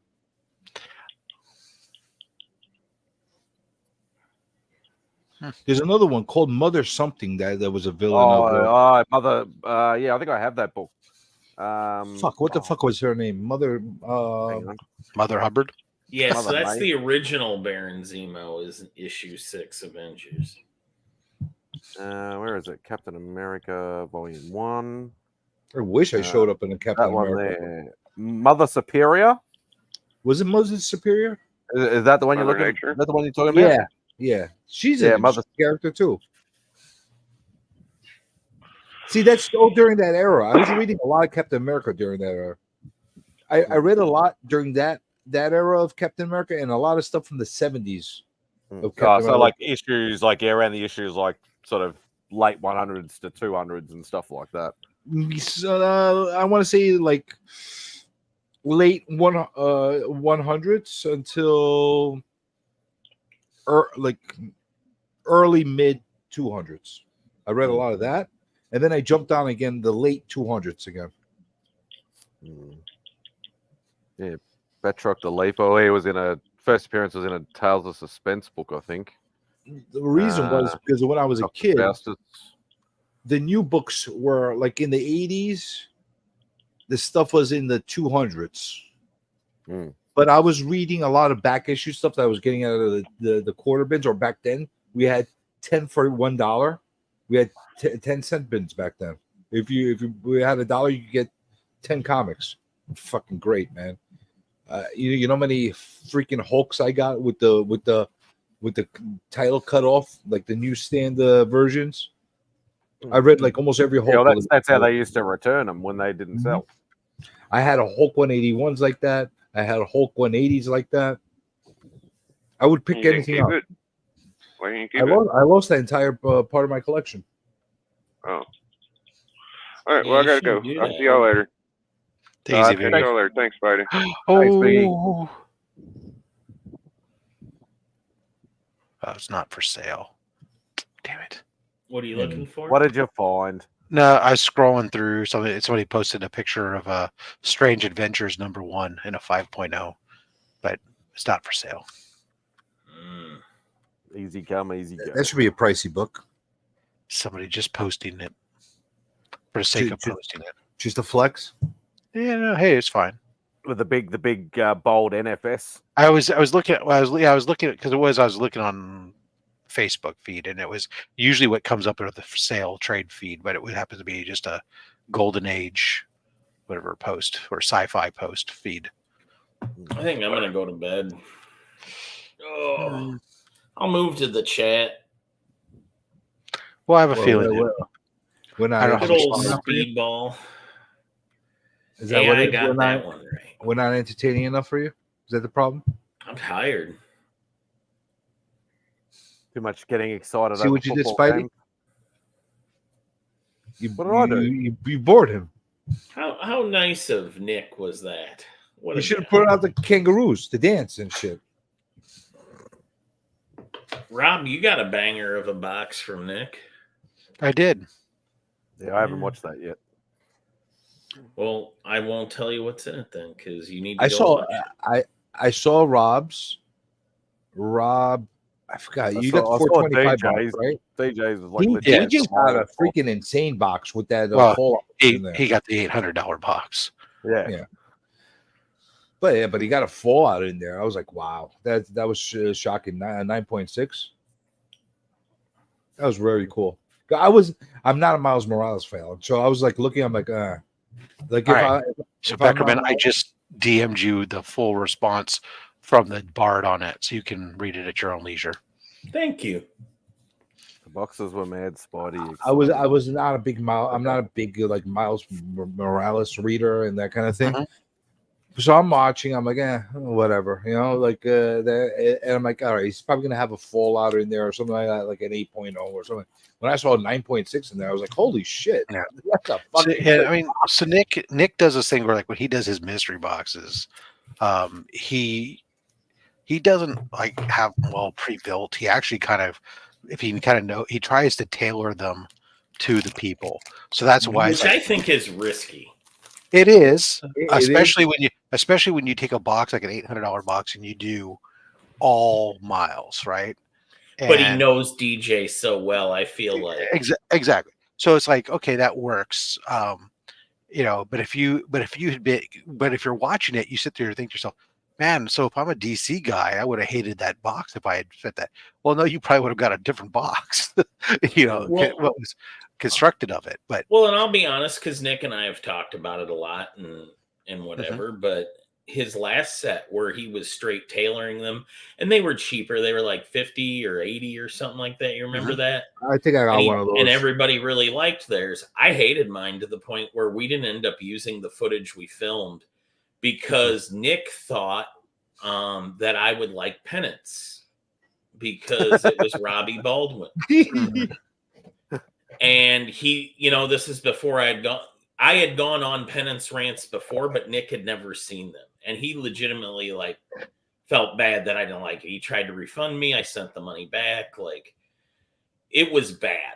If you had tried to prank me with I assumed it was a practical joke. That's how bad this box hit with me. He took what he knew about me and he missed on every book he sent me. He sent me the entire Penance series. And then he gave me a Something is Killing the Children slab, which I hate Something is Killing the Children slab. He thought I would like it because I had bought one from him, but I bought it for a Christmas present for circumstances. Mm-hmm. It wasn't for me. So he just swung and missed fabulously on everything. I was literally tossing things at walls and ripping books in half during my review. Wow. With Alan, to the point where when I found out it wasn't a practical, I'd assumed it was a practical joke. So I ended it with double fingers in the air about how, I think I spit on it at one point. That's how into the hate I got. And then I texted Nick and he's like, "Oh, you don't like it?" And I was like, "Oh, you thought that I would like the stuff you sent me?" Oh, shit. Yeah. Oh man. But there's a lost episode of the Hucklebuck that is me. I've opened a couple boxes from Nick. The last one specifically I remember more than the first couple I got. But I remember they were all not hits for me. I'm not a big guy of modern books. I'll get some modern books, but I'm not really super excited about the latest ASM or whatever the case is. I'm not super excited about it. But he knew that I like some silver and shit like that. He threw a few silver in there. I was like, all right, I'm in. I'm super happy. He threw some, so I could have probably got a box because I know Nick does a lot of modern stuff, as CJ said. So that's why I didn't even bother. I thought, well, there's no point in me getting a box because it's all going to be modern variants and store exclusives. It was well mixed. I like as much. He asked me ahead of time, and I said, "Look, I really how much I wanted to tailor." So I said, "Look, I don't really care. Just don't give me a bunch of independent stuff because that's the only thing I really despise. Is the modern there's a lot of people who are super into the modern independence, and I know he's got a stack of a lot of that modern independent stuff, but I don't care. And of course, I still got Something is Killing the Children remark cover. By Jay Lee, right? Yeah, but I mean That's the only book. You got to go watch it, Spidey. It's the only book that's not staying in my PC. Everything else went into my PC. So you want to pull up my heartstrings? Send me some weird shit that will stay in my collection. Send me something obscure. Send me something like that's like unique that like nobody else has. I love that shit. Like that's the kind of stuff. Like send me some weird ass Christian book of like some crazy thing going on. I'm there. You know what I'm saying? I'll tell you who. I unboxed, recorded it. It'll be available tomorrow for the channel members and Monday mail call. But so Jimmy Jams, he had done a little bit ago. He had done a fully curated box, and when I unboxed it, right, I hit like exact dollar value when I did the valuation of the books, right? But they were all everything that he gave me in that box went into my PC because every single one of those books was curated off of I gave him a list of books I was specifically looking for and needed to fill my runs and stuff. So every single thing went into my PC. So from my perspective, the fact that I, whatever, a $150 box and I got $150 in value, but I kept everything. Everything is something you would have bought. That's means I hit values for it. But he was upset that he wasn't overvalued, and he insisted on sending me other stuff. And so on Monday, I unboxed another box of books. He sent like another 6 books, and again, they're all books he went back to my list that he had and sent like 6 more books that were either holes in my collection or were more of like the Bronze Age monster horror books, that I've been picking up recently and stuff. And so I'm like, dude, that's just crazy. I don't care so much about the value. Like, don't give me like if I'm buying $100 box, don't send me like $5 worth of shitty quarter bin shit. That I'm not gonna be happy about. But like, I'm not so focused on like what the total value is, as long as there, like you said, a lot of keepers in there, like stuff that like, wow, I like this. I'm gonna keep this. Well, this like box it could be worth really whatever it wants to say on eBay or whatever, on cover price, whatever. Doesn't mean I'm gonna get it back for that book. If you send me some weird ass variant book that's like $40 going price, doesn't mean I'm gonna get $40 for it. No, exactly. And that's what I commented down and also replying to Dave. Look, the big box like that, I don't normally spend big money on big boxes like that, and that's just happened to be it was kind of a perfect storm of I had just sold something, and so I had a bunch of money available, and when I went looking for some of the stuff that was on my hunt list, nothing was there at the moment. And I know Nick, and I know some of the books that he would put in a box like that, and so I said, I'll go ahead and take a flyer on that because it's Nick. If it was somebody I didn't know and didn't have a history with on boxes like that, then sure. I found his pricing to be incredibly accurate. Yeah, that's what I did too. Because originally I started looking it up as well, and then I started saying, "Well, okay, this is all like he's all doing it." Plus, his methodology was very much, in this particular box, he had gone to for all the slabs 90-day GPA average. For any of the other books, the raw books, he was looking at multiple sales on cover price or eBay last sold, and sometimes he was putting both. He'd show you like, okay, cover price is showing this, last couple of eBay sales were this, and then he goes, here's what I'm assigning the value at, and he was always going lower than or equal to the average of all those things. Don't you find that extremely irritating, having to go to so many different sources to try to figure out what the value of a book is? He explained in the letter, though, that with the market so volatile, he didn't want to lean on one. No, but even when it's not volatile, it's freaking irritating. Every price guide has a different value for a different book. Mm-hmm. They don't. I wish there was one uniform, like there used to be. Yeah, there used to be the Overstreet. Yeah. Well, I don't have to. You don't have to go to so many, CJ.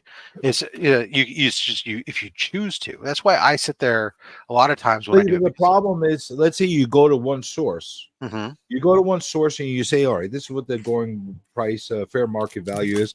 They're gonna pull out another 10 other sources saying, "Well, this one it says this one is like." It's fucking making my brain go fucking crazy. Well, that's why. Yeah, pick one and that's it. Well, in Nick's case, I understand what because he was building it and he explained it. But for me, when I present it to the audience, yeah, usually I only present one, right? And I'm going to tell you, say, hey, look, up front, I say, I'm going to use this. There's lots of different ways you can do this to establish value. This just happens to be the source I'm going to use. I actually like the way you do it. I like the way you do it better than the way Lynx does it, as far as how you show the value. Because I think you use cover price as the fair market.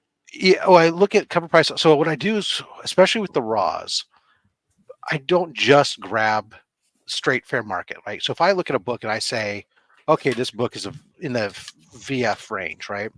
And they might say that the fair market value on that book is, say, $10. But then they have the fine level, they have a recent sale at $15, right?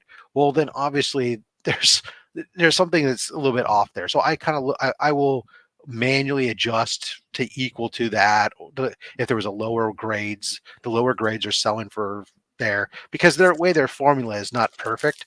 So but you're using a source that gives you an average. And I'm looking at the trend. Yeah, what were the last several sales? What was the sales history from that? I'm using that tool to give me that sales history, which is across multiple platforms, as opposed to just looking at eBay last sold. eBay last sold is easy, but it's not. With the problem with eBay last sold is that book, especially when you're getting books that aren't modern books, right? That are in high grade condition, is trying to say. It could go both ways in a very extreme way too. Yeah, if you track one of the eBay solds like that I bought last, you're probably going to drop the value on that book really extremely. You know what I'm saying? Yeah. And then there's situations like where, to be perfectly honest, so in my last one, Nick had thrown in a book, right, as a bonus, that Turkish Spider-Man book, and when I looked at it, there was no real sales history for it. All there was there's the store itself that's selling them. So it's okay, well, here's what the MSRP is. So I'll use that. But I mean, fortunately, Nick hadn't calculated it into his. He just threw it in as a bonus book. He didn't use it to count towards value. I just put it in there just to show added value that Nick threw in. So, Mr. Remy. Hello, sir. Added value. How you doing? Thanks, Remy. Remy is added value. Remy is always added value. I appreciate that, fellas. I just want to say that Eli Gunter is slowly turning into one of my favorite YouTube names in the community. The more I look at it, the more I'm warming up to that name. Okay. I like the Gunter name.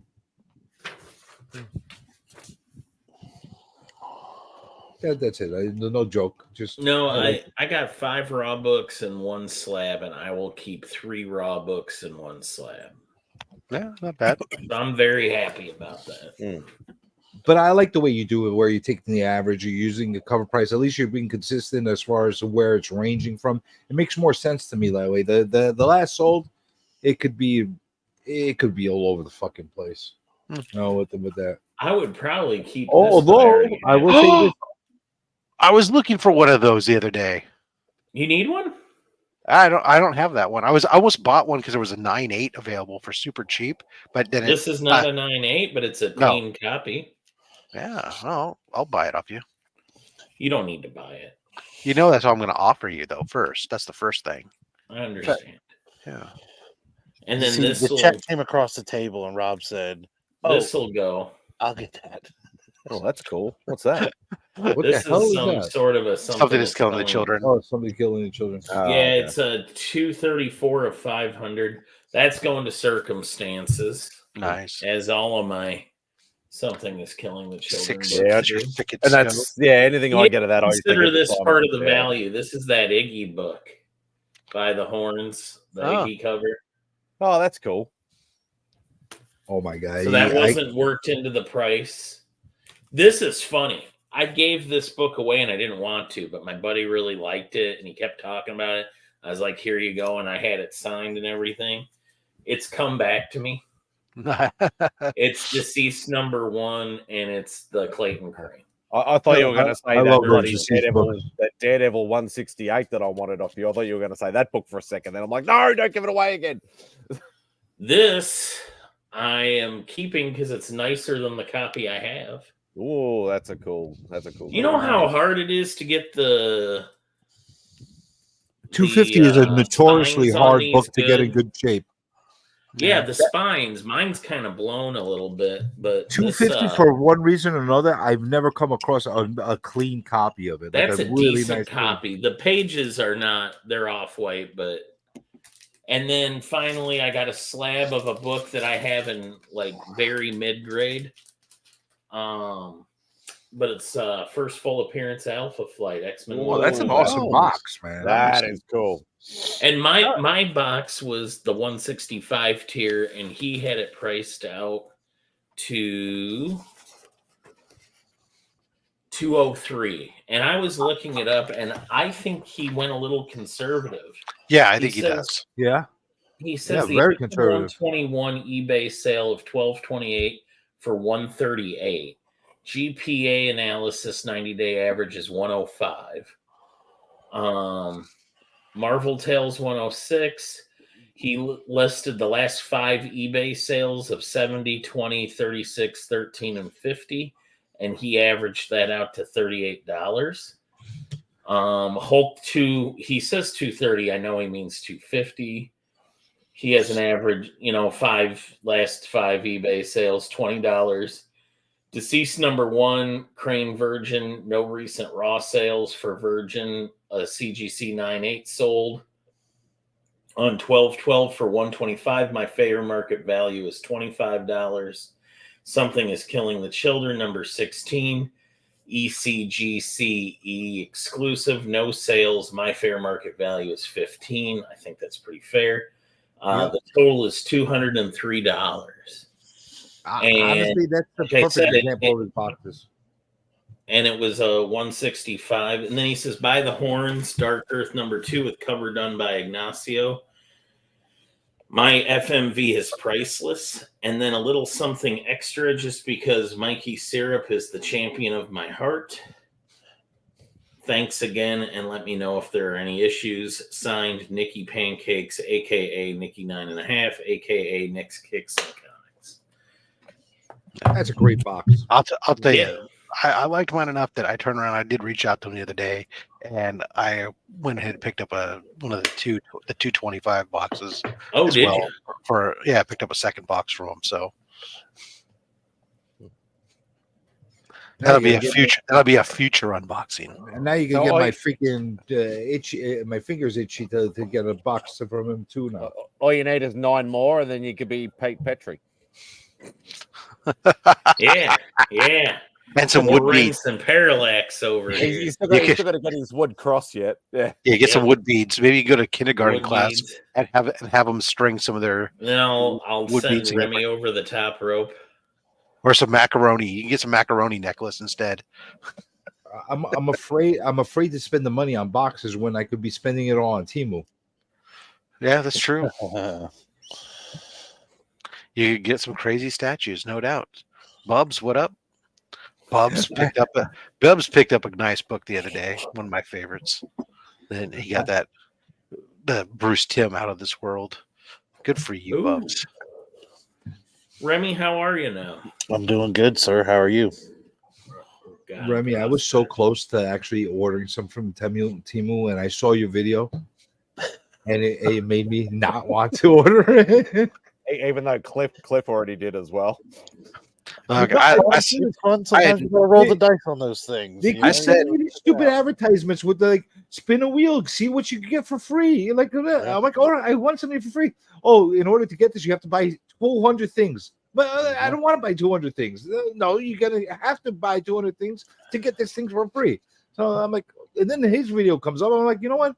Fuck them and fuck their statues and their garbage bags that they send it to you in. I said it before, man. If I'm afraid I'll get a virus just typing Temu into the browser.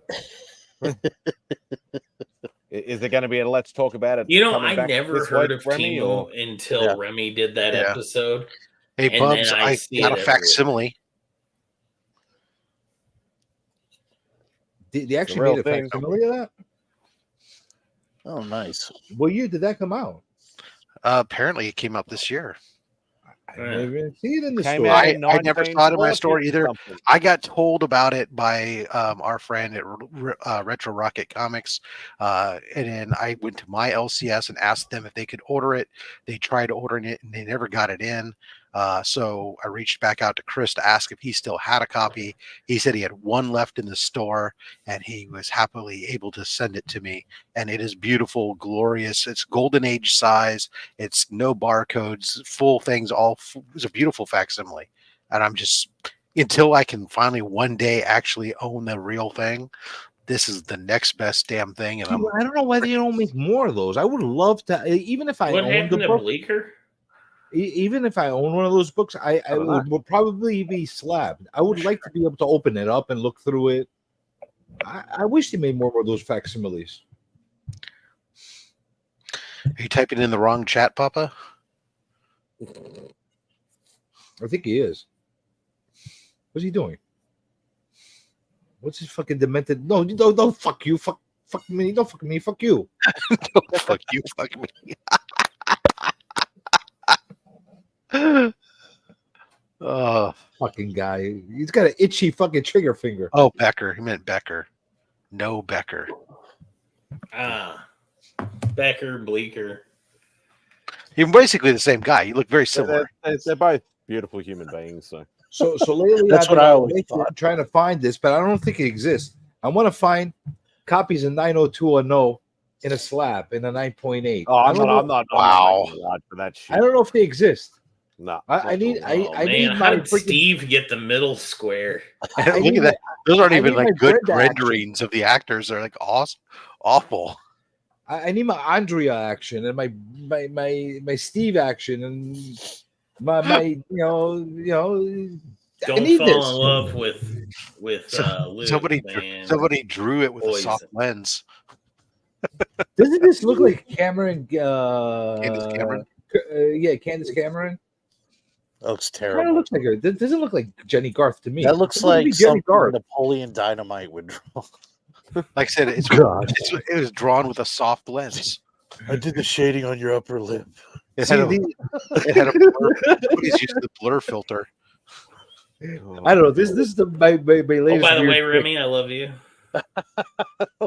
I've been compiling these weird ass 90210 and obscure pop culture figure books. Oh god. Ugh. How you doing, Bubs? Doing well. How are you doing? Who said that? Sounded like Jeremy. Yeah, it was the Remy. Hello, Bubs. Any luck? Any luck with the other Jeremy getting on that Remy? Nothing. I slip it in still. I'm like, hey, Remy, what's going on? He's like, Yeah, I right, finally just- revealed to the new since I'm working at a new place now. I revealed the Remy name, and eventually I introduced Remy Q. And they're like, that's a street name right there. But I haven't opened the floodgates to Remy Q Studios yet. That I got to keep to myself. So Yeah, keep So it to you don't yourself welcome forever. them to your studio. Never mix it with work. otherwise, Never. you'll walk Yeah. into work and they'll all Not go. prepared to open "Thanks, a- Timur." Yeah, that's the Then last you're thing you getting need. because then you're always wondering like, is the stuff I'm doing on my YouTube do I want that known at work? You already know you don't want it known. That's why you don't let them know. Me, I don't care. So Yeah, your content's normal. I know. You're more like I used to be, Rob, which was I only fucked around on other people's streams. Yeah. Mine was always clean for the most part, and my videos were largely vanilla. And then and then I only, you know, let loose on other people's channels where people weren't more likely to find me, but they find you. They find you anyway.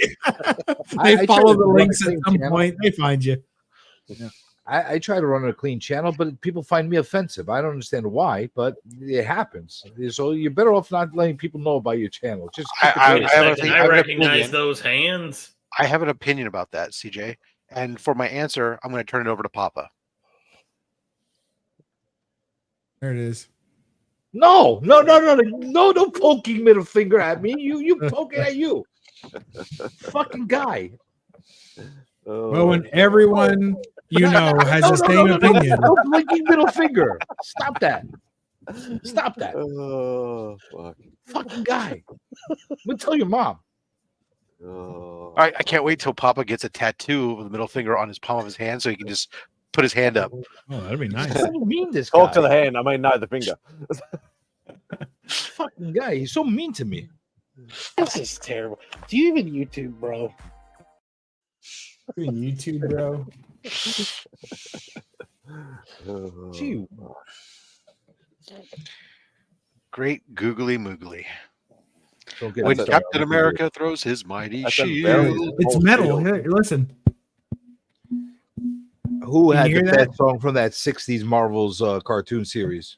Yeah. You like that, Which CJ? character had the best song from the? You guys remember? It's still Spider-Man had the best It's one. gotta be No. Spidey. He had the most iconic, memorable song. Who had the best? The Hulk. You remember his freaking song? I have all of those series on DVD actually. It was the cringiest, weirdest fucking. It's such a song. horrible flex, Simon. To say that you have all No, those it's on not. DVD, you couldn't even be like, "Hey, I've collected all those in 4K Blu-ray." No, like I They haven't collected, been or even released. VHS. At this point, now that that's retro and coming back, I got the whole series on VHS, mint in box. No, it's like I've got them on DVD. Hey, Well, for I'm all gonna you watch 'em. Spider fans out there, Paid $1 each. I got the entire set on DVD of the Electric Company. You can get the Spider-Man reading Spider-Man. Why would you want that? Were you on that show by accident once or something? First appearance Yeah, of Morgan we Freeman. got this like a long time ago, like when the kids were like reading, that age where they were learning to read, Yeah. type thing. That's why we got that. And then the kids didn't give a shit about it. And it went unwatched. And so now it sits in the corner of the house, propping up a table leg or something. Wow. Speaking If of you ever need any Spider-Man, bad there's 60s a- cartoons, let me know. I know a guy who's got them There's all a- on DVD. Just Speaking not of in this Spider-Man region. shop, there's a shop downtown, a collectibles shop here in KC. They have a copy of James Cameron's Spider-Man script signed by Cameron. How the hell did he come across that? They sell. He Do signed they? a bunch of them for charity a long time ago. I didn't realize that. Because that movie was going to get made, and then Marvel Revlon went bankrupt. You And think they he would couldn't have? make the You think movie. he would have Makeup done a good company? job with it? What? Yeah, Revlon owned Marvel in the 90s. When Marvel went bankrupt, it wasn't because they didn't make money. It's because Revlon, the guy who owned it, owned 16 companies, and he spread himself too thin and couldn't make like capital investments anymore. Like he ran out of money because he overexpanded. He would have definitely went bankrupt if Cameron went through with it, because he would have taken him a decade to finish it. I don't know, man. James Cameron made some banger films over the years. Yeah, They should but it take all takes those a long fine fucking scripts. time to finish those fucking movies. And They should take all those. You know fine who was scripts going to be and throw 'em Doc in the Ock, bin. right? It was Schwarzenegger. And he's definitely Schwarzenegger not. was Doc It's been Ock. terrible. He's definitely not budget friendly. I'll tell you that much. Come about with me if Cameron. you want to live, Spider-Man. I like that. I have 8 arms like an octopus. Like, I don't know. This is gonna be weird. 8 arms like octopus? Is that what you said? Let's get to the Octo Chopper. Octopus? Is that what I heard? You call me Dr. Octopus. I don't know. Dr. Octopus. Where's this? Where's this guy Is that from? Is he driving Arnold? a cab in Jersey? Where's this guy? What are you talking about? I am Dr. Is Octopus. Arnold Borat? Well, it's Arnold acting. He has the same I don't accent. know that it is. Chill out. He's got to change his accent. He doesn't want to sound like the Terminator, so he's going to sound like an Indian driver in New York. What? Oh man! Chill out. No, that's what those are. All right. Good to So know. who was going to be Spider-Man? If Arnold was they going to be never Octopus. really went through. They never really nailed anybody down. But the rumor. So was he knew it was going to be DiCaprio. Octopus, but not Spider-Man. That makes no fucking sense. Well, here's the thing. What year Arnold was was that? already locked down because him and Cameron had just done True Lies together. He would have made a great Tombstone. Oh, so that was a long time ago. It was the 90s. It was the mid 90s. Arnold, you weren't even born yet, the Remy. meme that goes around of that mock poster of DiCaprio as Spider-Man? That was an actual mock-up done to test market if DiCaprio could pull off. Because you got to remember, DiCaprio is coming off of What's Eating Gilbert Grape. Oh, he hadn't done Titanic He hadn't yet? done Titanic yet. And then Cameron ends up using him for Titanic. I gotta tell you, Beckerman, you're a wealth of knowledge that I'll soon Google verify. Yeah, that's fine. I don't need Google. I made my bones in the 90s. That's Wizard magazine. I know. I've probably got. I think I have the issue that has DiCaprio on it for Spider-Man. I'm like 90. I'm gonna go get that issue. You all stay online.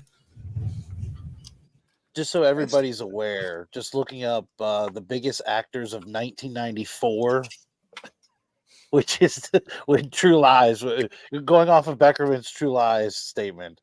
Mel At that Gibson. time, Emilio Estevez was above Arnold Schwarzenegger.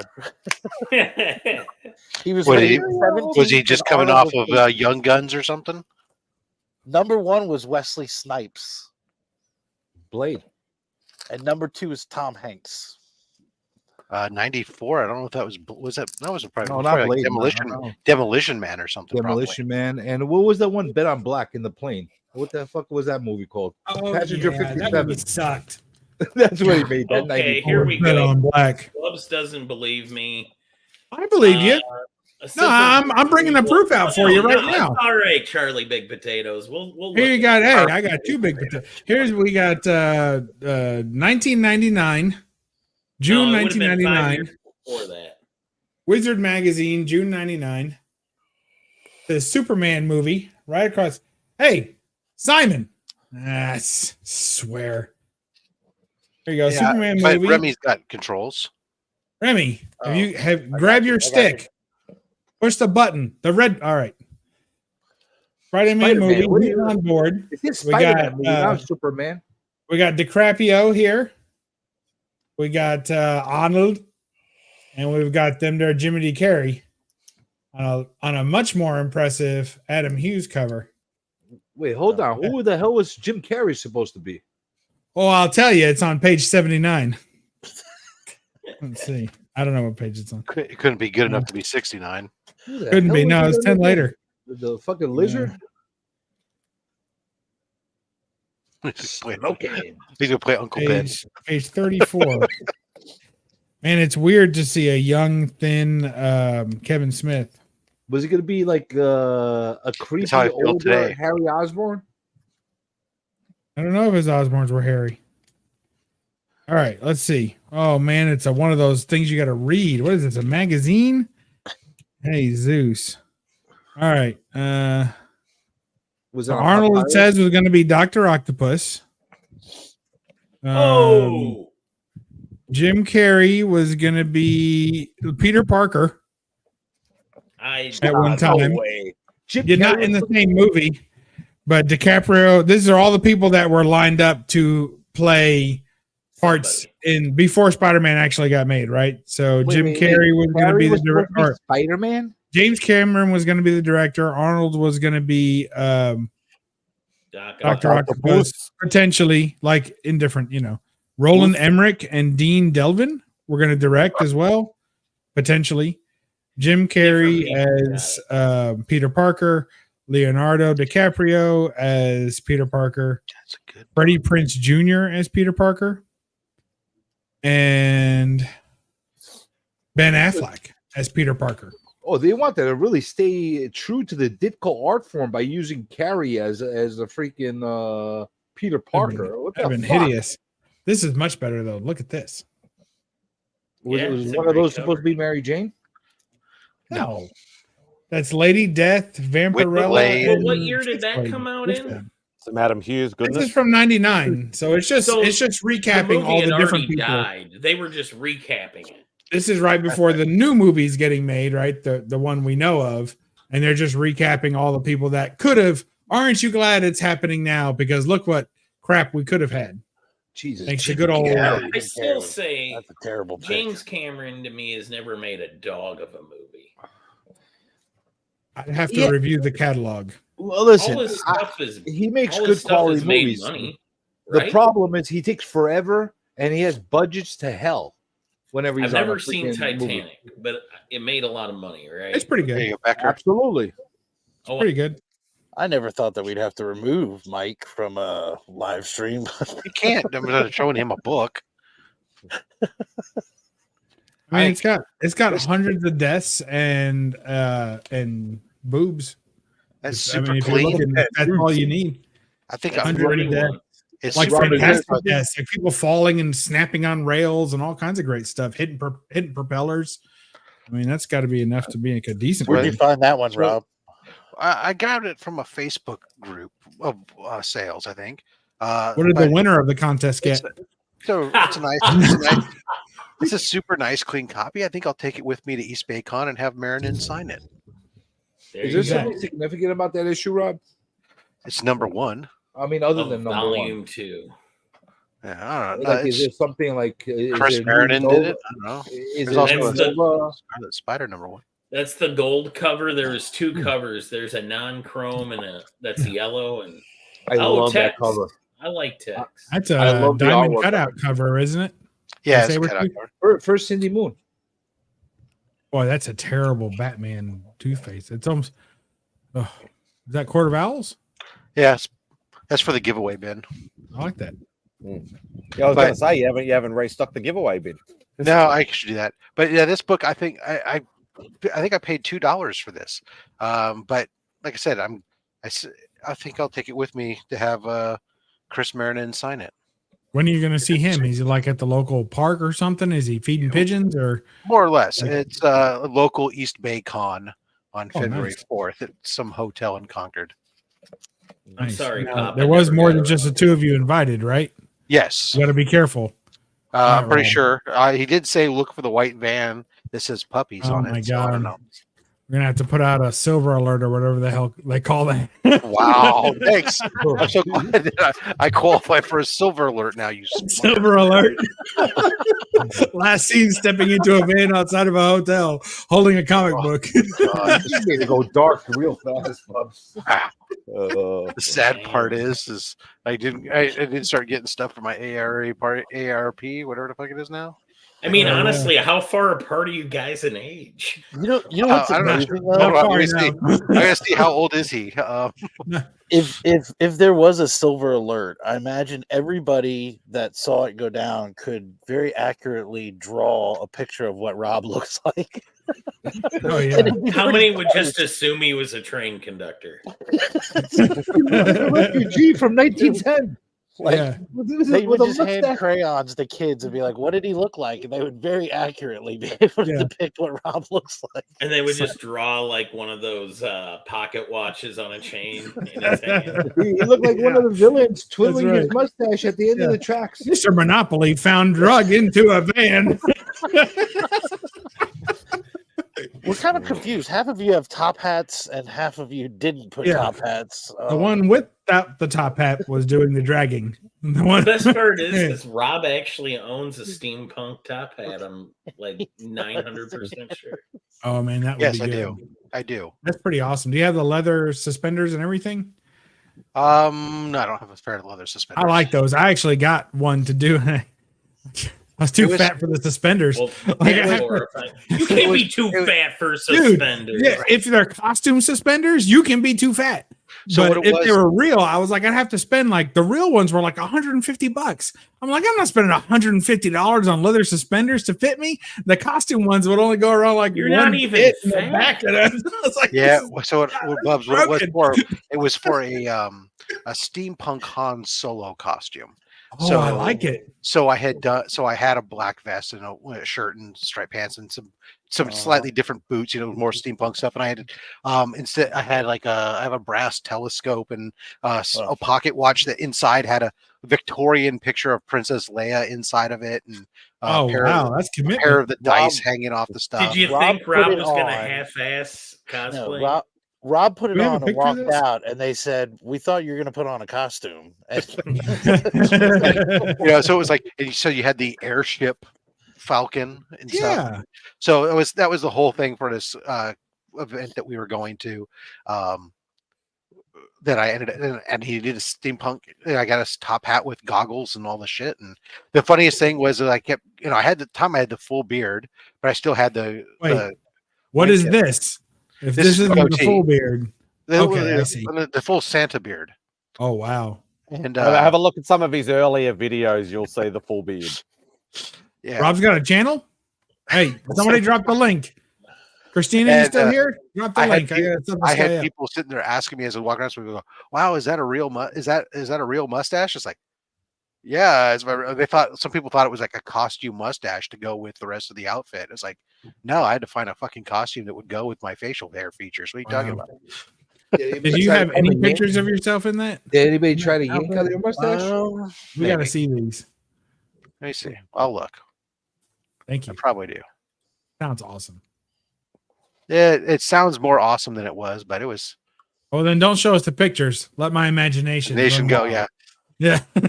It's better. It's better with a little hint. So I keep telling her. Yeah, just a little bit. That's all you need. All right, I got books. I got books today. I got a bag and board. Look at I was already going there, Remy. You beat me to it. Look at that. I just assumed you were a shop teacher when you had that beard. Or maybe like CAD. But still very well maintained at the same time. Mm-hmm. Oh, yeah. I spent a lot of money making sure that beard was straight and soft and. Yeah, but you're saving on shampoo.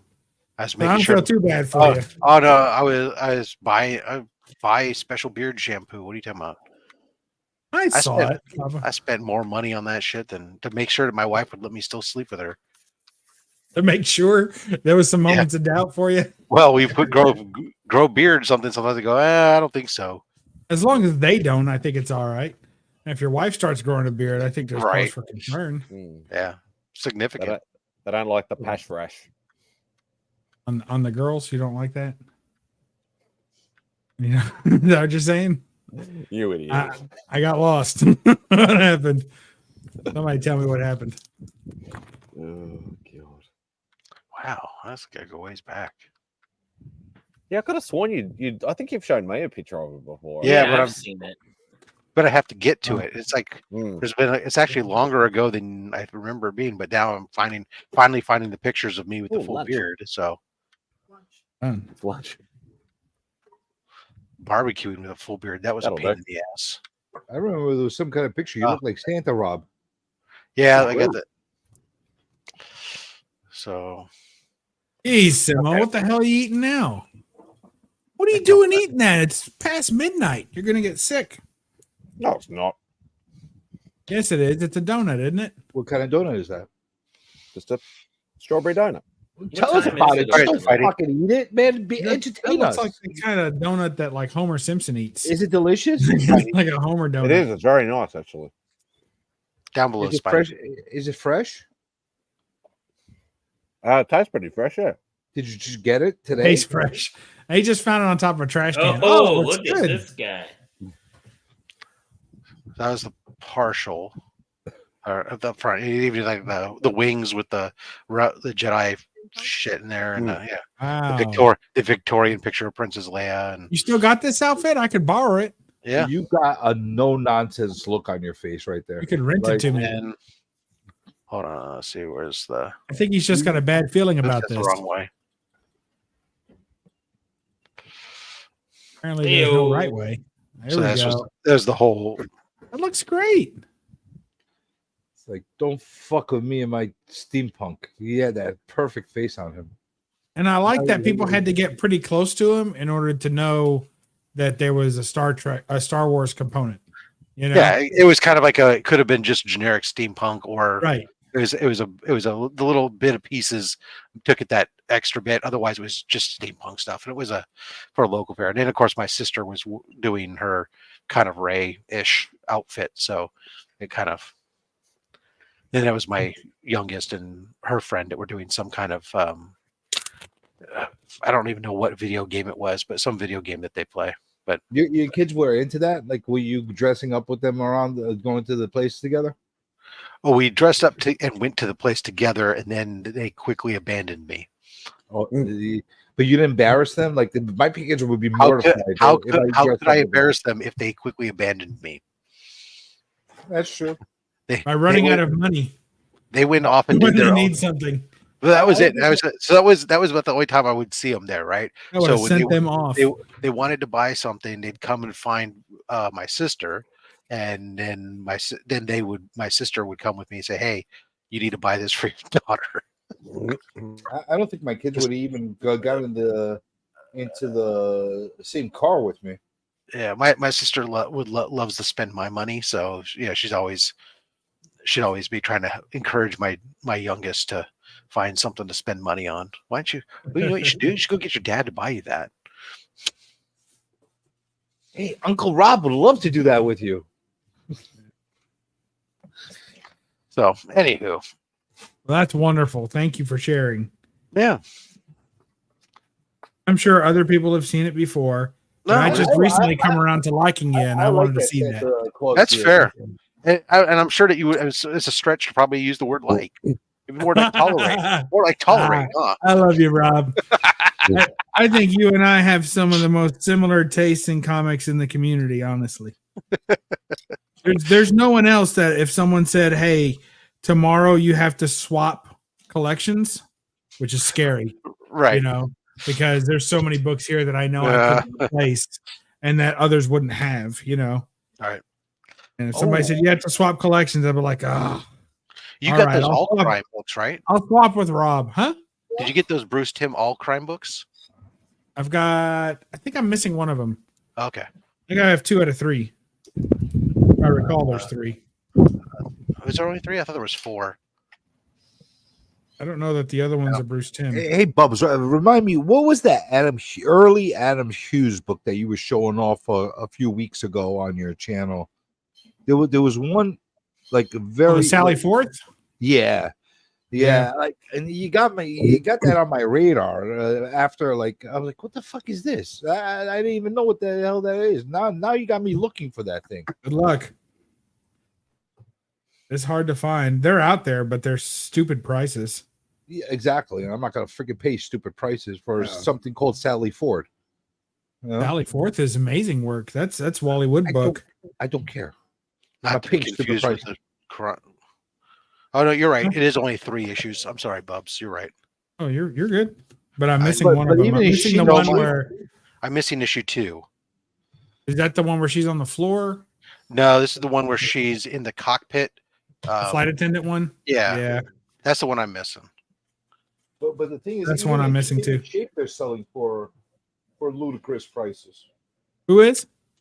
Those Sally Fords, even in shitty shape, they're selling for ludicrous prices. Yeah, they're crazy. Crazy price books. I thought so. I have issue 1 of that. All crime. That's where she's on the bed, right? Yeah. Issue 1. That's my favorite one. Yeah, I got that one signed by Bruce Timm. Yeah. That's my favorite issue. Yeah, sure. when I was the Bruce Timm signing, I'd sent that all crime along with the Out of This World And those were the 2 books I sent for him to sign. Well, everybody else was sending their Harley Quinn stuff.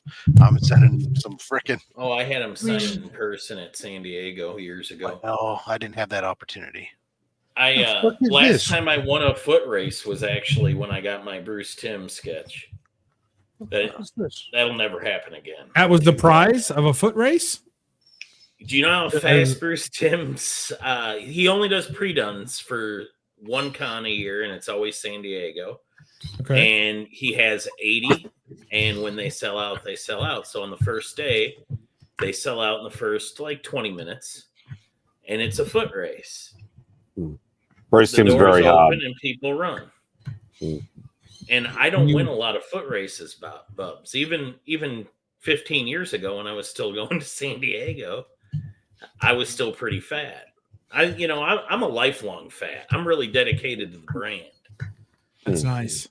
Unless you want to get more reliable that way.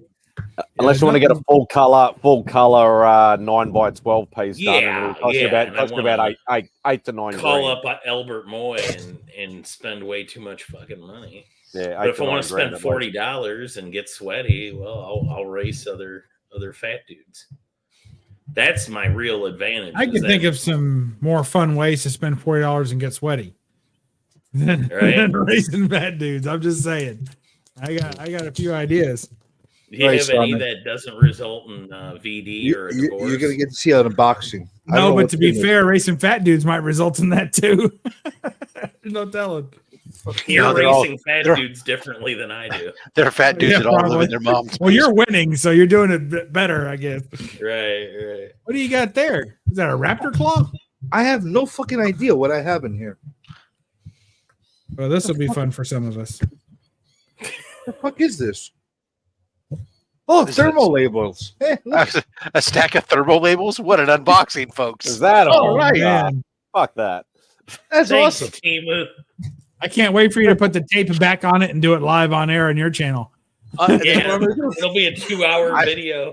I actually did have how many labels. What is this? What is this? What somebody was nice enough actually when for C3 had sent me a medium flat rate box completely packed with those 4x6 thermal printer labels.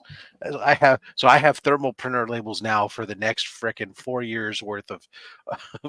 I've been actually waiting for them, so I'm happy that they came in. I just didn't realize they came in such a little box. But it depends if you only get a small amount. If you get if somebody AOKs you like 10,000 of them, then it's a little bit bigger box. I think I ordered 1,000 of them. It doesn't look like 1,000. It's not. You'd be surprised how little 1,000 is. I mean, it's a lot, but I mean, it doesn't take up as much space because it's just a stack. I got these so I could fucking print out the fucking addresses. Yeah. Now you didn't pay for these, so don't count the labels. Make sure they're all there. I did count them all. Make sure they're all there. Then write a letter to the company and say, "Look, I don't want an apology. I just want you to acknowledge that you fucked up." I just tell them. Well, yeah, you think I'm wrong, right? You think I'm fucking wrong for getting pissed at the fucking. Listen, it's acknowledge it says fucking 100 on the fucking back. It doesn't say approximately 100. It says 100. Lisa says he's gonna count them. That's right. I'm gonna go refill my water. I'll be back. I'll count these in a little bit. That was great. The fuck? I think you're out there doing. When God's you put something on the packaging and it says something, you have to stick to it. Fucking the fuck, man. Approximately. Is that what we're gonna do? Approximately. Rate of power. Approximately. The fuck, man. I'm gonna count them on my channel. I'm not gonna give you that kind of content. Appreciate you. Saving that for my channel. That'd be nice. That's the perks my subscribers get. They get to count me, see me count fucking labels. Have you turned on the pay per friend button yet? Or they call it memberships. Have you turned on the memberships yet? Don't get me started. You didn't hear me talking before. I'm not into fucking memberships, man. We asked TM about his. I scared him off. He ran off the fucking thing because I was telling him. He turned on the pay per friend button, didn't he? He hasn't got the hours yet. I feel like the whole what's that CBCS awards or whatever, the CBCA. CBC, whatever. I feel like those things really gave him a nice I don't know, like boost. Bump, like a little bit of confidence, you know what I mean? Because I feel like his production's gone up a lot and his frequency's gone up a lot. So good for him. Wait, whose frequency and who's what? TM Nerdy. No, it has not gone up.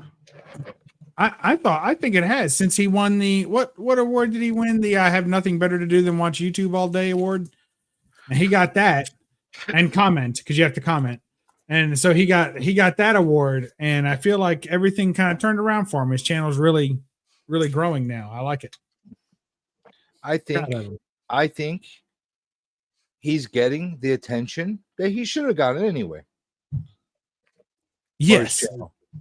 Yeah, I agree. But I think that a lot of times those community, I don't know, community hype men, I don't know what you want to call them, but the people that watch a lot of YouTube, right? That's a lot of time and dedication, and to really throw that much support around, I guess, if you will.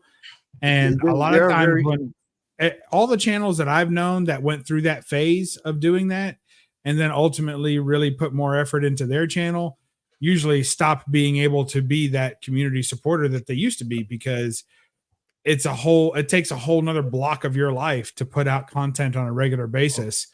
And it's harder to watch everybody's stuff when you're putting out new content all the time. So a lot of times those channels it's very difficult to balance that. Yeah, I hope it also depends what you're. I'm hearing Bub say it's hard for him to put out. It depends what you want. I like what you want out of your channel. All the time. There are very few other channels that I enjoy going and causing the host as much anxiety to as much as I do to TM. He's one of my favorite channels to go and give algebra. Oh, give me algebra. Okay. And then there was silence. Say something. Where's the cockatoos? So what about bring out a cockatoo? The cockatoo. There are worse things out tonight than vampires. Like what? Like me. Like bad weaves. God, her hair was terrible in that. Listen, I don't cause you anxiety, Papa. You cause me anxiety with all your fucking middle fingers. That's what happens. You start fingering everybody left and right. Oh. No, he has multiple through pictures and stickers and all sorts of things as well. Papa's got it all covered. He's organized now. He comes in with finger emojis and comes in like a wrecking ball, fingering robot voices, all kinds of shit.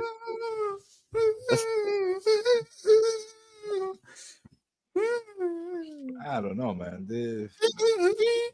No, but you sound like Australian mosquitoes. But I like the TM. It's almost like when I go in and I put that first comment in the live chat in TM's the streams. It's almost like I could see the horror like coming down on his face. Like, oh shit! I heard that. I heard it too, Rob. Did you hear it? Yeah, that's right. I did. All I heard was the horror. How filthy! But I thought that the Outback was cleaner than this, but now I see it's just one big skid mark of filth. Listen, it's not my fault. Cliff was on here. He made everything go to hell. It was a nice G-rated channel. It's a whole bunch of shit. Cliff, the fucking the R-rated man. Okay, I was waiting for how is he going to describe it? I was like, is he going to be politically correct or is he just going to let it all ride? Well, if being politically incorrect helps me to know who the hell you're talking about, I'd appreciate that. I could say gay Cliff, but there's no straight Cliff, so he's the only Cliff. Oh, so, that guy. How about Heathcliff? He was on another stream. Who's on? He was here first. He started here. Oh, okay, and he left. Everybody moved to Caroline's stream, and then some people come back, some people stayed there. Not me. She was full. Oh, I get it now. Wow, I get it. No. Look, here's the deal. I was watching Coneheads from 1993, And I was like, I've seen this. I'll go hop on a stream. There were like 4 going at that time. And I was like, I'll go hop on a stream. It's no problem. And then I couldn't stop watching it. I had like an hour left of it, and I was like, man, this is a pretty good movie. I forgot how good this was. I watched the rest of it. I don't think I've watched Conehead since 1993. I don't think I have either. I don't think I can watch it. It's since that it came time. out. You said you wanted it. We're going to restock the box. There we go. All right. So I think we'll just grab some books. So we'll restock the box with this 50-cent piece of goodness there. The DC Superstars Giant presents Strange Sports Stories. Oh, I like weird shit like that. Is that Brian Boland? I have no idea. No, I don't think so. I don't know. He usually signs them. I like books like that make you think, why the fuck did you make that comic? Yeah. So I could enjoy it. So Superman and Batman are striking them out. How about we'll throw in some Dark Horse Presents? That's Some cool. I like that. Xenomorph. I like that a lot. I like all that old Dark the Horse non-event of the year. Oh my god! You should make that as a top book and put grand prize on it on a post-it note. Punisher Annual. Punisher Annual. Was that the one Should where I punish? Was that the Punisher, one where Catwoman? Punisher Annual? Cool. Oh boy! Yeah, he's Punisher Annual. Anal. What'd she ever do to you? Anal. Oh man, That was a cool cover. Blue Devil Annual #1. Was that book? Was that Batman book the one that Catwoman castrated Bruce Wayne by leaving the altar? Yes. Okay. Is that an armadillo at the bottom of that book? That's why I said Rob? That's why I said it was the non-event of the year. Is that an armadillo at the bottom of that book? What is it? Looks a like baby it. dinosaur? Maybe a baby dinosaur. Maybe. Look, Rob, can you move through these books a little quicker here? Some of us got a pot pie in the oven. Dark Horse Comics there with the Predator. That's a great one. I love that one. Is that a photo or actually drawing? That's a drawing. That's a photo or whatever. It's the original. It's an actual photo of the Predator. Yes. It's the first ever real photo of the Predator. Jimmy Olsen, number 91. That is one hell of a terrible Superman chest. God, that's horrible. Where's Grey Man? Grey Man loves his. That's who I felt got patterned himself off. I'll throw in there. Hey, there's a winner. X-Men #1. I always say when a 9.8 X-Men #1 hits like $150, that's when you know the comic market's inflated. That's right. So there, Detective Comics. Mayho cover. I reckon it's a Mayho cover. There's an X-Men #5. Lee Brohemio. Oh, see, that book should be $150. That's just an awesome cover. I like that. A Web of Spider-Man. Yay! There we go. Where's Cliff?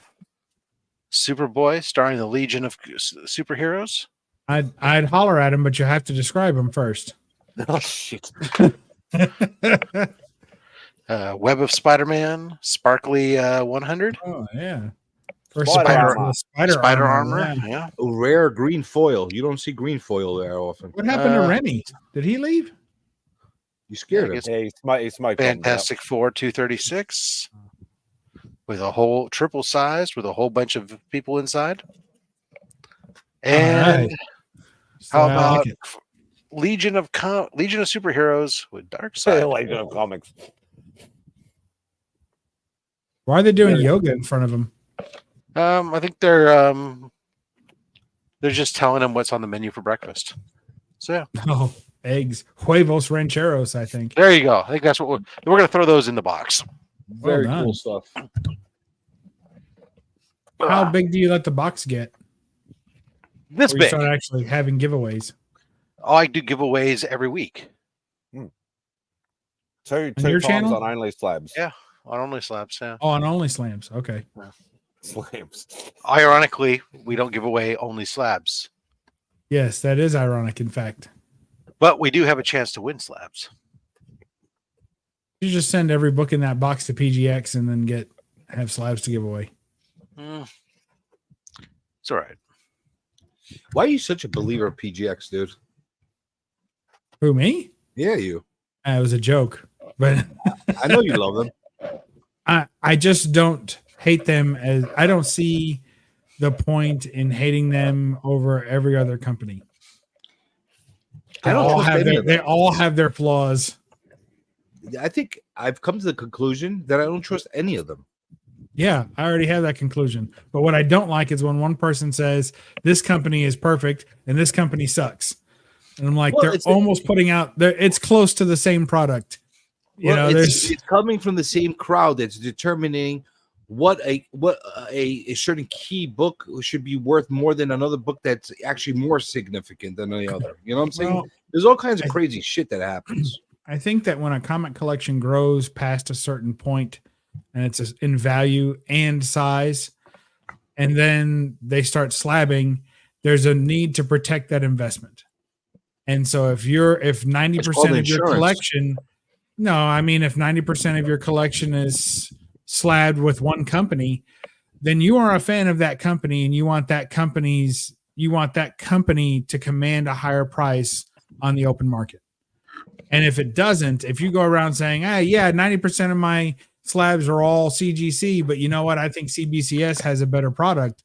Well, then it begs the question, why aren't you using that? You know what will fix this whole grading company problem and all the problems that we're having?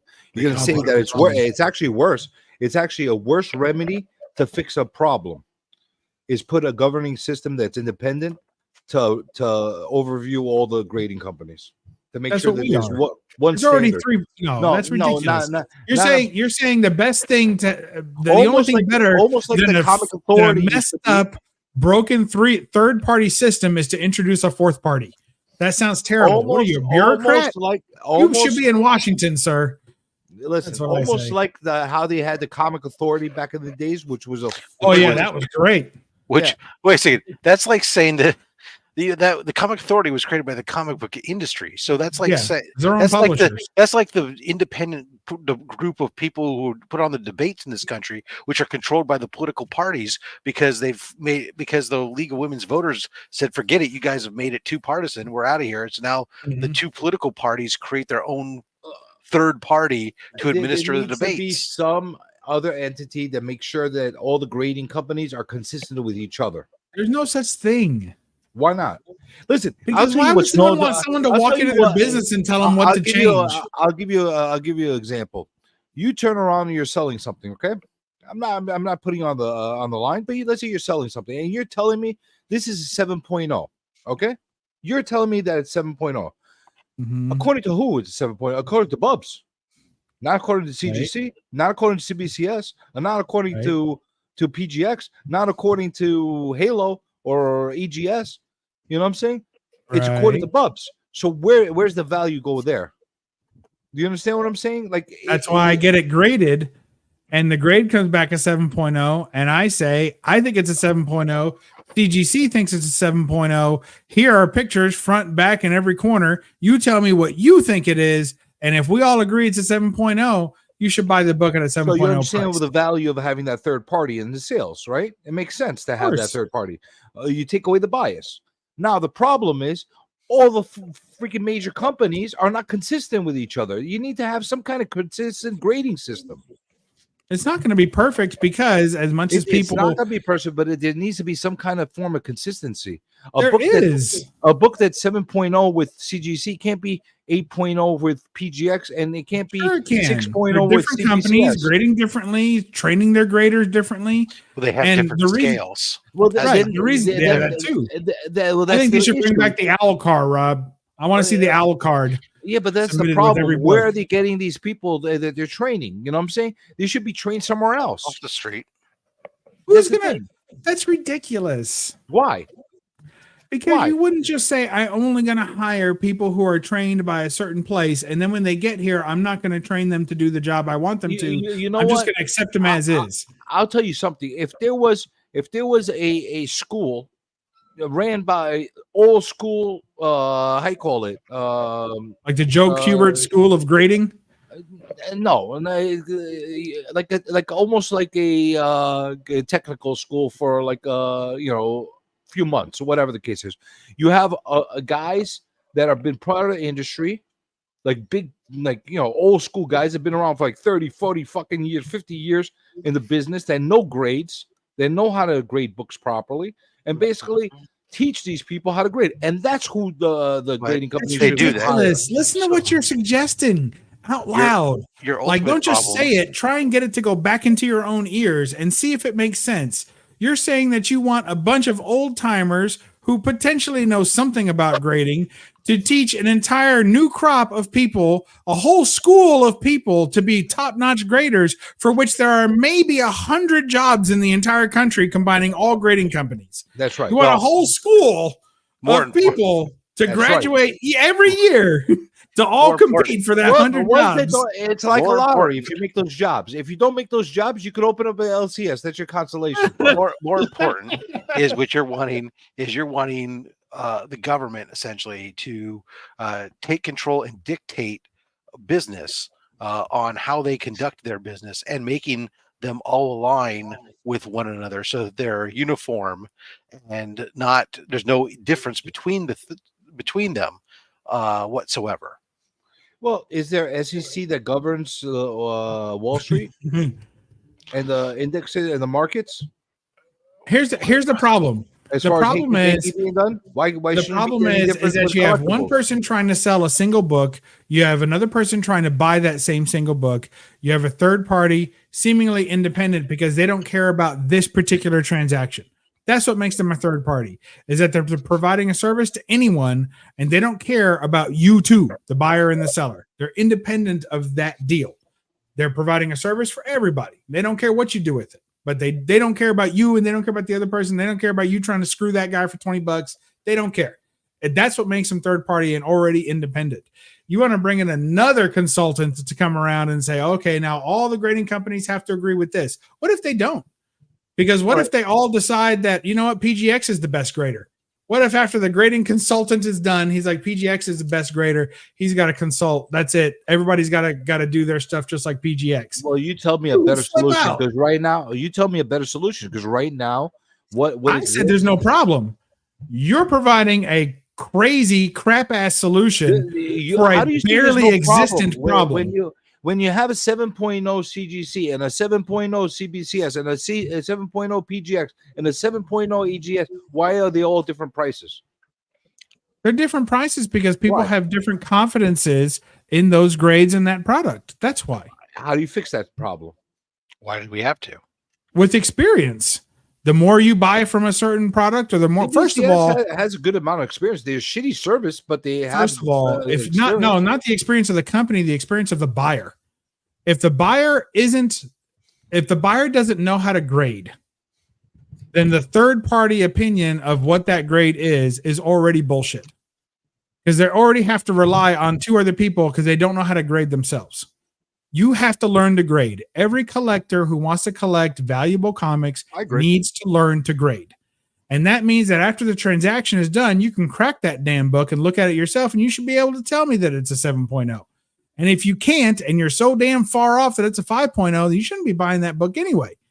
You should be paying it. You learn to grade. Everybody learn to grade. That's the fix. That's the only fix. Well, if you're serious enough of a collector, you should know the basic fundamentals of grades.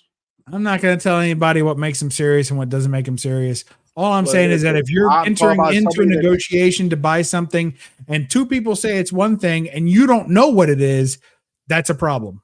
Because when the book becomes a certain value, you should already start to be learning what goes into creating that value. And if you can't determine that, then you need to practice that before you start buying big books that you could potentially lose your ass on because the seller knows that it's not a certain grade. CGC screwed up the label, and now you have something that you paid way too much for because you're unable to detect it.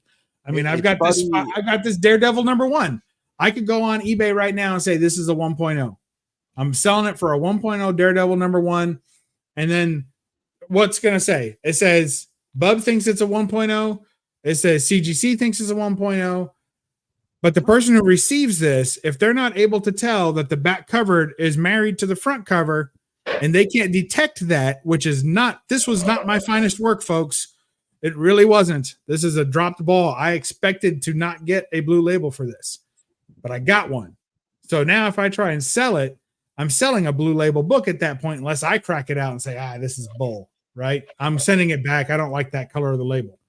So people make, companies make mistakes. People are deceitful. Sellers can be deceitful. A company can make a mistake. So you as a buyer have to know what you're buying. You have to have an opinion of that grade. You have to be able to look at it, evaluate the company's work, evaluate the seller's word, and see if it is what you meant to purchase. And if not, you return that fucking thing. I didn't know there was a 9.9 cap 100. How is that possible? A 1967 book. 9.9. How is it possible for a 9.8 bloody Amazing Spider-Man #1? Because a 9.8 will offer you some flaws. 9.9 is basically flawless. I still don't know what the fuck the difference is. By the simple nature of the fact that it's not a 10.0, there's still flaws.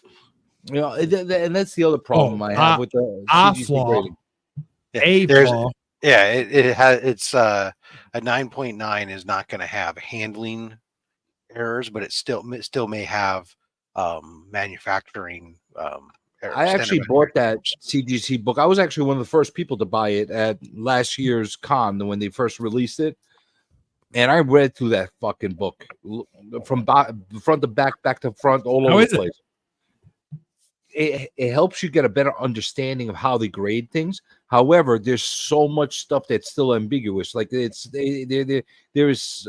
like, what the fuck makes a 9.9 and a 10.0? What's the difference? What is the difference between a 9.8 and 9.9? Show me. Like they don't, because the 9.8 in CGC's world, a 9.8 going to a 9.9 or a 10, because every book starts at a 9.8. They have to have what Matt Nelson has described as plus attributes, which is a ridiculous statement, and that is that every book is assumed to have certain handling and manufacturing errors, right, that just occur from the fact that they ran through machines and then were handled and shipped. And the absence of this evidence of these things is what makes it either a 9.9 or a 10. So it has to have these plus attributes, which is really bizarre. Whereas other grading companies, again, if they use the PGX example, they start every book at a 10 and they start subtracting based on observable defects, as opposed to having, does this have mysterious plus shit? So as a result, there are more 10s and 9.9 PGX books out there that exist than there are CGC books, simply from the standpoint of that they start their grading at a 10 versus starting at a 9.8. Well, I have to agree with PGX's mindset on that, though, because I do you start from like a pristine book, and then you start deducting, right? Yeah, you don't start it with deductions already there and have to say, well, I have to not observe. Yeah, but there are people like that. I mean, do you ever have one of those teachers in school, or it really was bad in college too? But they were like, why did I get an A- on this? If I start you at A, how can I? Yeah, because it could always be better. Nothing's ever perfect. Like, yeah, but the grade does exist, right? So, nothing's ever good. Nothing's ever perfect. You need room to improve. Like, there's people out there like that. So, yeah, they're just those are the kind of people that are happy that they start with a 9.8. Then when you give me a 9.8 on a CGC label, tell me why I got that 9.8. Write a grader's note in there, so I understand what the problem is. Well, that's the problem. As we know, that's they don't require graders notes from any book. That is the biggest problem I have. The understanding of why it's graded, and because how many people get these and they don't know, and they're cracking and opening, not knowing what the problems are. So where do you send your books for grading, CJ? I've only used CGC. Okay, all right, thank you. That's hey, hold on. I'm gonna spare everybody. I'm gonna change the subject just a little bit. No, hold on. Listen, because I want your opinion on this. I've only sent them through CGC, but I own books from all kinds of grading companies. It's not only CGC that I. All right, no, but I'm just saying it's kind of funny when you sit there and say you don't like the way they do something, but they're the only ones you've used. What have you seen me send in? Majority. Signed witness books. That's basically what I've been sending in. Oh, all right. I need your guys' help on grading. Today I bought a book. And I'm excited. I was really excited when I bought the book because I got a fantastic deal on it. I mean, absolutely fantastic. But the problem is I was buying it as an upgrade to another book. And I'm not I believe it might have been a lateral move. I think I now may have two books that are the same grade. So I need you guys' help to tell me what you think the grade may be on each of these books. And whether you think they're the same grade or you think one would naturally grade better. And if you'd like, tell me what you think CGC will grade it or what PGX will grade it or your preferred or whoever that, what is that, BSS or whatever, the one guy that prints his labels in his garage. EGS. Yeah, that one. So you tell me. But I want you to look at these books and tell me what you think. First, it's kind of hard to do that though from a camera, but no, it would be, except I'm going to tell you all the information I possibly can, including the stuff you can't see, and that should be enough information to get close. I mean, no one's going to hold you to this. All right. So here is the book that I had originally. Okay, this is my original copy of Silver Surfer #1. I'll take it if you don't want one of them. Now you'll notice it's extremely faded from here up. From here down, yeah, because the red's very predominant down below, but up top is you can really see that. There's no tears in the cover. There's some bends and some creases and a lot of color breaking things. Lots of color breaking. It has a nice square edge. Now, when you get down to the bottom, you can see some breakup there. It is cover nearly completely detached. Only this portion right here is attached. Okay. So from here up it's detached and from here down it's detached. Okay. That right here it's holding strong. There's fibers holding strong, man. And it's a nice flat book and there's no doesn't matter. Nothing else matters. Once you have a tear longer than 1.5 inches or a cover separation, we know. So there's this book, right? Probably the wall for a long time. Well, no, actually, my wife told me today because that's what I said. I said somebody had this on the wall forever. She's like, no. She said, I think it was in a shop. She said, I think it was a rack, and another book was blocking it right there in a rack. Not Baghdad, but in a rack. Okay, rack or whatever. Yeah, that makes sense. So you can see the other book that I picked up today. Yeah, definitely a little bit redder. That one presents better. Yeah, this thing has amazing color. However, we've got a little bit of breakup up here, like some peel away. Yep. There's a tear right here. How long is the tear? I'd say 3/4 of an inch, half an inch.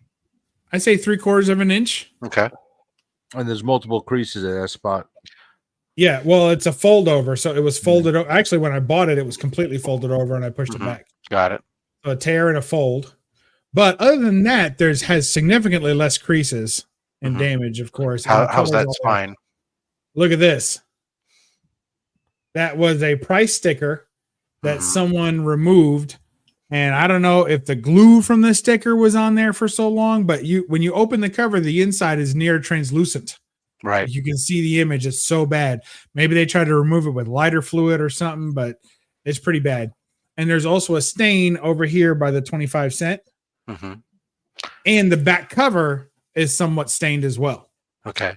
Nothing big like that. Nothing big like that, but there's a lot of general tanning, if you will. Right. But is the spine is complete?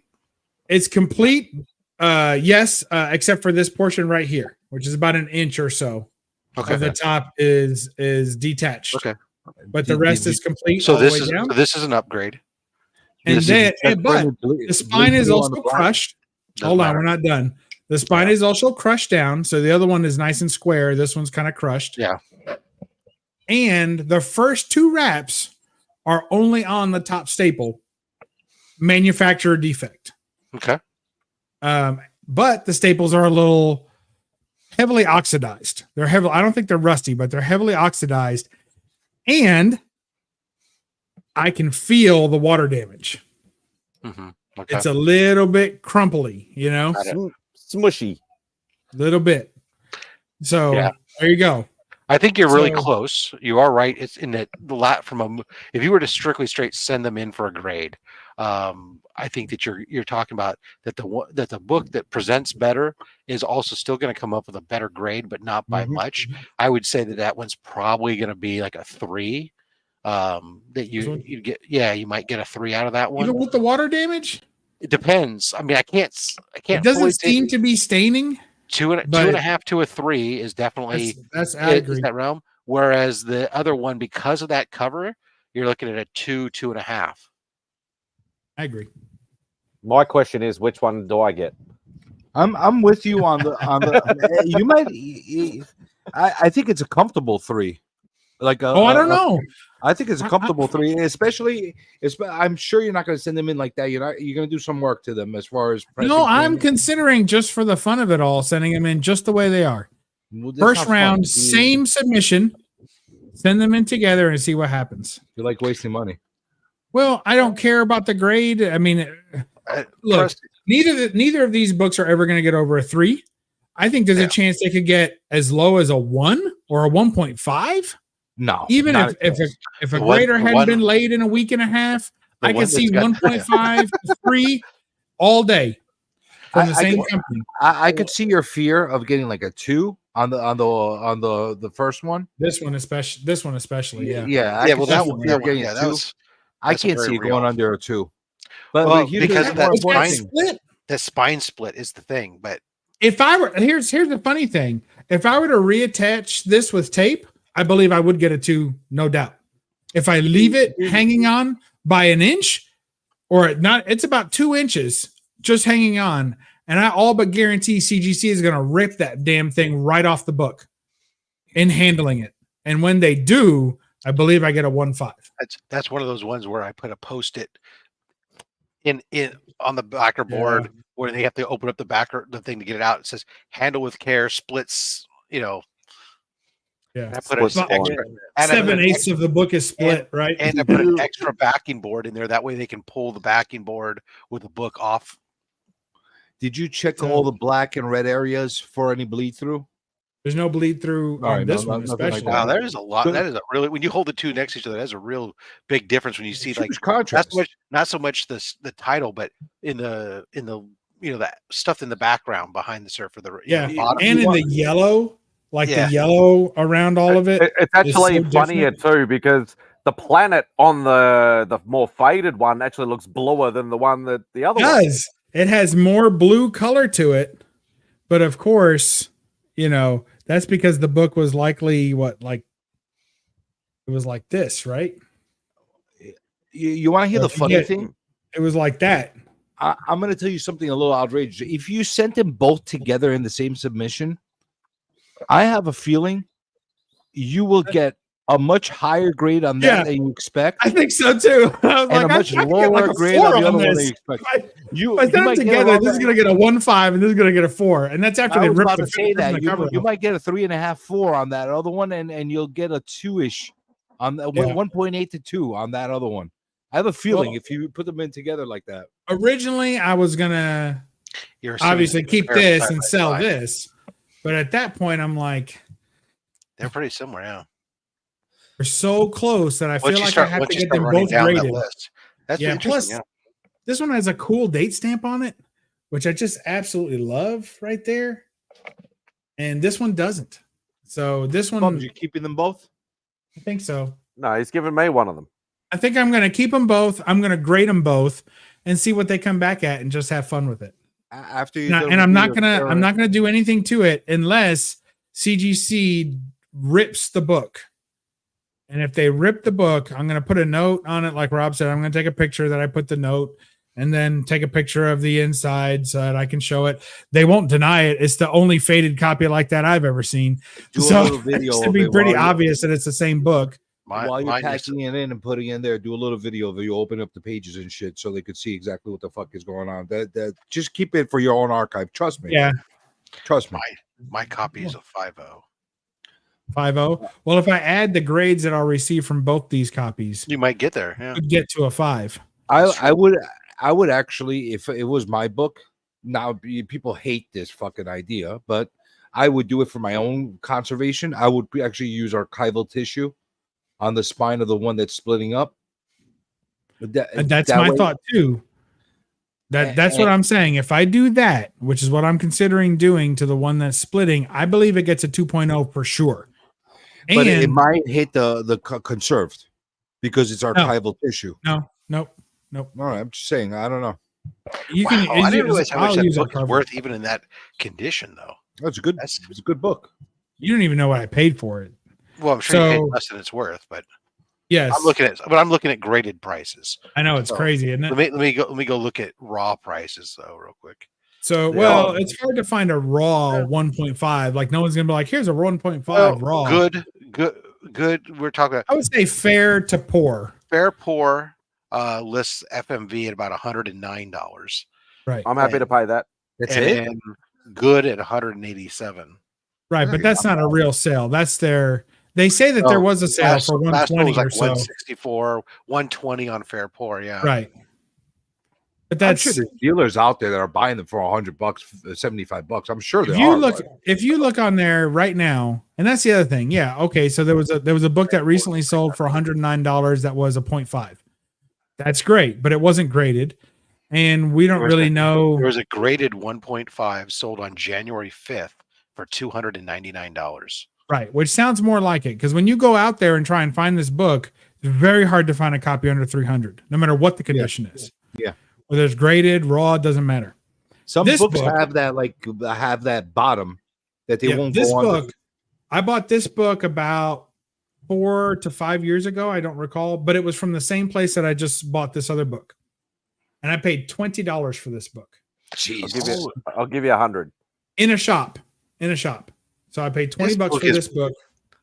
This book has spiked big on. Yeah, it's crazy right now. There's a lot of sales that are like January 2024 and December 2023, and I'm looking at this.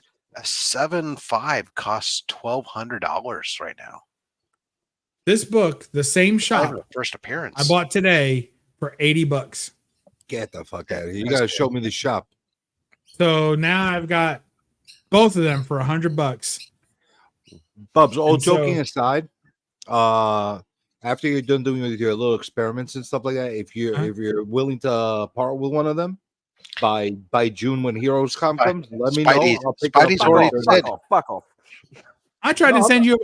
I sent pictures from the shop to Spidey today, and he's like, of stuff. I was like, maybe he wants to buy some of this stuff, and he sends back. He says, "Awesome." I didn't know. I thought you were just wanting you this or not. What do you think I'm at? Like, just I'm standing here in front of it. I was like, maybe I'd like your stuff. You will never find those some of them prices. didn't have tags. Some of them did have tags. Oh yeah, but the prices were the prices were amazingly good. Did you read the prices? I couldn't zoom in far enough to see. All right, well, let me ask you this: American dollars to help me out. Yeah. Ballpark it for me. What is there? It looked like there were 3 sizes of busts. There were busts that were about like yay big. I don't know, 5 to 6 inches tall. Like it's depending on, because they started getting physically bigger the later the phases happened, but it also depends on the characters too. Because some of the later ones, pretty much when they first started in phase 1, most of them had like no arms. The back was hardly detailed at all. The bases were very basic. Mm-hmm. When they got to like phase 2, they started adding arms. Phase 3 and phase 4 and phase 5, they started getting really, really elaborate. Yeah, so like there's a Maestro or whatever that's huge. Yeah, that's like that was like phase 4 or phase 5. So what are the prices of these things in general between those different phases? Honest, I haven't looked for a long time because I haven't bought any for a long time. But some of them that are fairly low, like I reckon that Maestro one, you could probably still charge maybe 150 to 200 US, maybe a bit more, because that was it was so new, right? It was newer, but it was also, I think it was only like 1,000 edition run as well. But yeah, I was trying to look at those tracks. I was trying to zoom in to see the prices, and I couldn't see them. Oh, I thought you could see them. No, I couldn't see them. I'll tell you this much: you're never gonna find prices like that in New York shops. The Maestro was $129.99. So That's pretty good as far as I know. As I said, I haven't looked at pricing for a long time. And I get a 25% discount at this shop. Did they have the boxes and everything to go with them or not? No, a tornado that massively cuts the price. A tornado took out the house. And this was all that was left was his collection that he had in one box that was not in the attic. And actually this is what he had displayed in the collection. And tornado took all the boxes. I don't know about modern stuff, but I know with a lot of the Bowens and a lot of the early like Dynamic Forces and like the Clayburn statues and stuff like that, if you don't have the box, it nearly almost cuts the cost of it in half. Like it's ridiculous. I'm sure you counted the pages. I'm sure they're complete on both those books. Yeah, yes. They're complete. You know that on the Surfer one, a 9.8 sold 2 days ago for $132,000. Wow! Yeah, I saw that. Somebody posted that on Instagram today. I was looking at cover price. It's showing up. Yeah, Surfer's getting his respect. Surfer's definitely getting his respect. I just want a raw, low grade, affordable copy that's complete. That's all I care about. I'm glad I bought my copy when I did. There's a shocker that was at the shop, and that's like a phase 2, so that's a really early one. And he only wanted 60, $59.99. Yeah, so that's still like those sort of prices would be reasonable. For no box. With no box. Reasonable with no box. If he had the boxes and like it was all complete like that, that would be an absolute steal of a price. Yeah, no boxes. But still pretty awesome. Yeah, that's exactly the same, Papa. Yeah. Actually, I reckon with Funkos, it's probably even worse. Look at that Iron Man. Yeah, so they were one of the ones I was a little bit like when I sent the extra messages. Wasn't sure if you had it. The Maestro and the two Iron Man ones. One's the space armor and the other one's the underwater armor. Those are the ones that I'm a bit unsure whether I had or not. Oh, okay. But I knew nearly all of them I had. Iron Man was only $79. Yeah, so that's good pricing, but yeah, no boxes really does devalue it a lot, which is crap, but it is what it is. If you're going to display them, though, and if you're going to get them shipped to you from the States, well, be easy to just bubble wrap the hell out of them and throw them in a box. 90% of I own probably over 400 Bowens, and 90% of them came from the US. You should do a video on your Bowen collection sometime. Yeah, that might be a good idea. People might like that. I had bought a few of those Bowens back in the days. My son has them all in his collection, like Giant Man. I remember getting with the little wasp on it. Nice. Yeah, that was nice. That was a phase 1 bust. Yeah, Rob. Only phase 1s I had. I've sent Rob down a rabbit hole of Silver Surfer 1. Oh no, he's got one. He's got one. I have one, but he's just fascinated by the value of it now because I moved on. I'm just doom scrolling through IG right now. Look at this. It's a great book. I love it. So that was always the highest demand of those big premiere books back in the days. Believe it or not, the second most wanted was Captain Marvel, which is now shit compared to everything else. But that was always a big demand book back in the days. Oh, sorry. Now it's Iron Man right after Silver Surfer. I bought my Iron Man 1 when I hit the YouTube auction scene during COVID, and I'm glad that I did because now at least it's a book that because I don't own any #1 Marvel books besides Iron Man 1 from the Silver Age, and obviously Cap 100 I would classify as a #1 sort of thing, but yeah, I guess so, yeah. Back in the days, you know what didn't get any respect? Zero respect. Iron Man and Submariner are #1. Yeah, well, sorry, I own a Submariner #1 now as well. Sorry, Iron Man and Submariner are #1s I own. Well, at least it has some value now. That you can find it for like not after the movie. Yeah, but I'm talking about from going from the $5 bins to I do still want that book. I like the cover too. I like it too. I have a copy of that, but it's. I actually was lucky enough to find a copy finally, and that was when the time Rob was trying to sell his slabbed Submariner one, because he offered it to me, and I'm like, I don't want that higher grade. I can't afford that. Yeah, well, I eventually sold it. Yeah, exactly. I'm watching that one. Like I'm missing that one. Which one? The Submariner one, the Silver Surfer one, from those big premiere issues. Yeah. So I'm watching them. Submariner, I'm going to pull the trigger any day now because it's got so ridiculously low. At a higher grade. Like I was going to buy it like a 3, 4, a 5 at one point. I'm like, I might as well get like a 7, 8 right now because they're so damn cheap. That's exactly why I pulled the trigger on those Eternals, the 9.2 and 9.4 Eternals. They're like $40. I'm like, come on. It's like, I'm still scared of the Eternals. I still wouldn't mind owning an Eternals one, but burned the shit out of me, man. I got like multiple copies of that Raw. I got one in an 8.0. I got one through $120. 1 through 5 in either a 9.2 or a 9.4. I'm happy.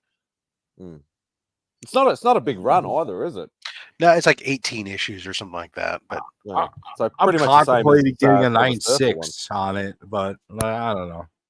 Hey, like I said, it's was just 18 issues. It was just the price. The price came down. The lower 9s were like stupid cheap compared to, like, once you get to the 9.6, people still wanted like a decent premium. Whereas like, I was like, okay, hey, you know what? These are cool covers. They're cool books. For $40, I'm down. Yeah, but the 9.6 are going for around $300 right now. That's why I said I'd go with a 9.2, 9.4. It's like, I'll take the. I find that nexus of value. Yeah, I agree. I don't know if I'm going to pull the trigger on another Eternals, I'll probably pull it like, because I got so many freaking copies ranging all over the place. It'd have to be at least a 9.6 in order to tempt me at a great price. Like if I could get one for like $200, I'll fucking buy it just to have it. But I'm not jumping over myself with the Turtles. They burned the shit out of me. I'm not asking anybody to. I'm just saying that's why I picked them up. That's all. No, for those prices, great. Whether you got it, I just got a real action grind with the Eternals. Like what you want. Don't listen to me. Son of a bitch with the Eternal movie. I like that movie. It wasn't bad. Hey, I've liked these movies lately. They've come out. These movies didn't do as well. And they've helped drive down book costs. I didn't think Eternals was as horrible as they made it out to be. No, it wasn't. But because people perceived it as that those books crashed to earth. Just like Shang-Chi. I thought Shang-Chi was, up until the last scenes, like the last part sucked. But I really enjoyed the whole and let me movie. tell you, I really like where that book's prices are going. That's on my radar now. Is that dropped too? I've been hunting that book for a while. So I got a copy of that. But the Marvel Special Marvel Edition number 15. Yep. Right now, I'm targeting. See, I can get a 7.0 for like 175, an 8.0. I'm looking for an 8085. I can somewhere around 225 to 250. I need to hit eBay or something because it's.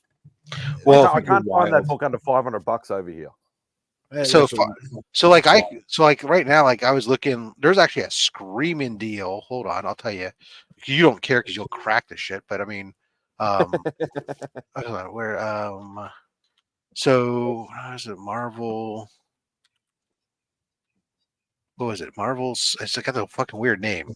Special Marvel Edition. Special Marvel Edition. Sorry, 15. Yeah.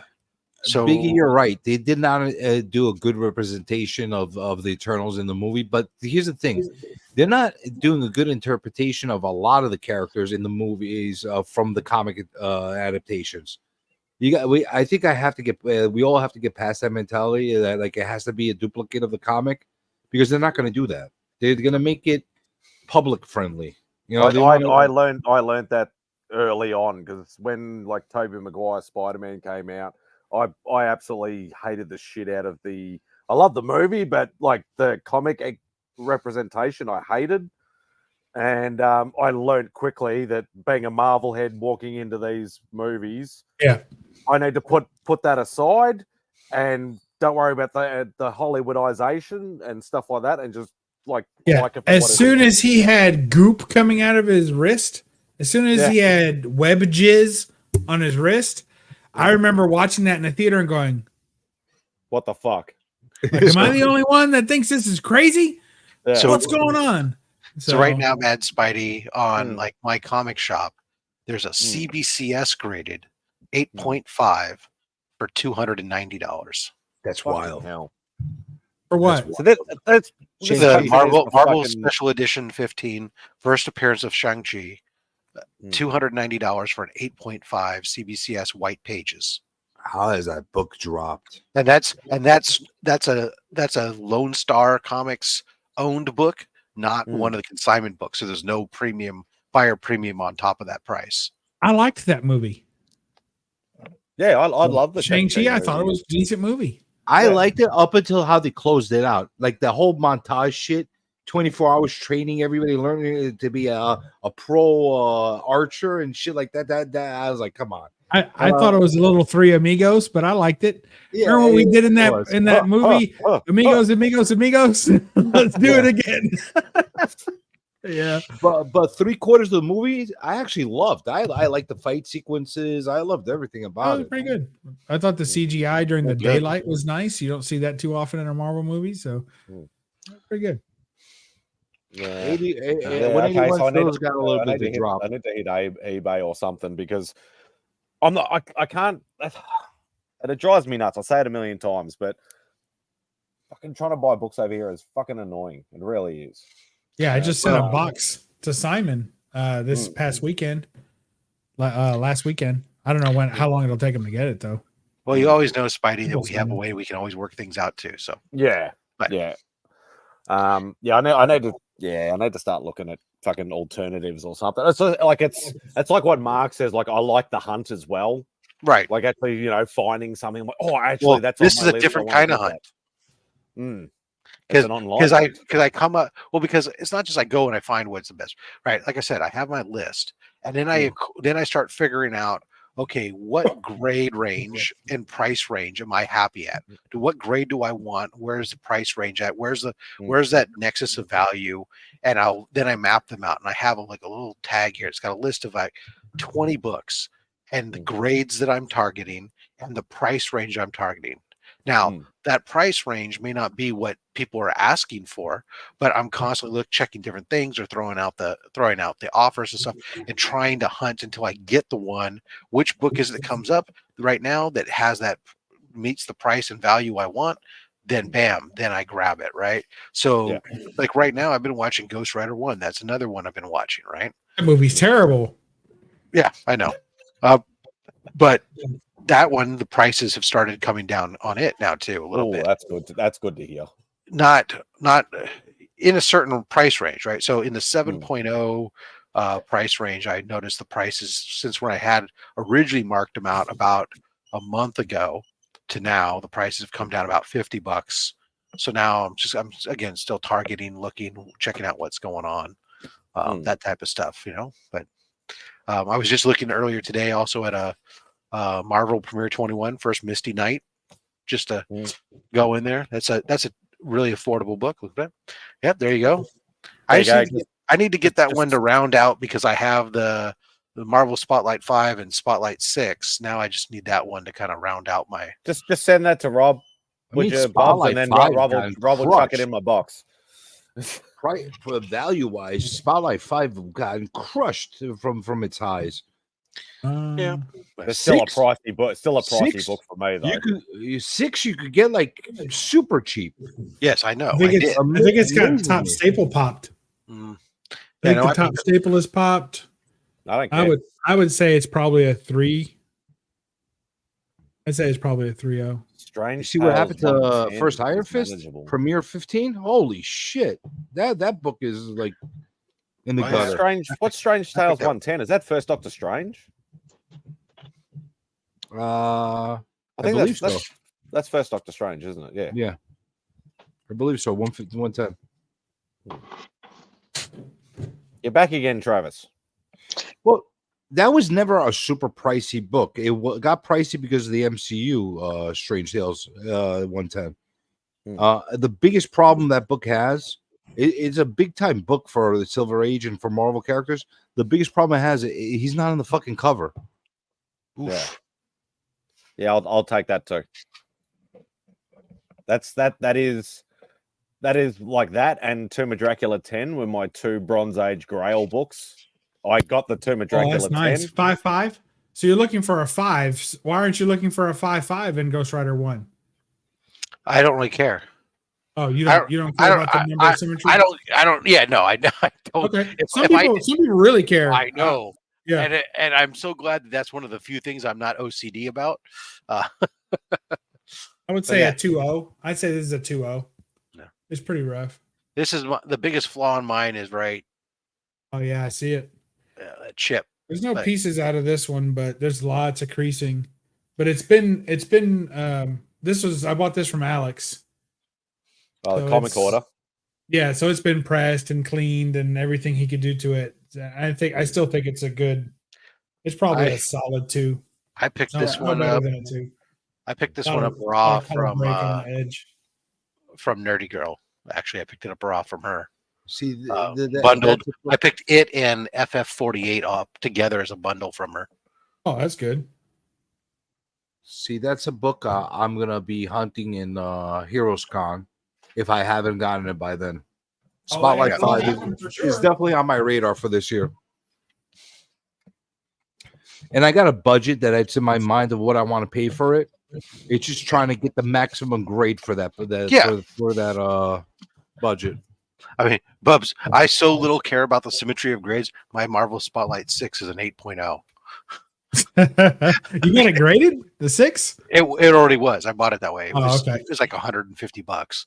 But I don't generally. You don't grade like second, third, fourth appearances, do you? Unless it's first. Like the only time I would grade a second appearance or a third appearance is if it was first in title, like if it's a number 1 issue or something like that. Yeah, like my ASM 1. Yeah.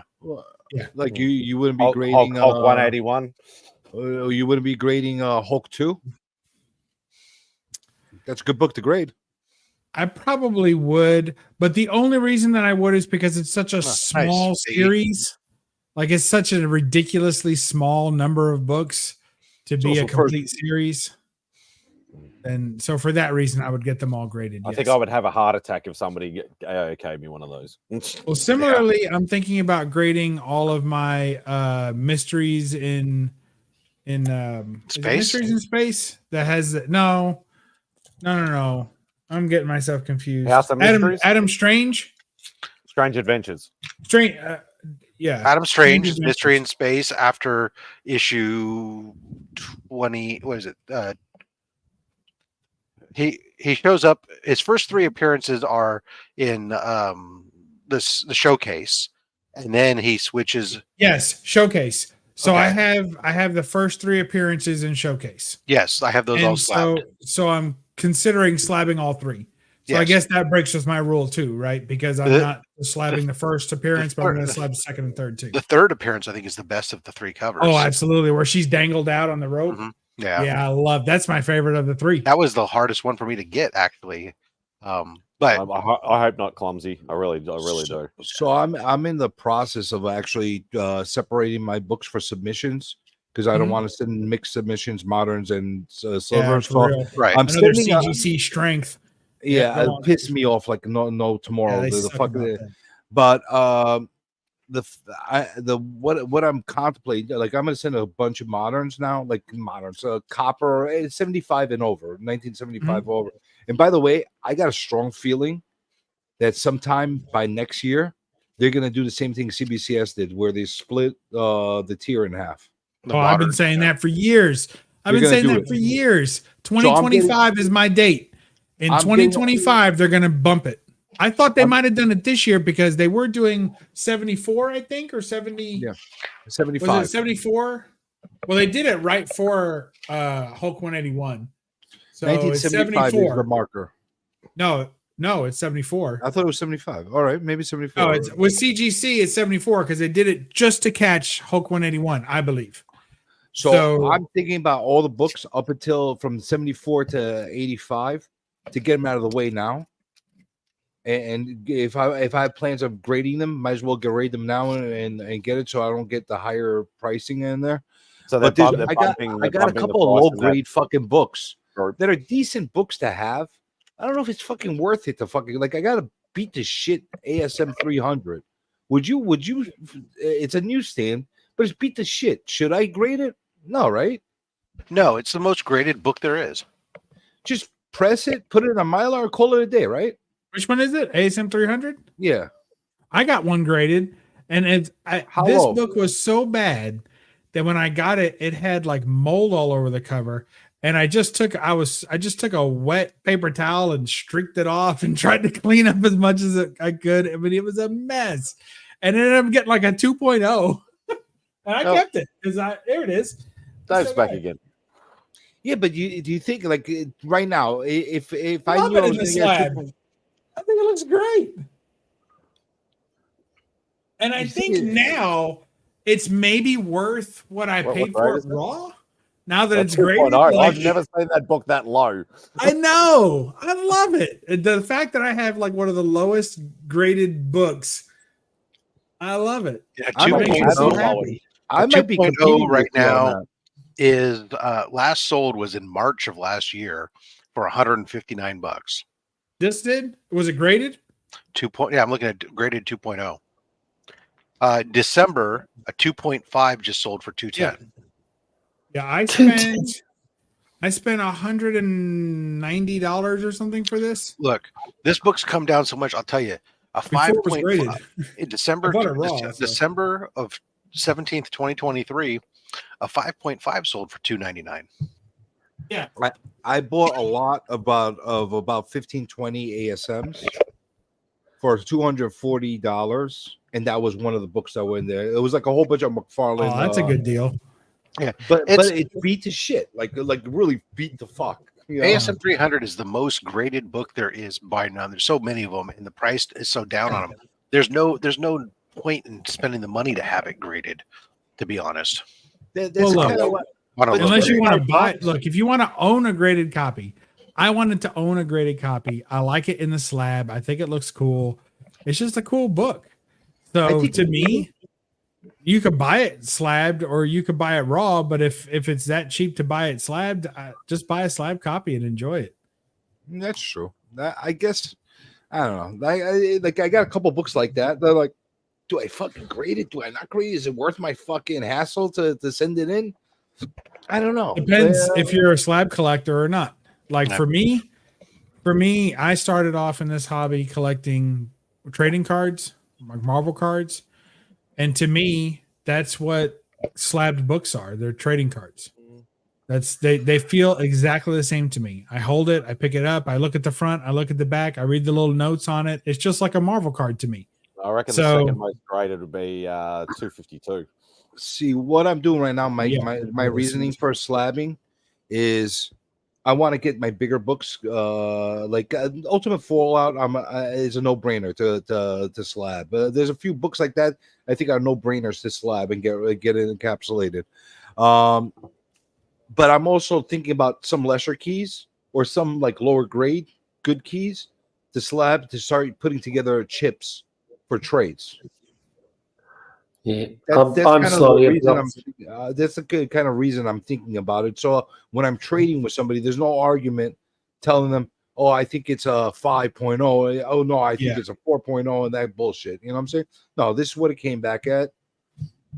You want to trade or not? You know, that kind of thing.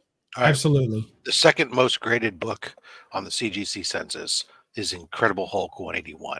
Oh, it is. There we go. Well done, Biggie. Good call. Then it's X-Men 266, Batman 427, GSX 1, Secret Wars 8, ASM 252. There it is. There. So Daredevil 181, X-Men 194. Daredevil 181.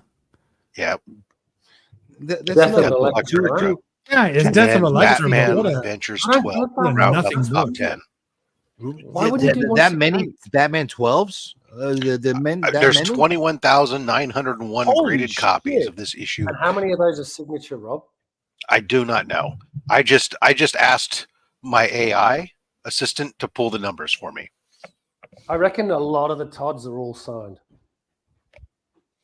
But there's a lot of Spider-Man on that list, but that's what's coming up.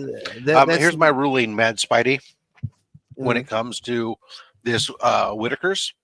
The Whitaker's is okay. I think I like the caramel in there a little bit better. It's creamier. It's a creamier caramel than that, which is in the Cadbury. But the Cadbury chocolate is superior. Yeah. Yeah. As I said, it's been a while since I've eaten any, but yeah, I still the Cadbury is still my favorite. I mean, it's still good. Don't get me wrong, but I mean, it's Rob. That's the reason if you ever get a chance, you should get the Whitaker's. They do a liqueur, I think. Is it the liqueur for what ails you? What? Oh, all right then. I don't know. I don't care for like the rum and raisin one that they do. Right. Yeah, I don't like that weird ass shit. Although there is a lot of weird flavors that Cadbury does that I still like, so I can't really say into that too much. Can't throw shade on all of them, can you? See, that's another reason why I don't send in my Secret Wars 8. I got one that's probably around 7.5 to 8.5 that range, depending on who has their period that day when they're grading it. And same thing goes for a 252 that I picked up last year. And I'm like, do I even bother if it's those grades? I don't know. It's your personal choice, but I mean, they're not obviously they don't have high value. There's again, there's a lot of them out there, and even all the way up to like a 9 or something. You know, they're some of those books like a Secret Wars 8. I think I'll look it up here real quick, but I think that I know a 9.8 I could get for 500. I know. Well, yeah, but I'm not talking about even like that. I'm just like near mint, like a 9.0, right? So, isn't 8.5 near mint? 8.5 is VF. VF plus. When you get to near mint, our 9.0 is technically VF plus / near mint minus. So Secret Wars 8. Come on, pull it up faster. Here's the thing with this is like it gets to a point where it's actually better keeping them raw. Yeah. So and I think the grade point is about 9.294, right? Yeah. Well, so right now I'll tell you, looking at this roughly, looking at the VF very fine range in a 7.0 to 8.5 raw books, there are selling according to cover price right now somewhere between $160 to $180. The graded book. An 8.5 just sold for $128, an 8.0 for $92, but then a 7.5 sold for $143. So you are talking about a range where a raw book is selling for more than the graded book, right there at that price range, in that VF range, because people are thinking, I'll take the chance on the raw. Maybe it's grades out better than what the person's saying it is, or I get impressed in this. And and that's my point. Is like I'm getting to this point now where I go, it's not worth it. I may as well just sell them raw. And they could be the same book. You could be looking at a 9.0 that sold raw for less money, and then that person got it slabbed and sold it as an 8.5. As what it actually come back at, you know. There's got less on it. Especially when it comes to modern books. I've had modern books where, it's like, okay, obviously it's not going to be a 9.8 because of some little minor thing that you can see, but you can post it and sell it as, near mint. Just say, hey, this is near mint minus near mint. Post it over 9.4 is near mint. And people. Well, I'll even say, hey, look, it's near mint minus to near mint. It might be something that's going to be a 9.6, but on a modern book. That's a devastation. If you get it graded and it doesn't come back 9.8, it's practically a mark of devastation unless it's a significant major key. My favorite though is when you see a near mint, right? Like advertises near mint on eBay, and I've loads of experience with this way back. And you'd see it and you go near mint, and you look at it and there's like 20 spine ticks on the bloody thing. Oh yeah. Like, are you kidding? Near mint. Never been opened. Never been read. Well, that's bad people, bad grading eyes, I guess, with all those sticks. Clumsy. For the most part, I collect and I don't sell a ton. I don't buy things to turn around and sell them necessarily. But there are times where either because I do some mystery boxes, I have some stuff that I'll move. I have sometimes bought something and then forgotten I bought it and then bought a second copy. And I almost did that today. And then you go, oh, well, okay, let me just move this or whatever else. Or there's sometimes books where they were part of what I was collecting, but now they're no longer fitting with what I'm doing. And so I take that opportunity to move it and turn that into revenue that I can to go get the new books that I do want to get. So I think everybody does a little bit, or not. I shouldn't say everybody, because obviously if you've never sold a book, you've never sold a book. But I think, there's different levels of it. And yeah, like right now, I'm in the process of consolidation, trading, and upgrading my books. I want to have less, but better. I'm in the process of failing at everything CJ's in the process of doing, because I'm picking up a book that I thought I was going to be able to sell my downgraded copy, ended up getting another book that's near the same value, and so I'm probably just going to keep both of them. How about you'll keep the one that presents better? And yeah, I'm going to slab them both and see how they come back, and then say which one do I like better. You know what? Both probably. Listen, at least they're similar grades. I've made the mistake of buying something that ended up being worse than my previous copy. I'm like, what the fuck? I've done that. Fuck. There was a book. Oh, there's a Zatanna cover. I know everybody's done that at one point or another. Where they got one like this will look so much better than the one I had. You haven't looked at the one like in years. I got you, Clumsy. You just had an idea of what it would look like, and then you're like, "Holy shit!"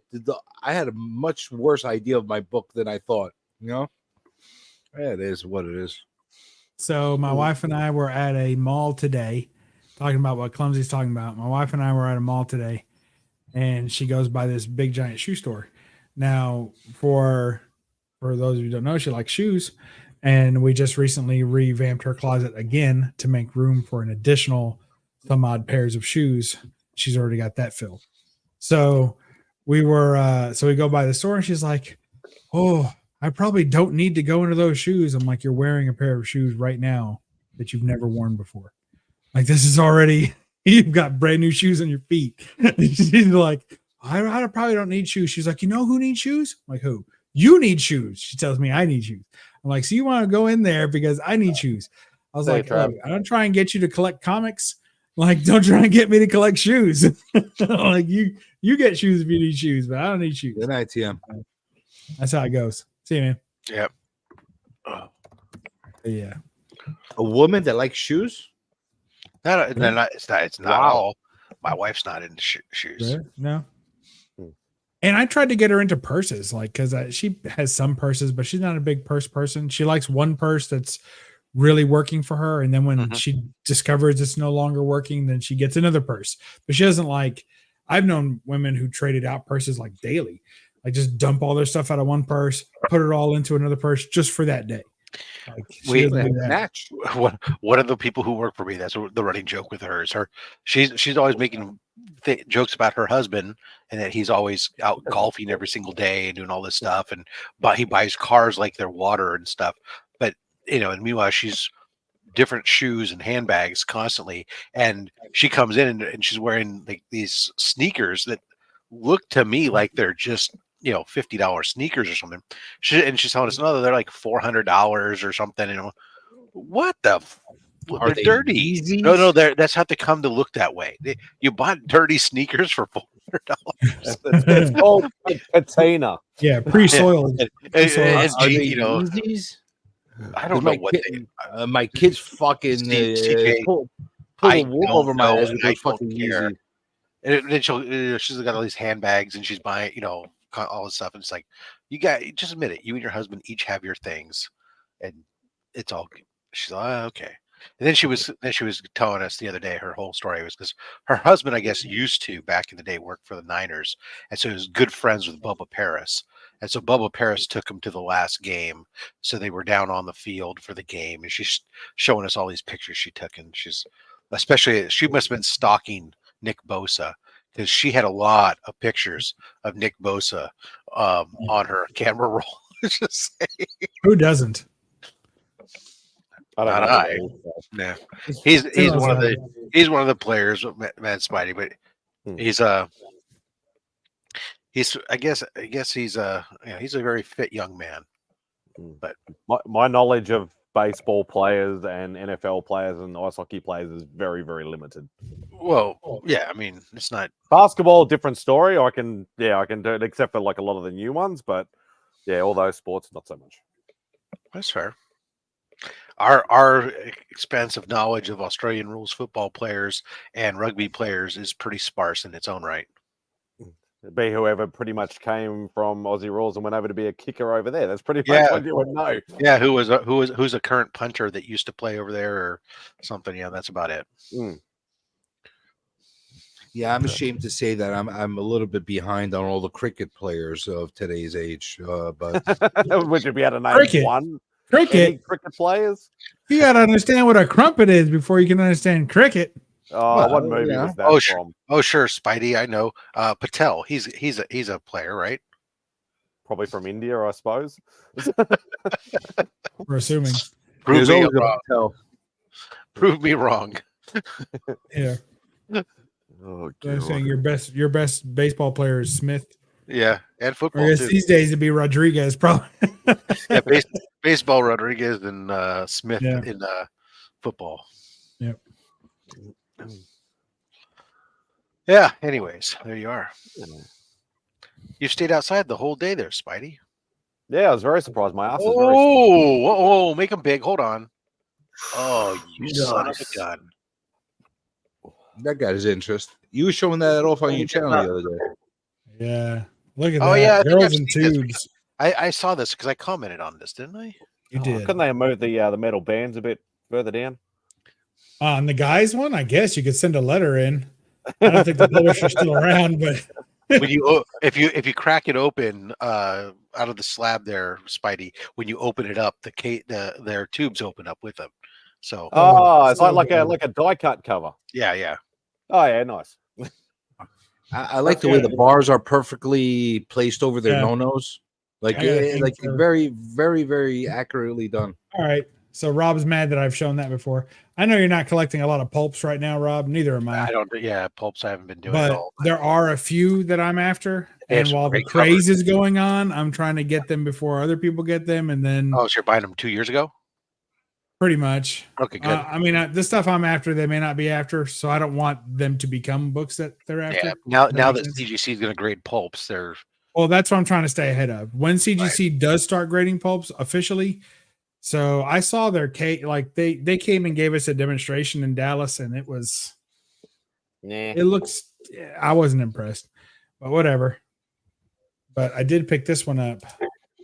Oh, nice. Oh, that is very cool. What's nice is that you can get those Pulp Planet stories for far cheaper than the Planet comics. Oh yeah, and there's a lot of the same stuff. So. Some of the covers are even greater. I like some of the pulp cover, like beautiful covers. That's an exclusive, Simo. This is the first time this has been shown anywhere. That's beautiful. Good job. In fact, I'm even going to put it in a new box for Monday and then unbox it again. Awesome.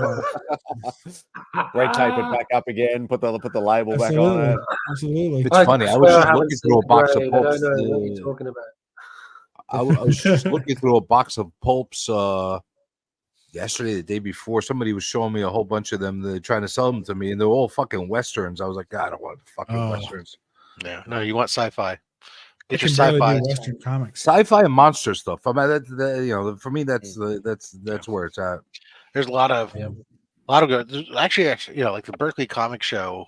When I go to it, there's usually a table there that the guy's only Golden Age and pulps. And he usually has, 7 or 8 boxes of pulps and then 7 or 8 boxes of Golden Age books. I was just always like, man, I love the pictures I love these covers on all these pulps. I love them, but I was like, I've just stayed away from them because my experience with the books has not been great. The paper disintegrates pretty easily if it's not been well cared for. And I mean, it's pulp. Yeah, it's in the name. It's telling you how how fragile it is. Exactly. Fragile. Yeah, that's fancy French word. Yeah, it means like facsimile. Yeah. Except it's a different meaning. Yeah, I remember I had a ton of them. I had a bunch of freaking detective ones too back in the days. Oh yeah. They were really cool, but water fell on them, and that didn't work too well. No, probably not. it fuses them together. Yeah, turns them into that's exactly what paper happened. mache. That's Papier what I mache. did. Papier mache. Machete. I had it in my. I had it in my mother's garage. She got a leak in the roof of the garage. That went undetected until I went there like months later to go check something, and discovered all my boxes were drenched, fused, chunky, moldy, shitty. Did you give your mother a demerit? Yeah, pretty much. Yeah. 3 demerits made her walk tours on the upper parade ground. Yeah.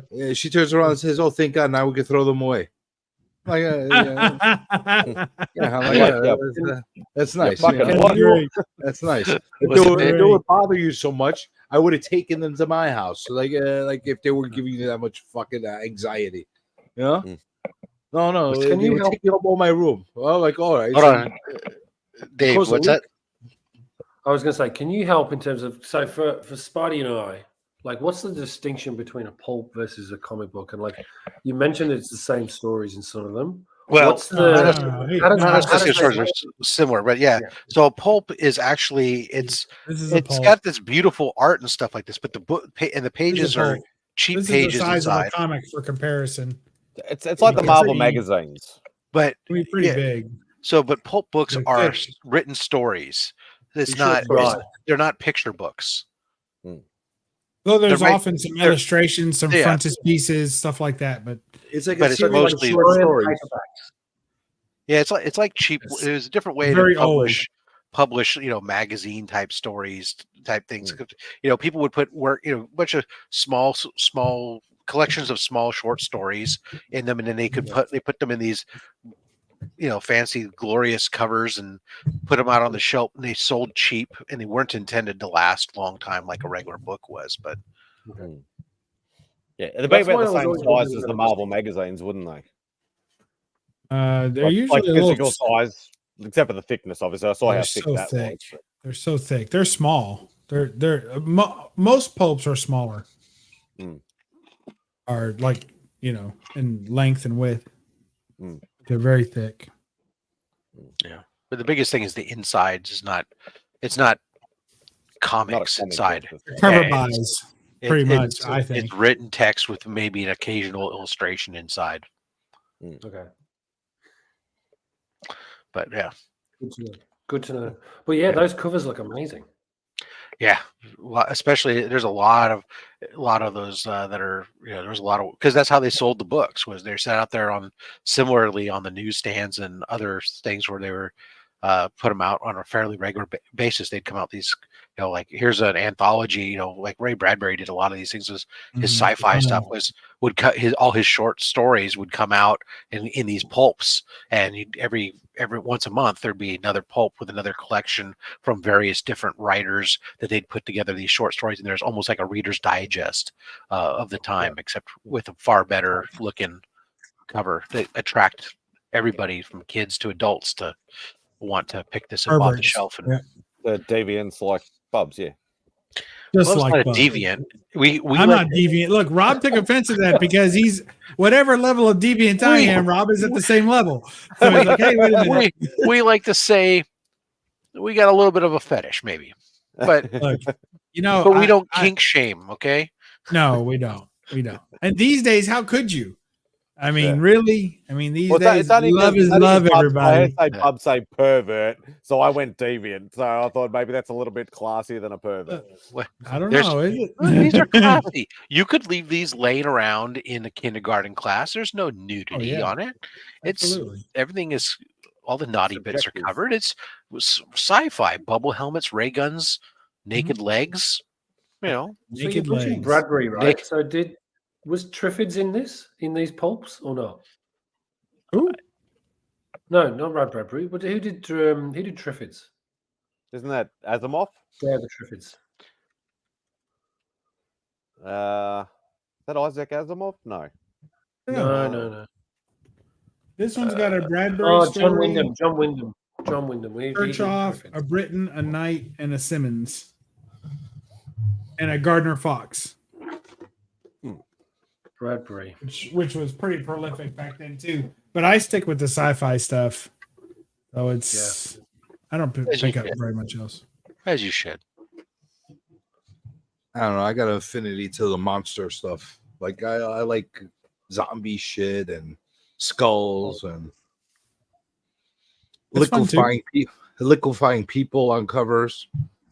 Liquefying? Oh yeah, that's a thing. What's liquefying? Liquefying. Oh, liquefying. I understand now. Okay. I thought that's what he actually said. Liquefying is a different thing. What the hell's that? Well, like a scratch and sniff, but you lick it and it's fine. I don't know. Lickworthy. Hashtag lickworthy. Don't. He hasn't used that for a while, so don't remind him. I don't think Sarah liked it. She does not like it. A couple of times afterwards, she's like, Like he would say it, she'd be embarrassed. Well, you've seen his new gimmick, haven't you? It's now a new gimmick. Hashtag simple unboxings. I started going down. That's not a gimmick. That's a new show he's putting out. Yeah. Hey, I got a shout out in that first episode, so I'm excited. Oh, watch out! It's Lickotron. Lickotron. There you go. CJ loves your books, man. He's all over it. Oh god! I'm all into those Lico books. How could you not be? I'm going down a very dangerous road these days again. I don't know if I want to start or not. I started. Is it the only road you've ever known? It's East Jersey. They're all dangerous. Yeah, well, yeah. I stay away from Jersey, but like a drifter. Like I've been going and trying to recollect a lot of stuff I had before. My eyes started to turn towards Mars Attacks cards again. Oh, nice. And no, not so nice when you see the prices that are attached to them. Those original 1968 freaking 1960s cards, they're way more expensive than I remember them being. Way more expensive. Like lobby cards, or are they like printed, like trading cards? No, trading cards. Trading cards. Way more expensive. I mean, the 1990 80s ones were cheaper. They had those in Dinosaur Attacks, but I want the original ones. Holy shit, are they expensive? Really? Yeah. What year were they, CJ? 1967 or 68. Yeah, I want to say 68, but I might be wrong. Yeah. I reckon anything from there is just skyrocketing. Like the Marvel Don Russ ones are just going ballistic. Oh, like those 74 ones you showed last week. No, those 74s are like you can get those. They're semi-reasonable, but you try and get a Don Russ, no chance. Because it comes back to that when we were talking. You were talking earlier about the 60s Marvel cartoons with the theme songs, right? Like they did a whole bunch of trading cards based on that. Oh, okay. You look at the original 1970s Wacky Pack cards. Holy shit, those are expensive too. And that's all the shit I used to collect. Yeah, but you can collect the new stuff now and appreciate that. No. Yeah, but the new stuff is all like card game related. It's not like old school art. Like, cause I've been talking about going back into Marvel cards a little bit, and it's all card games. It's not actual like art style cards. Yeah, no, it's not. No, it's actually not. So there are some card games, but there is trading cards some, are crazy. No, they make regular cards. You didn't see the monstrosities I unboxed on my channel that I opened up? Yeah, I saw some of them. Yeah, so in saying that, I have got a lead on some Japanese Spider-Man cards that have just been released. Ooh, nice. That I know, as in Japanese Spider-Man, as opposed to Japanese cards of Spider-Man. Spider-Man from Japan. Like it's so he is Japanese. The packets are all written in Japanese. But That's it's not but the it's actual- regular American Spider-Man. It's not the That's Japanese correct. Spider-Man. Yes, Oh, then that's never correct. mind. Forget those. Yeah, I was excited about for a minute too, Rob. I was like, oh, get out of town. I loved that. Amazing. I want to You, see you that. know what I had as a kid that was It's really not just weird? amazing, Bubs. It's spectacular too. It is amazing. I had and these Japanese spectacular. cards as a kid that were so weird. I don't know how that. Like I got them at a garage sale from one of the neighbors one time, and I don't even remember when and where they came from. But these were like these old, like they look like Ultraman, but they weren't Ultraman. But they were that style kind Johnny of thing. Sacco and his fighting robot. It might have been Space it. Giants. Yeah, it might have. That might have been it. They had like a whole set of cards that I had in my collection, and I've Because that never was been my able jam. to. All those things. I've never been able to find them again. I don't even know how to even go look them up again. Like, they're Was like it- Rob what just was told it? you 3 names that they could be. It doesn't sound like you're too interested in looking Johnny them up again. Sacco, but Johnny Sacco and his fighting robot. That was one of them. Johnny And then the Sacco's other one was off the Space fighting Giants. robot. Space Giants had three of the robots. Goldar, Silvar, and I forget what the kids. Bronzar. Yeah, the Goldar was like the dad, and Silvar was like the mom, and then there was the little child one. The child one turned into a jet, and the kid could fly. The human would pal around with him in the jet form and stuff. But they'd always like escalate, like, "Oh, here's a trouble here, quick!" The kid would turn into a robot form. Oh, I can't do it enough. Let me call mom. Silvar comes. Mom can't do it. Here, quick, call Goldar. Goldar comes and saves the day. He's a robot with gold flowing hair too, which was That's crazy. amazing. Dude, the 70s Japanese were amazing people. there's some wild shit, man. Like I'm telling My you, I didn't even And I give the people and their Power Rangers such grief. But man, damn, I loved all these man in rubber suit and on little set things that came out of Japan in the 70s that but were it was time imported here. appropriate. It was time appropriate. You know, like just like Godzilla needed an upgrade, which he got and looks great. We loved it. That Godzilla -1. We love. If you're a fan of the old Godzilla movies, the old Toho stuff, that Godzilla -1 is just perfect. It's such a tasteful upgrade. Yeah, I'm a little cheesed off about what they. So here, I went to try and see that. It's literally in two or three cinemas at the moment. I can't find anywhere. I bet you near it'd be in the, like Nova Cinema in bloody South Melbourne or wherever it is, like the independent Yeah, it's ones. ridiculous. You have to drive like 2 hours to go and see it. I'm like, I want to go and see it in the cinema. I do not want to see it at home first. I want to see it in the cinema. Everyone says the sound is what makes that movie. Good, yeah. I mean, it's all. So, what was that again for the slow people? Well, those are the kind of movies you want to see in IMAX surround. It's like a sound, dying oh, cat. man. Yeah, exactly. Because he got charred by Godzilla. Are you seeing the black and white? Anyone going to see the black and white one? They're doing a black and white version of it. I'm considering it, but I don't really think it's enjoyed. necessary. Yeah, I don't think it's necessary either, and I really enjoyed it already the way it was. So I'm going to wait till it comes out on home video, and I'll purchase it for media. There's there's our man Goldar. Is that Goldar? That's Hell Goldar. yeah, Goldar. He's taking care of business right there. He's fighting Godzilla. You know, the animal he's holding is very familiar. I don't remember Godzilla. Looks like your prom date, doesn't it? From 1963 there, CJ? It does. So, what is it? Goldar and Bronzilla. Yeah, Bronzilla. I bet it was. Let's see. And the like funny thing is, on those cards, they were Japanese cards, obviously, so they had all Japanese writing on them. So I didn't know what the fuck they were. I didn't know the names. I just thought they looked cool. They're cool as fuck having them as a kid. Yeah, well, these cards, yeah, they're made in Japan, obviously, but every single one of them's like a chrome card, but obviously it's got, special inserts and that. But they look really nice, and the price of the boxes weren't overly expensive either. So I'm hoping that my contact will come through, because I decided, no, I'll just buy a couple of boxes, saying they're cheap enough. Spidey, Yarraville, I'm going to give you a bunch of cards. Like I've got a load. When's the next Yarraville on? Feb 4th. I'll give it. If you make it, I've literally got a package ready for you. So don't. I've got a whole bunch of stuff, and they are those cards that you're talking about, and you can have them. Remember back in the days? Whenever they would have like a hit blockbuster movie, every time they had a blockbuster movie, they would make a set of photo cards for that movie. Oh yeah, Jaws, Star Wars, Indiana Batman. Jones, Batman. Teenage Mutant Ninja Turtles. Yeah, I remember those too. Jaws was my favorite. Alf. They even did it for shows too. I used to hold the wrapper because they had the Jaws. They had the shark that was coming up like from the poster.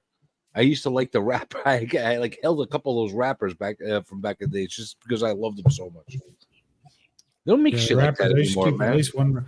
Those wax wrappers didn't last very well, but I used to keep one too. 25 cents. Used to come with a strip of bubble gum in them.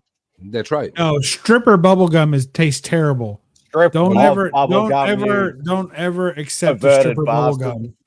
Don't ever accept it. It's terrible. They try and pass it to you, but it's been passed around before. It's terrible.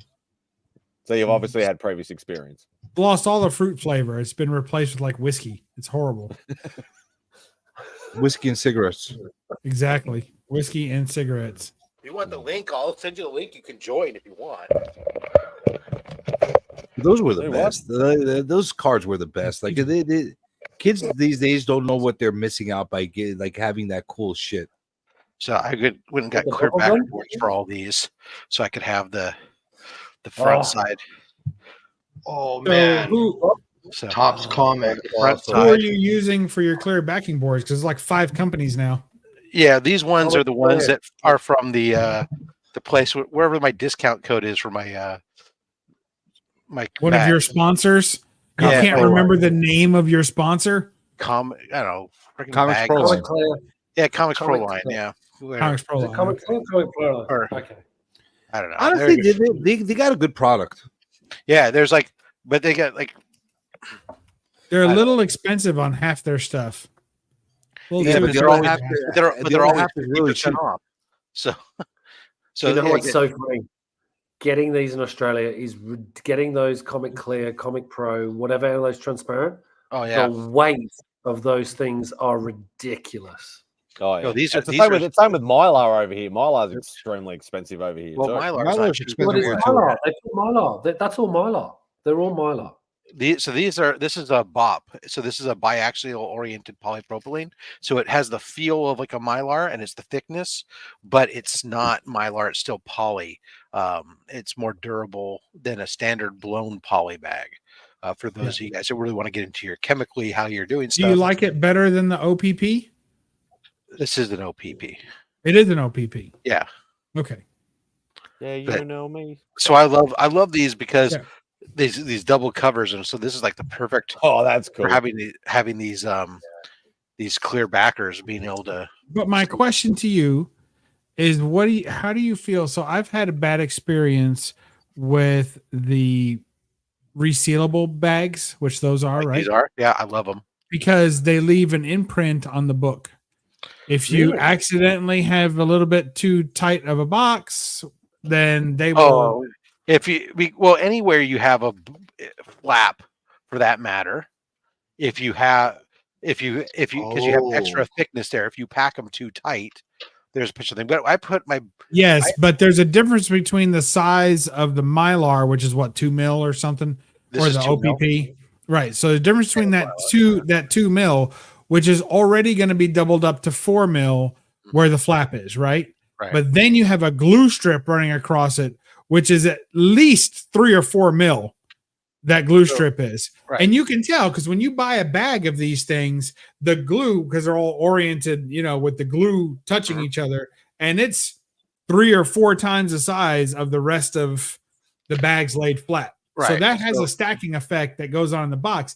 And it just surprises me when I see a guy who cares so much about his comics that he is changing the spine orientation to make sure that you don't have additional indentation from that you would use the glue strip as well, because it definitely leaves an indentation. I do front to back them. So the fronts of the books face each other. Then the backing board side with the glue is against the backing board side with the glue. And then the fronts that don't have that are the only piece that touch the front of another book. So you're limiting that indentation by 50% the way that you're doing it. I'm eliminating it completely. The glue strip is always against another glue strip with the backing boards in between the books and the glue strip. Yes, but when they press together, you're going to have 2 books that are going to get an indentation. No, that's not not if what you he's have a saying. thick enough backing board. I know that's not what he's saying. That's what I'm saying. So let me No, show. Let me do it I with books that are understand white. what you're So saying if I and take a what book he's like saying this, are like a different. normal one, backing board, right? Right. And I take another one, and they go front to back like this, and then You this do that goes, for everything. and then this goes back. Oh, to I back, see. And then front to Do you back. do that for everything? Yes. But aren't you double bagging those books?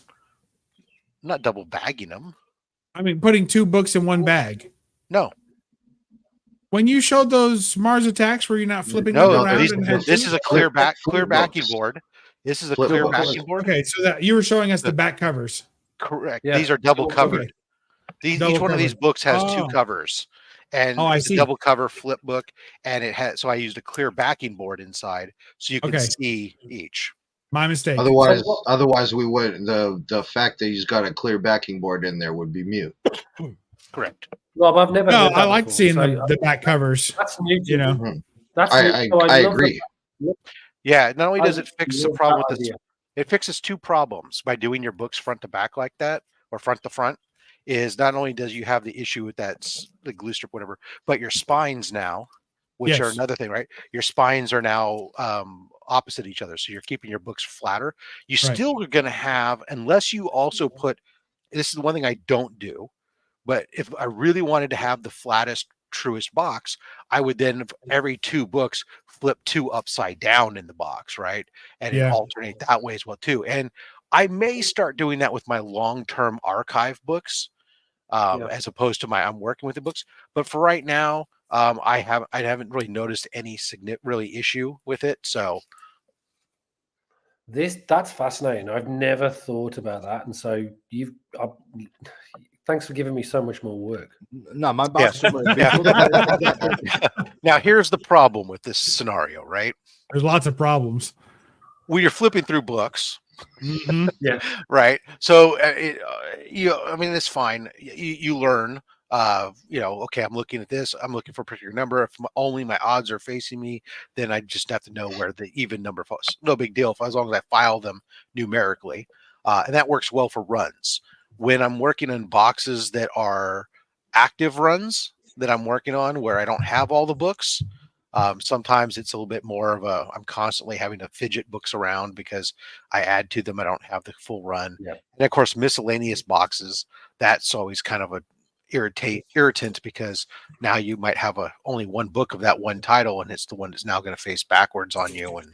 But you know what? Those are not in boxes that are deeply packed. Those are my active, I'm working boxes. So it's a minor issue.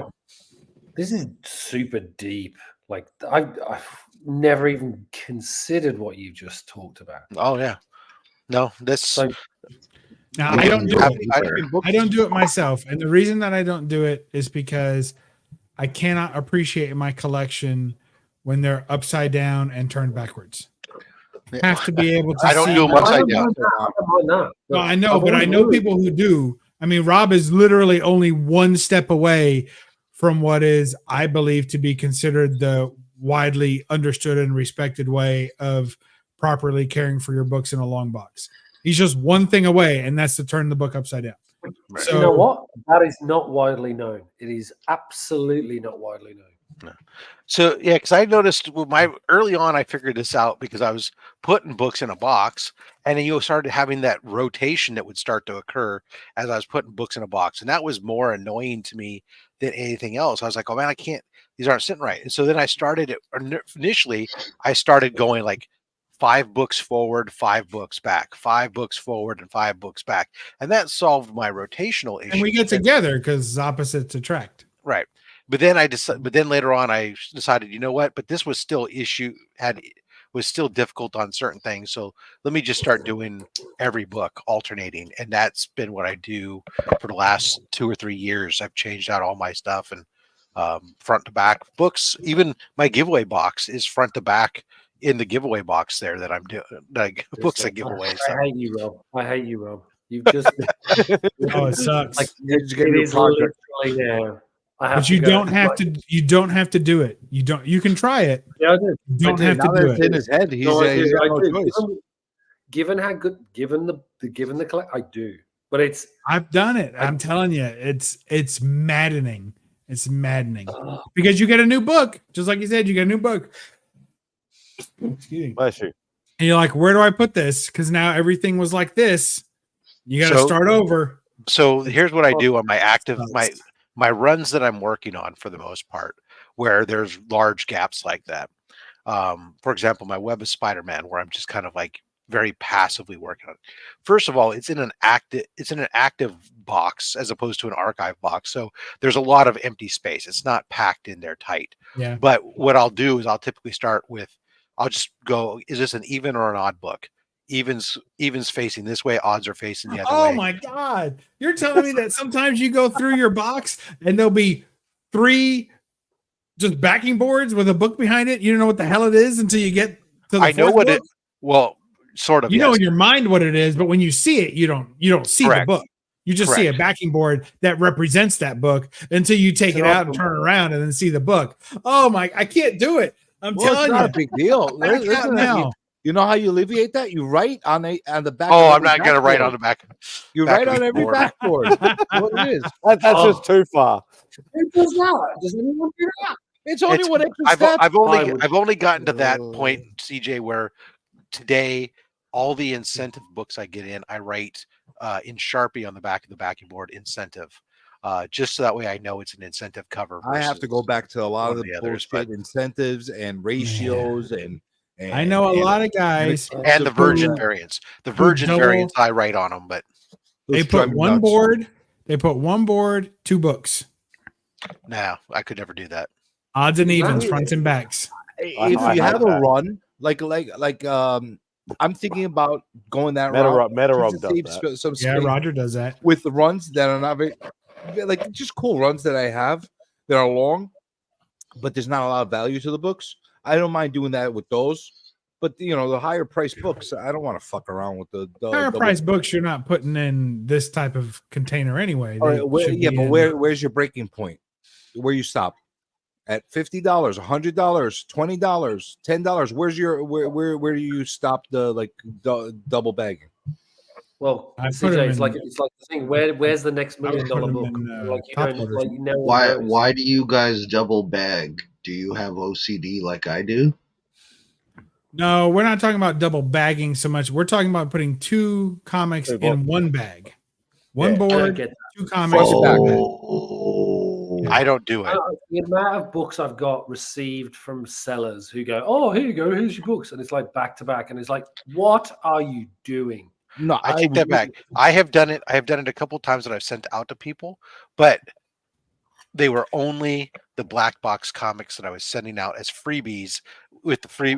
In addition to the books they had already pulled out, I pulled 2 books out of this huge stack that black box comics sent me. I grabbed 2 books at random and throw them in one bagging board and say, look, this is bonus extra stuff. But that's it. That I get. But if you're doing that with your main collection, you are nuts. Hey, there's nuts. What do you mean you are nuts? There's people out there that are nuts and they collect comics. I mean, that's not a mutually exclusive group.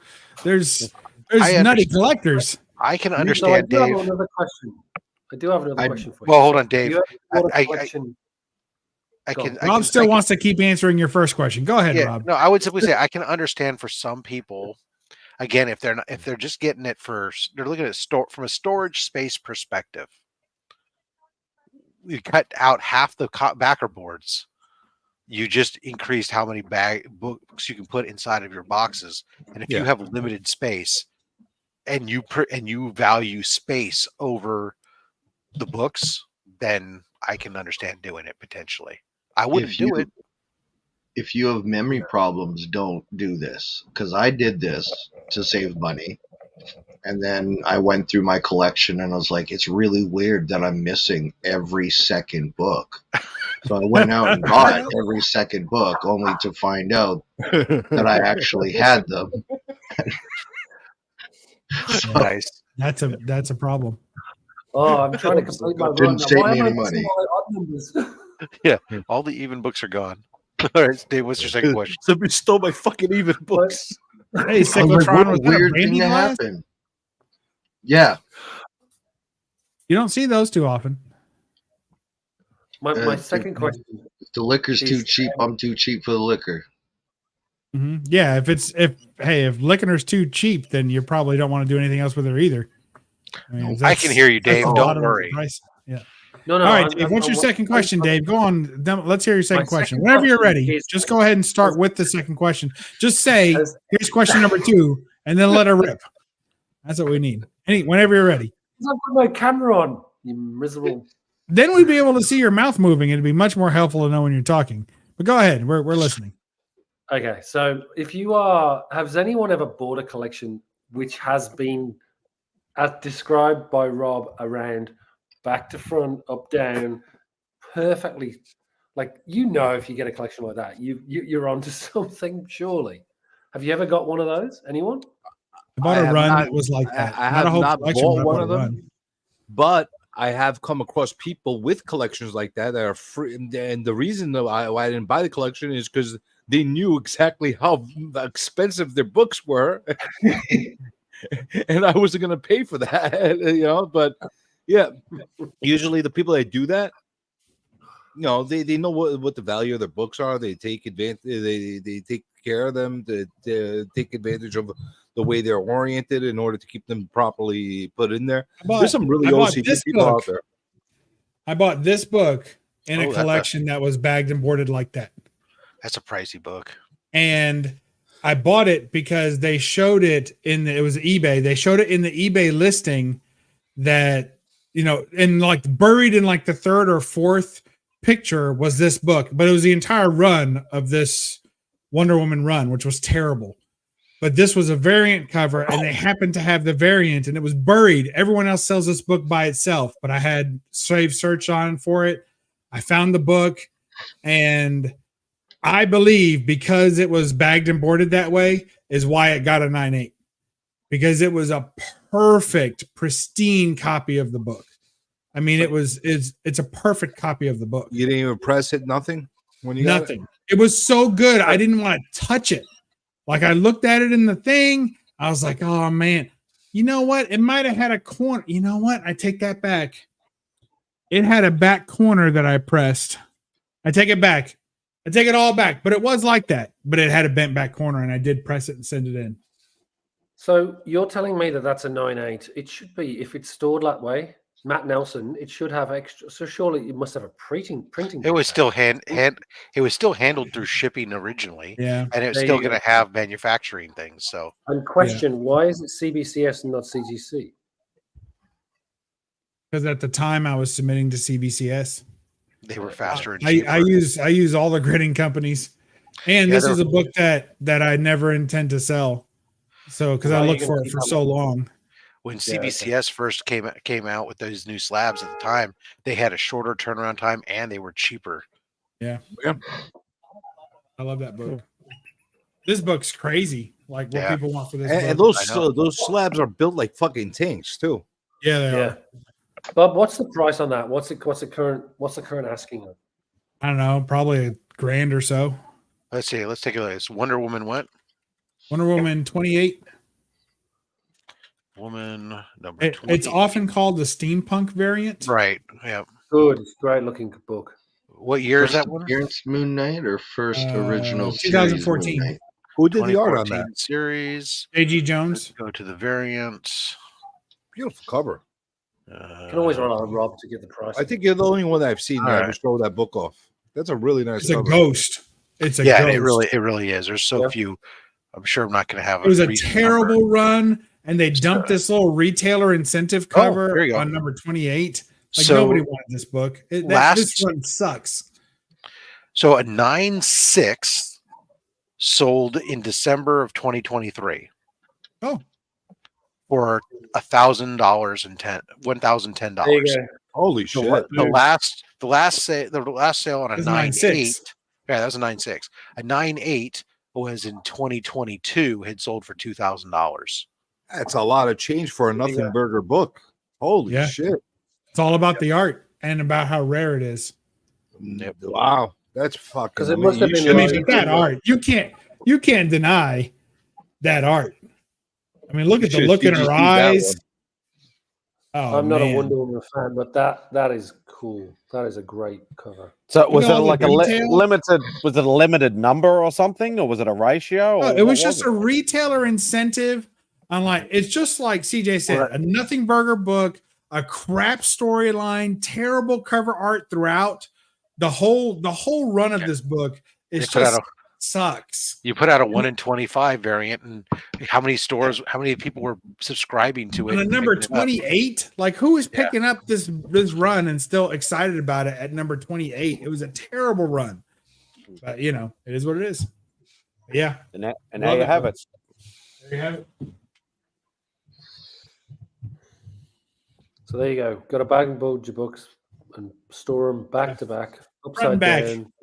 That one did have a bent corner. I do remember pressing it and sending it in because it was perfect otherwise, but I had just a little good job. Like sometimes I get surprised by some of these books. Like I see some of these modern books that are like that, those kind of prices. I'm like, what the fuck? Seriously.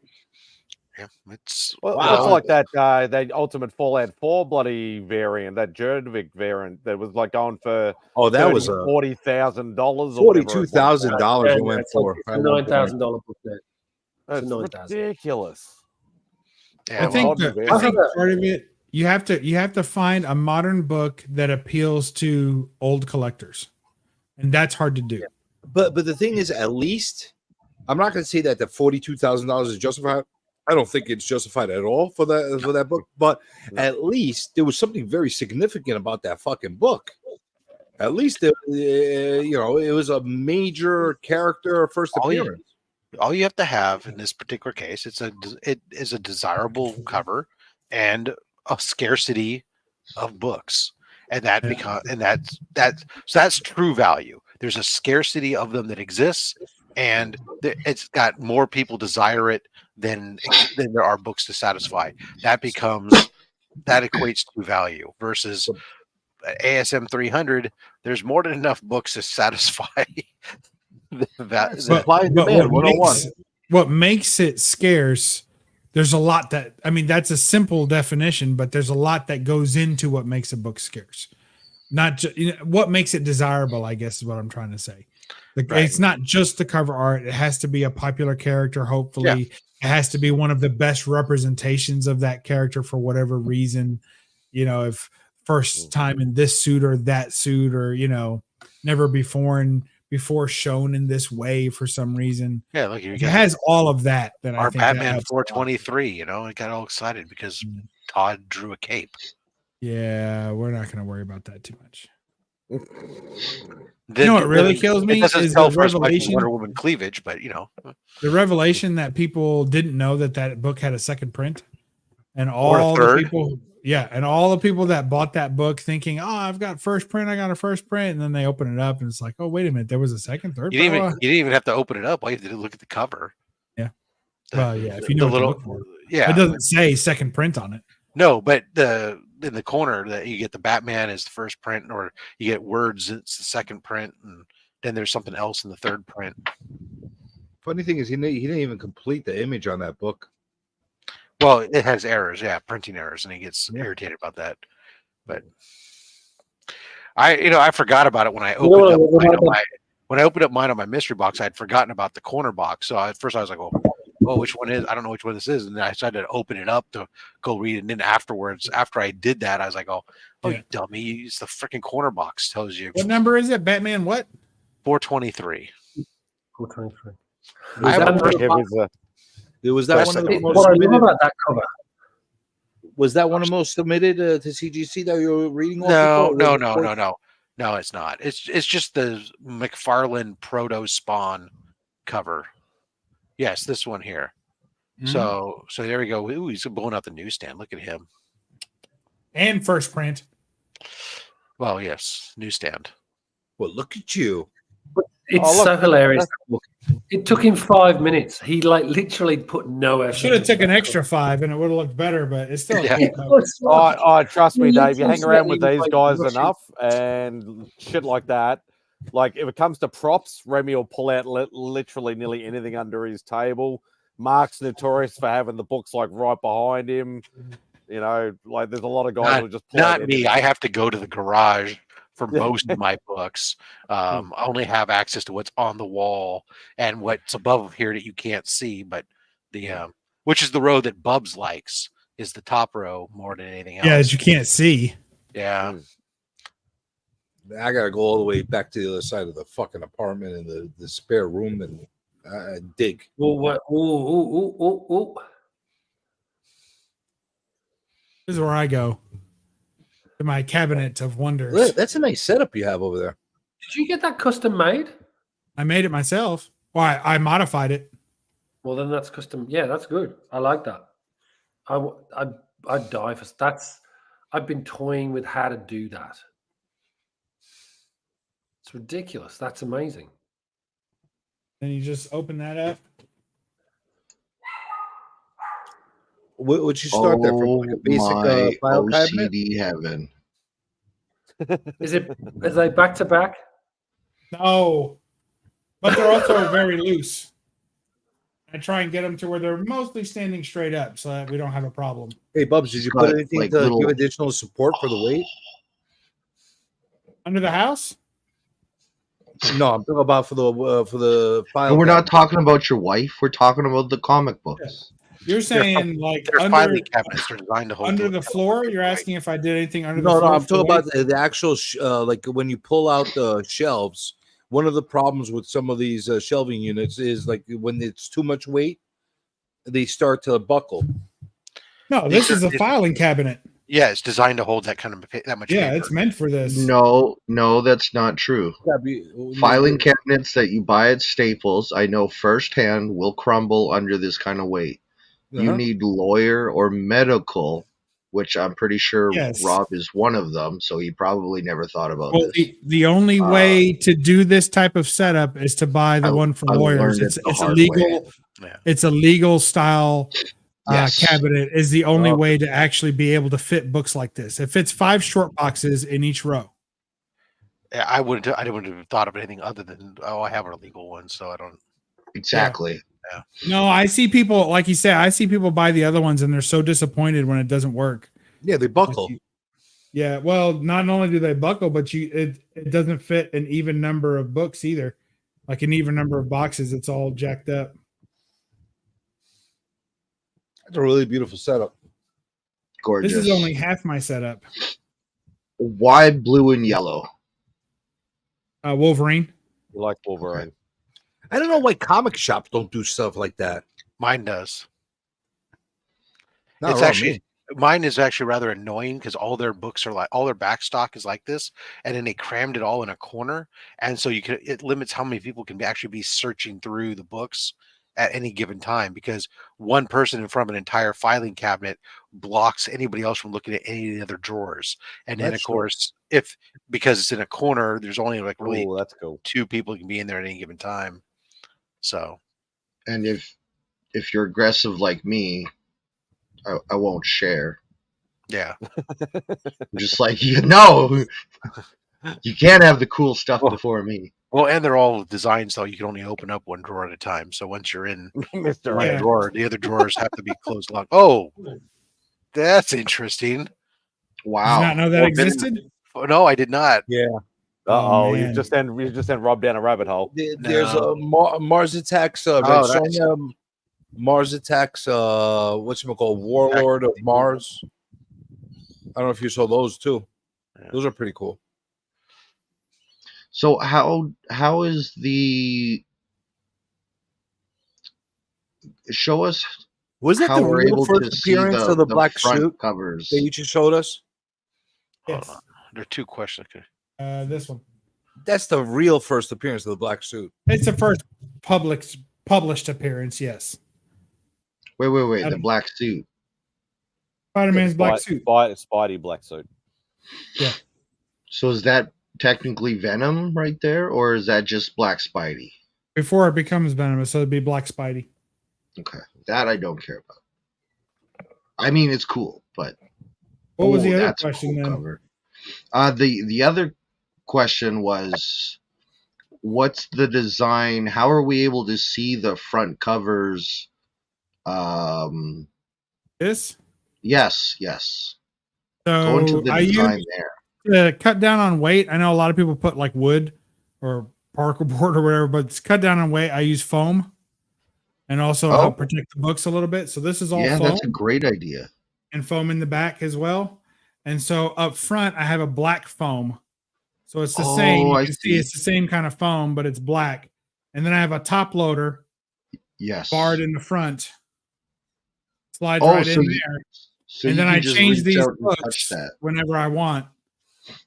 So I just pull out the book, change it for another book. The rule is that the book in the front has to be representative of the row behind it. So this is an Incredible Hulk. This book came from this spot. You know, King Kong, this book came from there in the K's. So it has to be a book that goes in that row. So right. You're not just showing off a Batman, the top second one. You're showing off that you have a run back there. Yes, that I know that Batman is in here. Not all of Batman, because it may start in here and it may spill into here. Yes. But the point is, I'm not just picking out keys from anywhere. These have to be keys that are pulled from the representative short box behind them. Well, or whatever I like. I mean, I wouldn't call this a key. It's a classic cover, but I wouldn't. I was going to say. You know, and that's the third print, right? Of that Hulk. That's the third print, right? Yeah, that's the third print. Yeah, that's the big boy one. So you're not putting full runs inside of here. You're putting key books or whatever that you're interested in. No, this is my this is my runs. These are my runs. So are you constantly? This is always my thing. Is like, so then when the rows get full, are you then constantly shifting books around between drawers and all this other stuff? Yes. Now I leave quite a bit of space. That way I can add at any given time. I can add like 5 or 6 books. I mean, look how empty that one is, because that's got some Wolverine, some Sheena. So if it's something that I'm actively collecting that I know that I'm going to be putting, then I'll leave more space. You know, I don't do it exact. Even still, if you're putting in like you're working on Batman and you're picking up Batman every week and stuff, you're adding. You know, there's nothing that I collect at that speed. I don't pick up any books at that speed. Because I'm sitting here, look, I'm working on it. Like I have a short box for Batman, right? Right. And it fills up. And then when it fills up, I then have to transfer it to an archive or something. But if it's a box, and then so I can reclaim that short box for my active run or something. Or if I'm working on even worse, like my miscellaneous boxes, God forbid, where they're just alphabetically, and there's, you know, I constantly have to expand how many boxes I'm running or whatever else. I just imagine you having to shift. Yeah, but I don't pick up as many books as you do, Rob. I just don't. Okay. You buy a lot of slower collector. But like, there's enough room to flip, so I can flip through my whole Spider-Woman collection, which is complete. So I don't have to worry about this box growing too much. But if these grow too much, it's going to push this one off. I mean, it could happen. For you. Those books at the front, are they? So I'm just trying to work out how you. So you put those. They're in the run, but they're just at the front of the shelf. Or how does that work? So I will pull a book out of anywhere back here, that any book that I want to display today, I'll pull it out of here. He's got Star Wars back there. He's got his favorite Star Wars. So my Star Wars tab is back here. Star Wars one is at the back, but it's okay because you're just taking. So you wouldn't have. Is that Star Wars 1 or 2 at the front? It's a Star Wars. This is Star Wars 1, and then back here, I don't even have any more from that run, but there's more Star Wars books. Okay. So they're actually the books at the front form part of the collection as well. Right. It's not necessarily the first book in the box. And I do that for 2 reasons. One is the first book in the box may not be even that interesting. It might just be a run filler. And the other reason is, as Rob said, if I have to start shifting books, the book won't be the first book in the box anymore. So I have to change that constantly. And I want to have to change it every time I get another book. I don't want to have to change it, you know? Is that just the regular reprint? Do you worry about... That's the Whitman reprint or the regular? This is the Whitman reprint. Yeah. Okay. I like that one. Do you worry about them getting, like, with them being exposed? Do you worry about that or not? I changed them out, and I have blocking curtains here. That's wood. So that's, and then there's another blind behind that. So my my actual window is double blinded.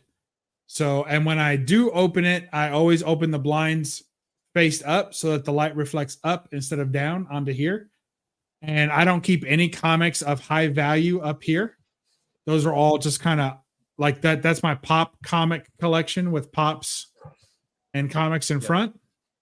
So that's not a big deal. And then there's a couple of valuable, they're not high value. First Rocketeer, but it's the back cover, and I have a backup cover copy as well. I know where all the good stuff is. So yeah, there's some stuff. Are you going to show where the good stuff is or not? Oh, you want to see the good stuff? It's all good stuff. All right, I'll show the good stuff. You guys, have you ever done a video of a room tour? You ever done a room tour? Yeah, I've done room tours. I have a channel. I do stuff on it. I know every you've now got and a channel, mate, but I just was like, have you done the room tour? Because I've toyed with that yet. And I haven't. It's been a little while. I haven't done a real long one in years. Well, maybe you're due. Yeah, see, I never worry about mine either on my wall, but that's because none of them get direct sun or anything else. And here's where the good stuff is. So that's a fingerprint lock, doorknob. So this is kind of the safe, if you will. So I have a goblin protecting it, so no worries there. But yeah, this is my second cabinet. It is cherry red reflective. Nice. And so in there, those are all my slabs, the ones that aren't on the wall. Huh? Nothing. You said that's it? Yeah, that's it. So those are all my slabs, the ones that aren't on the wall. Rob with a cheeky flex there. Oh, wait a second. Yeah. No, at least I know not to ask Bubs to come on the show again. Oh, yeah. Well, I mean, those are the ones that aren't displayed. So these are the storage slabs. And then I have more, of course, up here. Yeah, but, we'll see. So all we have to do is put the hand off and all the way across. Sorry? Am I the only guy that doesn't display any of my comics on the walls or anything like that? Maybe. No, that's all Golden Age. That's Golden Age. That's magazines. Down there is my Naughty comics, all mature on that bottom row. I used to keep them in here. And then I was like, I'm surprised there's no boobs other than that Wonder Girl. I know, but there isn't. So yeah. So that's, and then I have a box like a for sale box down there, and cute, adorable. And then lots of other stuff. There's guns and things hidden in this side. So I like it. It's cute and adorable. That sounded so degrading. How big are the guns? Rob, how many various sizes? Big enough to put a hole in you. Rob, how many? There's my record collection. 22 will put a hole in me. What's that, CJ? How many boxes of slabs do you have now? Boxes of slabs right now. 32. 125. 32 boxes of slabs. Is that in the second house? No, they're here. I literally have a dozen boxes of slabs, and I'm like losing my fucking mind right now. So there's 22 boxes of slabs that are blue label slabs. The 22nd box is the active box. There's room in it for like 3 more, and then I have to start box 23. There are 8 boxes of signature series signed slabs, which the 8th box has room for like 5 more books. And then there are 2 boxes of sketch covers, the slabbed sketch covers, of which the active box has room for probably, I don't know, 6 or 7 more. So, jeez, that's a lot. That's a lot of shit. that's just the slabs. Oh, look at the buttocks. There's a lot of boxes of Michael Lopez not slabbed books. They're just. That's why I say it's. You just gave me even more motivation to start getting rid of shit. I don't want to get to that point. Hey, I have the space for it. And I live in an environment where I can keep them in my garage because the normal temperature range that we have here is in that ideal range for storage of paper. So, hey, there's Hugh up there. Good to see you. Yeah, it's representing the Aussies. It's a signed picture. Yeah, that's when he was in Van Helsing. Yeah, Van Helsing. Yeah.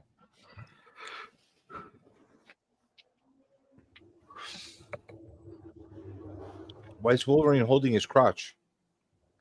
To protect it from you. Okay. It's valid. He wants to be careful with those claws.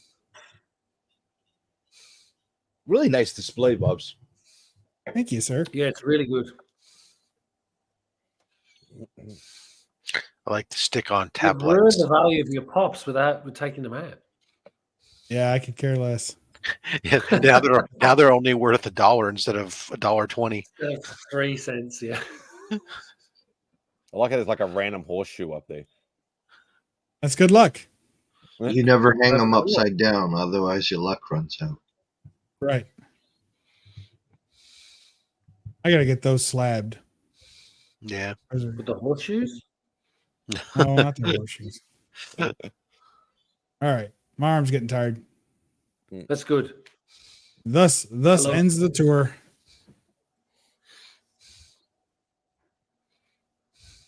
Now time for Inception. Boy.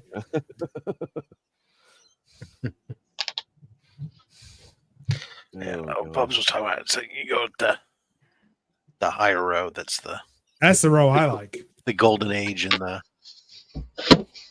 Only me and you are pretty well. I don't know. CJ's got some golden age too, don't you?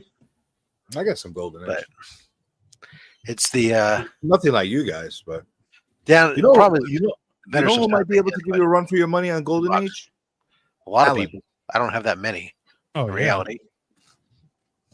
Comic collector geek Alan. He's got golden age. He's got more books and slabbed than Bubs or I combined. Oh yeah. But that's easy. Probably, yeah. Doesn't have that many to add to my collection. Yeah, I'm sorry I couldn't give you much of an assist on that, Rob.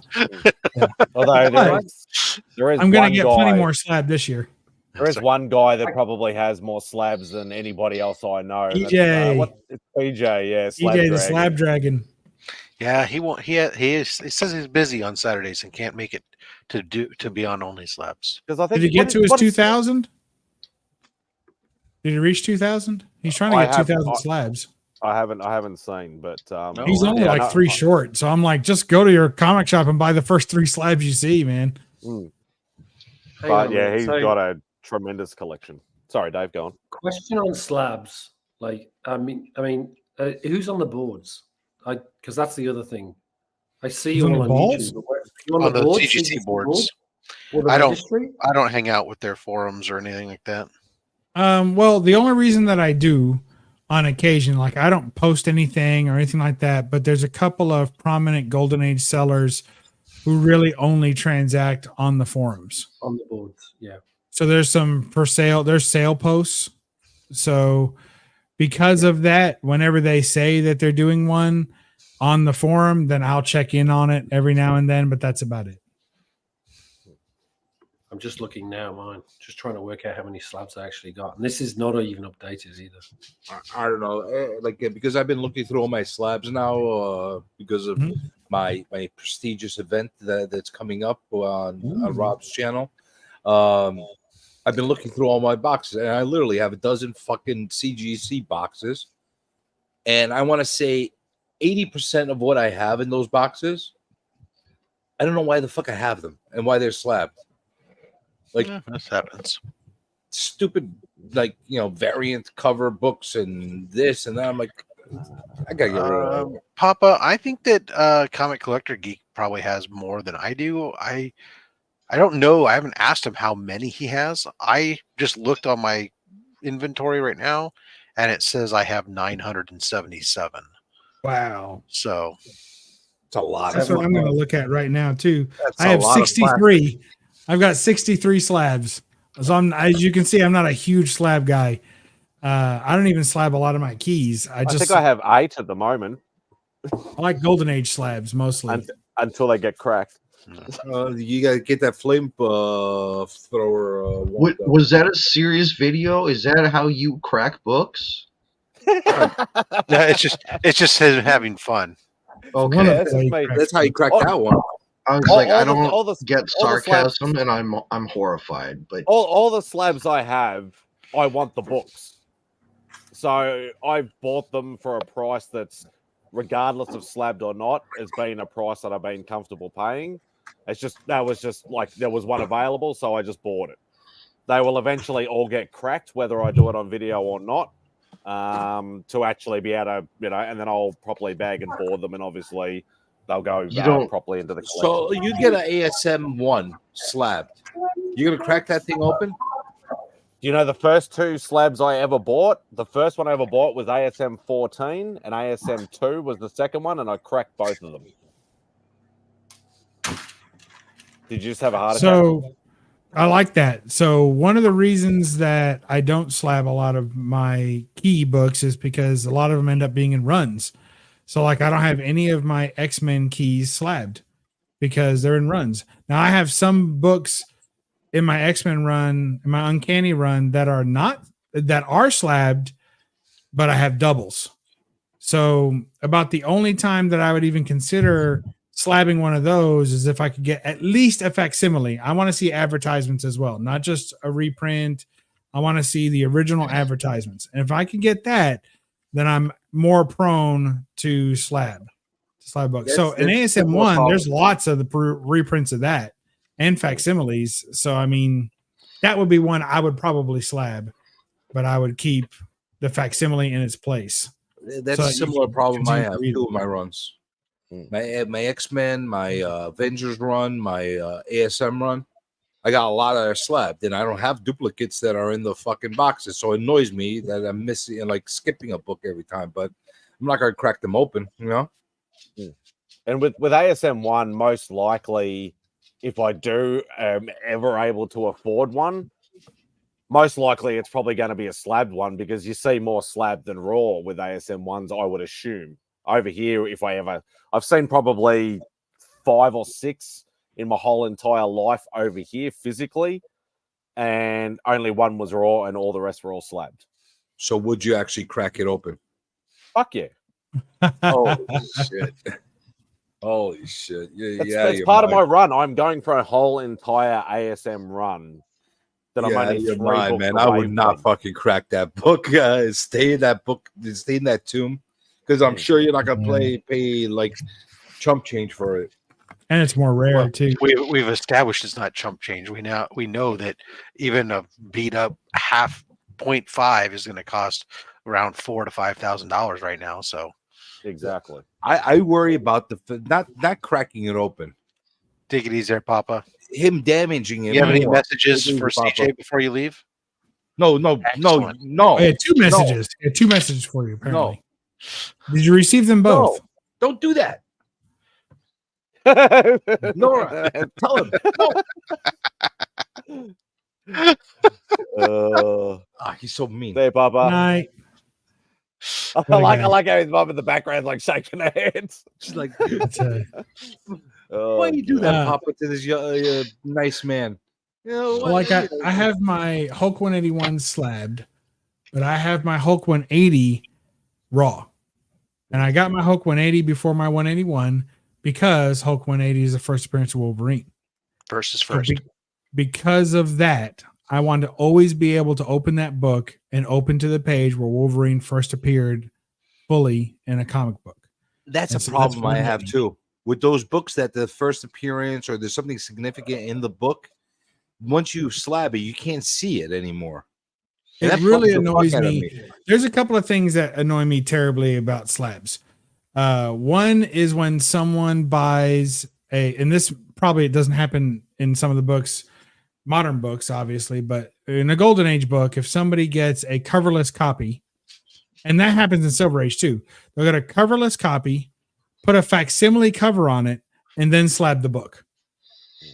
And I'm like, all right, Dave, what am I looking at? See you, Dave. You're looking at a book. Have to go. I agree with you as well. No one should be doing that crap. Yeah, that's crazy because now you're just looking at a Fake. Yeah.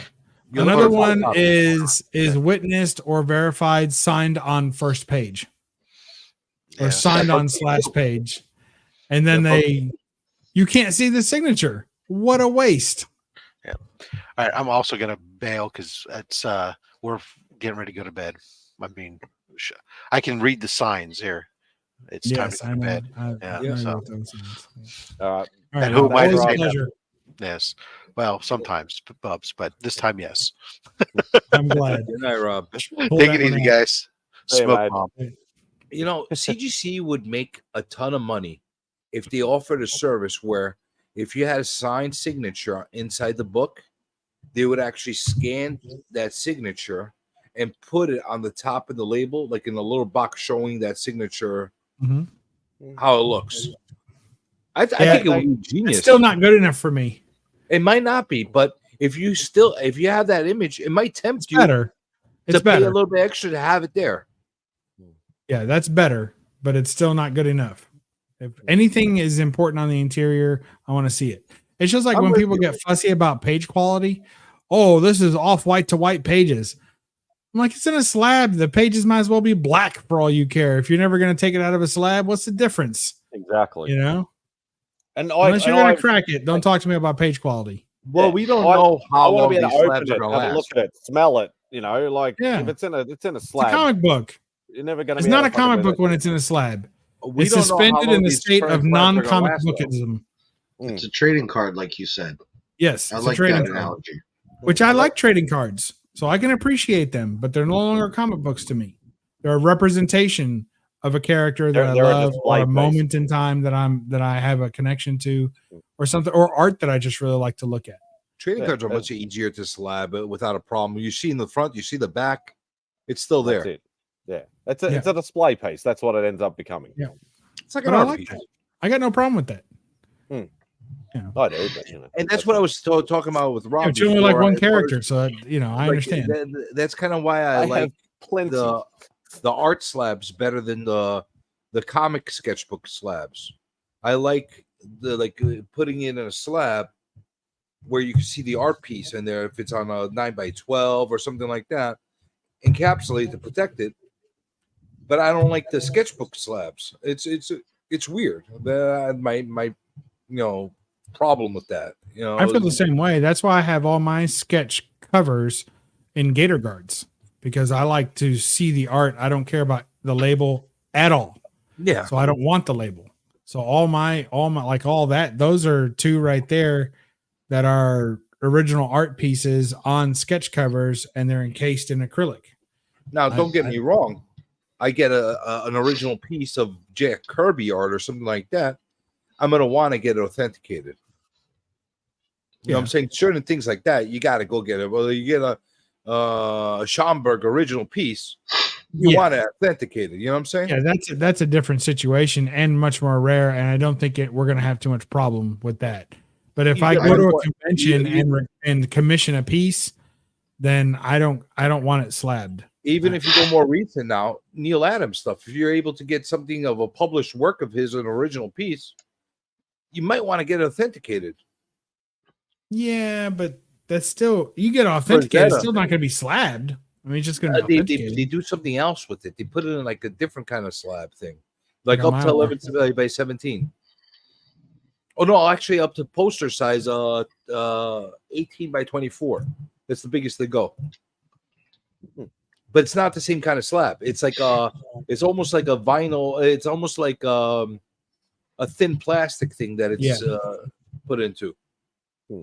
Like almost like an extra thick mylar, or it's like it's not quite like a top loader, but sealed well. Look at it like that from that aspect. It protects it. Actually, it's good for protection of it, and it's authenticated. So I've seen a few people on YouTube actually show those. I have one. I'm gonna open ones. Yeah.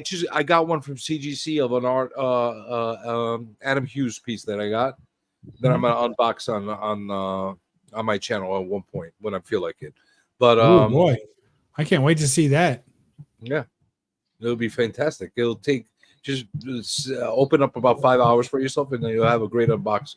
Oh my god! I'll watch it on the replay when you speed yourself up. No, just drag the bar along till you see the art in his hand like that.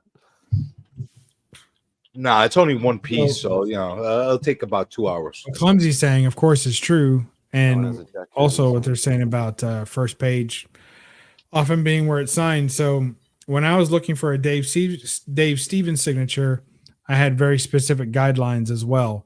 Rarely signed on the cover. Most Dave Stevens signatures are on the interior pages or on the splash page or something. Mm-hmm.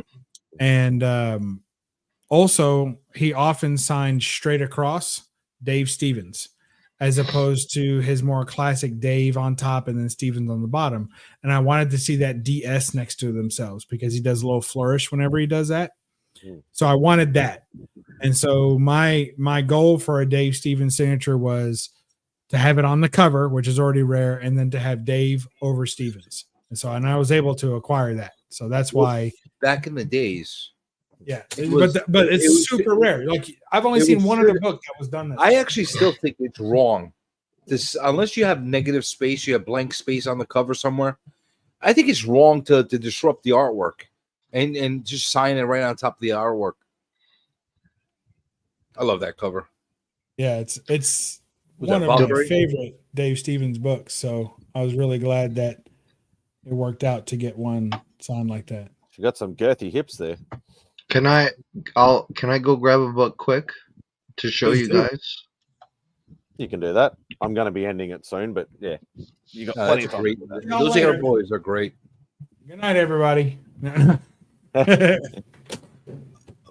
But Sicko's going to come back with 45 copies of the first appearance of Gore. Back in the days, all the artists would sign it on the front, the inside first page.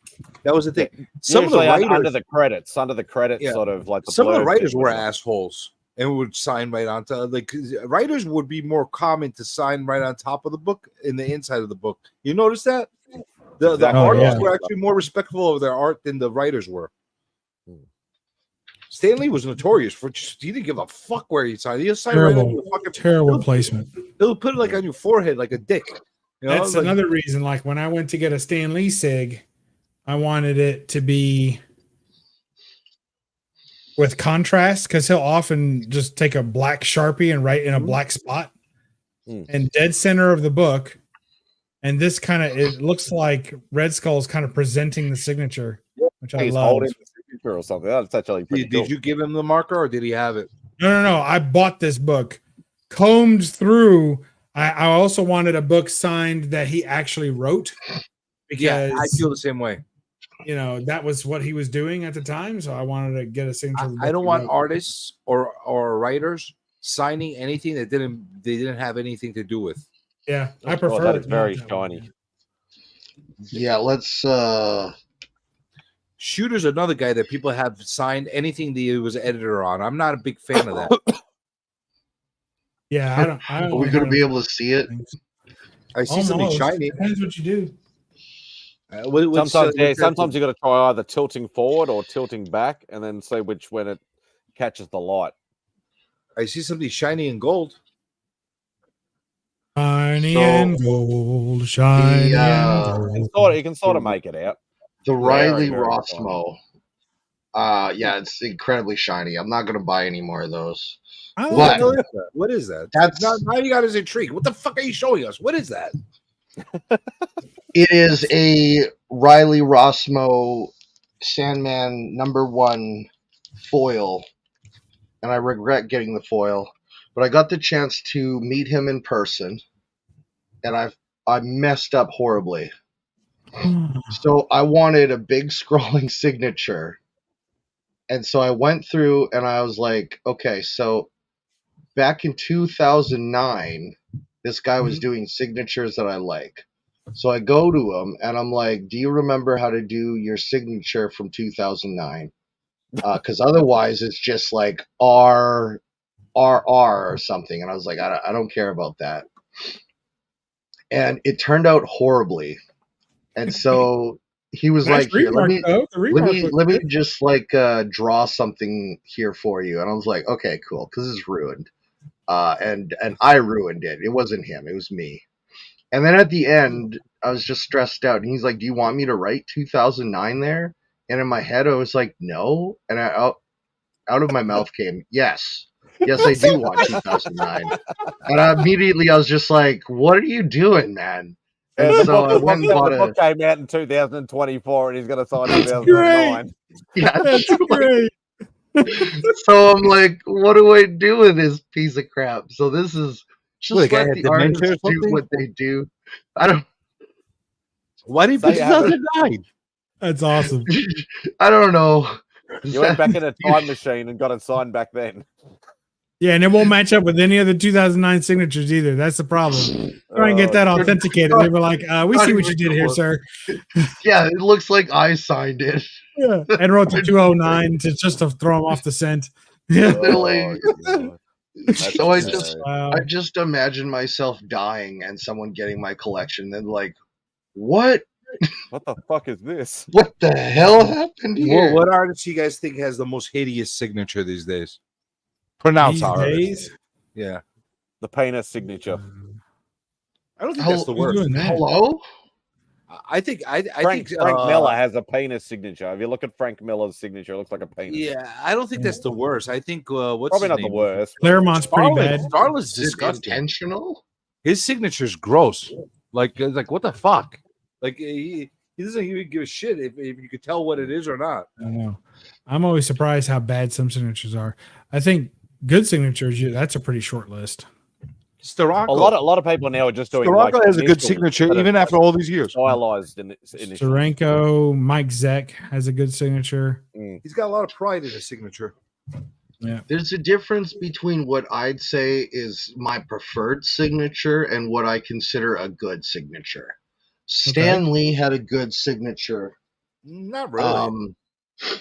Well, his earlier signature. Can you look at a Stan Lee and know it's a Stan Lee? Only because you've seen a million of them. Exactly. But if you didn't see a million of them, you'd struggle to figure out what he's writing, and especially the later part of his career. They're just personal little squiggles of artwork. It's just calligraphy in a way, you know. Okay. Yeah. Who's that? Look, a little baby Chung Lee. Mm-hmm. That is cute. Who did that? What's her name? Rose Besh. Oh, I've got some interesting info on Chung Lee that I'll save till after this conversation. So I got myself a Chung Lee. I got myself a nice Chung Lee, and then she made a little baby Chung Lee here for me. That's so cool. Did you? I'm happy I got it because I like this Super Nintendo throwback variant that was at the con. Yeah. I kind of like this. I'm specking big on those. But this thing, video game covers. How much you think she charges for this? $100. $50. $100. He was right. $100. Fucking $100, man. Does that include the signature, or is that just for the? Yeah, you get the signature free. Everything. Yeah, dude. Don't get me started on the assholes that decide to charge you for a remark and then say it's an extra $15 or $20 for a signature. Dude, fuck out of here. Fuck out of here.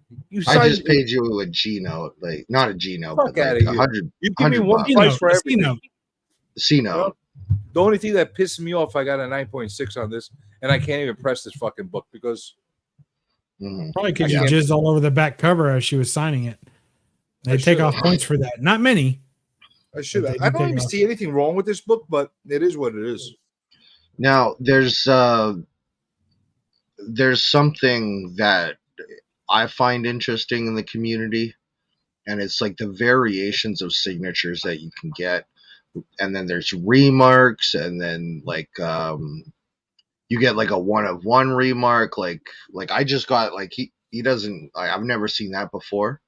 But there's other people that you can go to, and it's like I want this specific remark because I saw it on the internet, and it's interesting that they're able to do those little doodles like meticulously well. You know, hundreds after hundreds, and there's no variation. Eastman is a good example of that.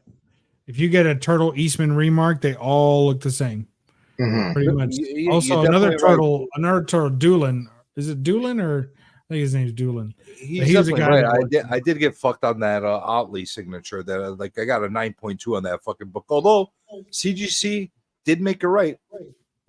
They Now- did make it right. I called to complain about it, and they credited me back. I guess they made it right. They credited me back the amount that I paid to grade it, and they said I could resubmit it, and they'll press it for me. So That's not we'll bad. see what it comes out. I don't think it's gonna come back That's at a- 9.8, but if it comes out at 9.6, I'll say whatever. You know what I'm saying?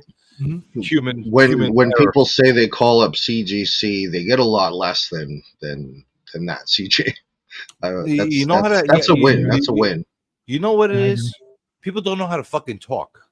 That's the No, problem. they just pick up the phone and start insulting people. It's not only that. They don't know what to. You're calling up and you don't even know what you want when you're calling them. I'm just so mad. I'm just so mad. Yeah, you got to What do know you what want me you to The want. actual trick is to start yelling at them before you pick up the phone. Just already be mid rant. You pick up the phone, and another thing, you sorry son of a. Oh, what's going on? Yeah. Sorry, you got the wrong number. Click. You could be in a mid rant with somebody else supposedly, and when they pick up the phone and say, "Hold on a second, I gotta yell at this fucking bastard on CGC," like something like that. You gotta go. No, but seriously, like a lot of people that they when they tell me, "Oh, I called up and they wouldn't help me," and this, I'm like, "What did you ask? First of all, what did you want from them when you called them up? Do you know what you wanted? Like, I wanted to make it right. What does make it right mean to you?" I love it when people you have call. to be clear with them and tell them, listen, I told them up, listen, I know mistakes happen. They're like, we didn't drop the book or whatever. I'm like, listen, I'm not saying you dropped the book, but it's possible somebody dropped the book and somebody dented the book or somebody banged it against something else. Something happened. It's human beings. We're all human beings. I could understand that. However, that doesn't rectify and change my problem right now. I gave you a 9.8 book that came back a 9.2. And for a little crunch that I see right now, it doesn't make sense to me why I have this crunch on here. Whatever the case is,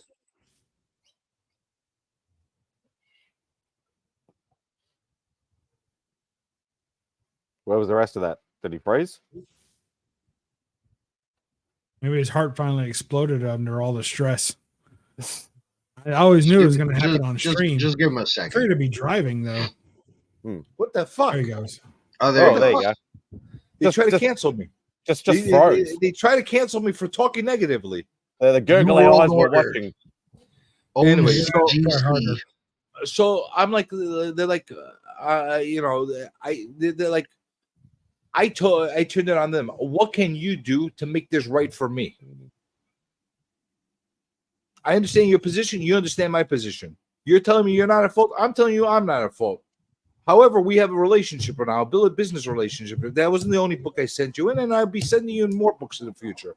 How are we going to continue this relationship going? That's all you have to do to talk to them. You don't have to fucking yell at them. You don't have to fucking go ballistic. You don't have to. But you can. You can, but it's not. It's gonna. You know what it's gonna accomplish? It's not even going to make you feel better. It's scientifically proven. They studied It's not it. gonna accomplish much. I'll tell you that much. Mm-hmm. Have a good conversation with them. Well, that's it. You know, and for anybody, like I told you guys, I'm a witness as well for CGC sometimes. I didn't even. You know the rules. Never witness nothing. Well, I told him, what the fuck? I'm a witness too for you guys. I don't even get any fucking preferential treatment. I should have got a 10.9 from you. What You the get fuck? perforated treatment. They tear you right off and throw you away. Tired of your ass.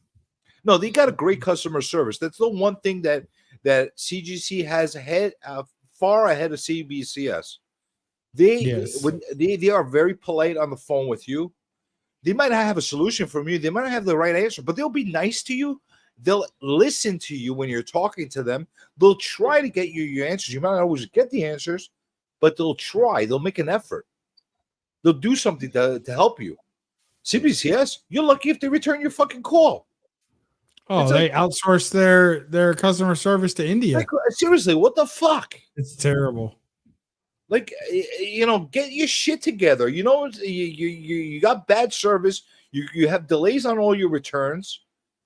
Yeah, but you know what CBCS has that CGC doesn't have? and that's quality control. Well, I was CGC has no quality control, so they take all the people that they would have put in quality control and they stick them in customer service. Listen, That's my opinion. When you send 350 books to somebody's house that don't belong to you, that's not quality control for me. CBS, when they were doing their move to CBCS, they did do that. I remember that. Lucky day for somebody. Yeah, but that's a process that they use. But in the end, when the books were delivered to the people that needed them, the ones that got theirs, there's some quality control of the finished product. There is quality control. What they had, yes. Yep. But listen, everybody's got their flaws. But what I was about to say, CBCS, the least they could do is put competent people on the phone that are trained to know how to deal with customer service. That's not a lot to ask. I would agree. Yeah. And on that note, yet they don't do it. It's the least it must be too much to ask.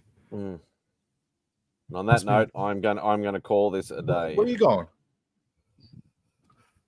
I've got to pack up my shit and go home. That's what I've got to do. Why? You're supposed to be doing the late night stream. I'm gonna start running fucking Somniacs at the same time as you because you're pissing me off ending your stream so early. What are you talking about? I've been going for almost 8 hours. Amateur. We did 12. I did 12 on New Year's Eve. I kept going those 2 hours with Sicko after you left to hit New Year's Eve. There you go. New Year's Day. It was a riot. Happy New Year. We had a And blast. thank you and I have to thank Sicko very much for actually keeping me going for those 2 hours as well. So it was, if anybody could do it, Sicko could do it. That's my job, to pump up the late night. Sicko, you could leave him on your stream and come back the next day and he'll be there. He'll be there. Maybe I should give Sicko admin rights instead of Remy. I'm actually thinking about doing that one day. I'm thinking about like just getting up and leaving and say, Sicko, hey, show's all yours. Let's do it. Let's do it tonight. Do whatever the hell you want after I'm gone. Yeah. You We'll can play some you can always, video you can always do games. an after party. I'll go to sleep. I'll go to work. I'll come back the next day. Find him there. Like a freaking vampire. There's too many channels. All the after parties. It gets convoluted. Not tonight. Not tonight, Dave. Honestly, I wasn't gonna jump on today, but you know, I've had a lot of shit and I gotta do shit in the morning again. So yeah, if tomorrow was actually Sunday for me, I would keep this going until I was the only one left. But seeing it's Monday, but you never know. If things work out time wise for me and stuff like that, and I get a lot of shit I need to get done tomorrow, maybe you'll see an Insomniac tomorrow. Maybe. Yeah, and I'm off Monday. Just that works for me. There you go. So you already Just got people maybe. lined up. Just see how you feel, and I don't know. Maybe it'll I happen. may not have any power. I mean, it's supposed to get pretty cold in the States over the next couple of days. Maybe you you would lose have power when it's cold. I might. Yeah, I might lose power. I'm in Canada. What do you think's going on up here? The trees. The trees. We living in freeze, the leaves igloos? fall, I they got take internet, man. power It's lines minus 50 outside. I don't know. Yeah, but you guys are ready for it. Here, it only happens like 3 days a year, so they don't waste any money in infrastructure. They just lose power, act and like like it's we'll only get it gonna back to you when we happen 3 days can. a year. Dave, you're more than welcome to join us Negative, anytime you yeah. want. Dave, usually like his insomniacs will start around our 3-4 o'clock in the afternoon, and he'll usually go to, like for us, usually about 8 or 9 o'clock for our time. So yeah, obviously if you're working a 9 to 5 or something like that, you could probably drop in for the last couple of hours. But yeah, CJ would send you the link. I find CJ's got plenty of characters to keep his audience satisfied. But then it drops off. Hey, here's my official request. I've been in this community longer than most of you, and for plenty long enough playing with you new fellers. Put me in. Somebody add me to one of those damn group chats so I don't have to keep getting every time I show up in the comment section of one of these chats. Somebody sends me the link, and it's It's annoying as hell. Well, like, wait. First of all, just add me to one of them. I don't care. One that gets links dropped frequently. Just add to one of them. I don't care which one. You just asked to be part of Insomniac Nation. You know what that entails. That sounds like a little more commitment than I was looking for. Yeah. I don't know if you're crazy chat. I don't know if you're quite ready for the Insomniac Nation chat. You might not be ready for me. I don't know yet. We've interacted a little bit. We send each other posts every so often. You gotta be ready for chaos. I don't know if you're quite ready for that. To be perfectly honest, I was thinking about starting a chat for this, but I only want to do it to post the link. I don't want to be able to have 50 million bloody stupid conversations going on. I only want it to be posting a link. I've been added to a lot of fucking chats. I don't think there's any chat that's more off the rails than that chat sometimes. Like it gets fucking off the rails sometimes. Like people are like bonkers. Yeah. Is there a way to start a chat, but you're the only one that can comment in it? Yes, it's there called Discord. I bet there is. If you could do that in IG, I would do that. I would just add everybody that I know has been on before or may hop on, and I just post the link there instead of posting it in multiple group chats and sending it to individual people. You do a group DM. Yeah, I could probably do that. Yeah, group DM. You just put the link and you add whoever you want onto that and sends them all individually. Here's the problem: is everyone's gone off and made their own channels and made their own Discords, and they want everyone to join their Discord and their own channels. Fuck your Discord. But then at the same time, it's like they're all the same people in the same place, so just do it in the same place. I'm getting 14. The community is broken up into 14 different places. I got 14 other communities. I don't want to be in 10 of them. I don't want to be in 20 of them. I don't even want to be in 5 of them. Just a little bit. Just one where everyone drops the link when they're going live would be great. Like we need a going live chat, and everyone just drops it in there. For the for those of us who conversations and all that. Yeah, but if you go make your own, then you hurt 14 people's feelings, and it's like what? Like I had one that had 50 people in it, and they got shut down in 5 days because if people couldn't get along politics wise, it was wild. Man, you gotta have at least one moderator. There's got to be rules. I will not tell you where because I don't want you going and witch hunting me in that community. So don't ask me where I mod. Whenever I say I mod for communities, people are like, "Oh, where? I want to find you." I'm like, no, fuck off. Fuck. Otherwise, I'd be advertising it, wouldn't I? Like, I wouldn't wait till 8 hours into the live stream to mention I'm a mod somewhere. Yeah, exactly. But, I'm a mod, and you're always going to have Donald Trump memes and Joe Biden stuff, and you got to take it down. Man, people will even draw.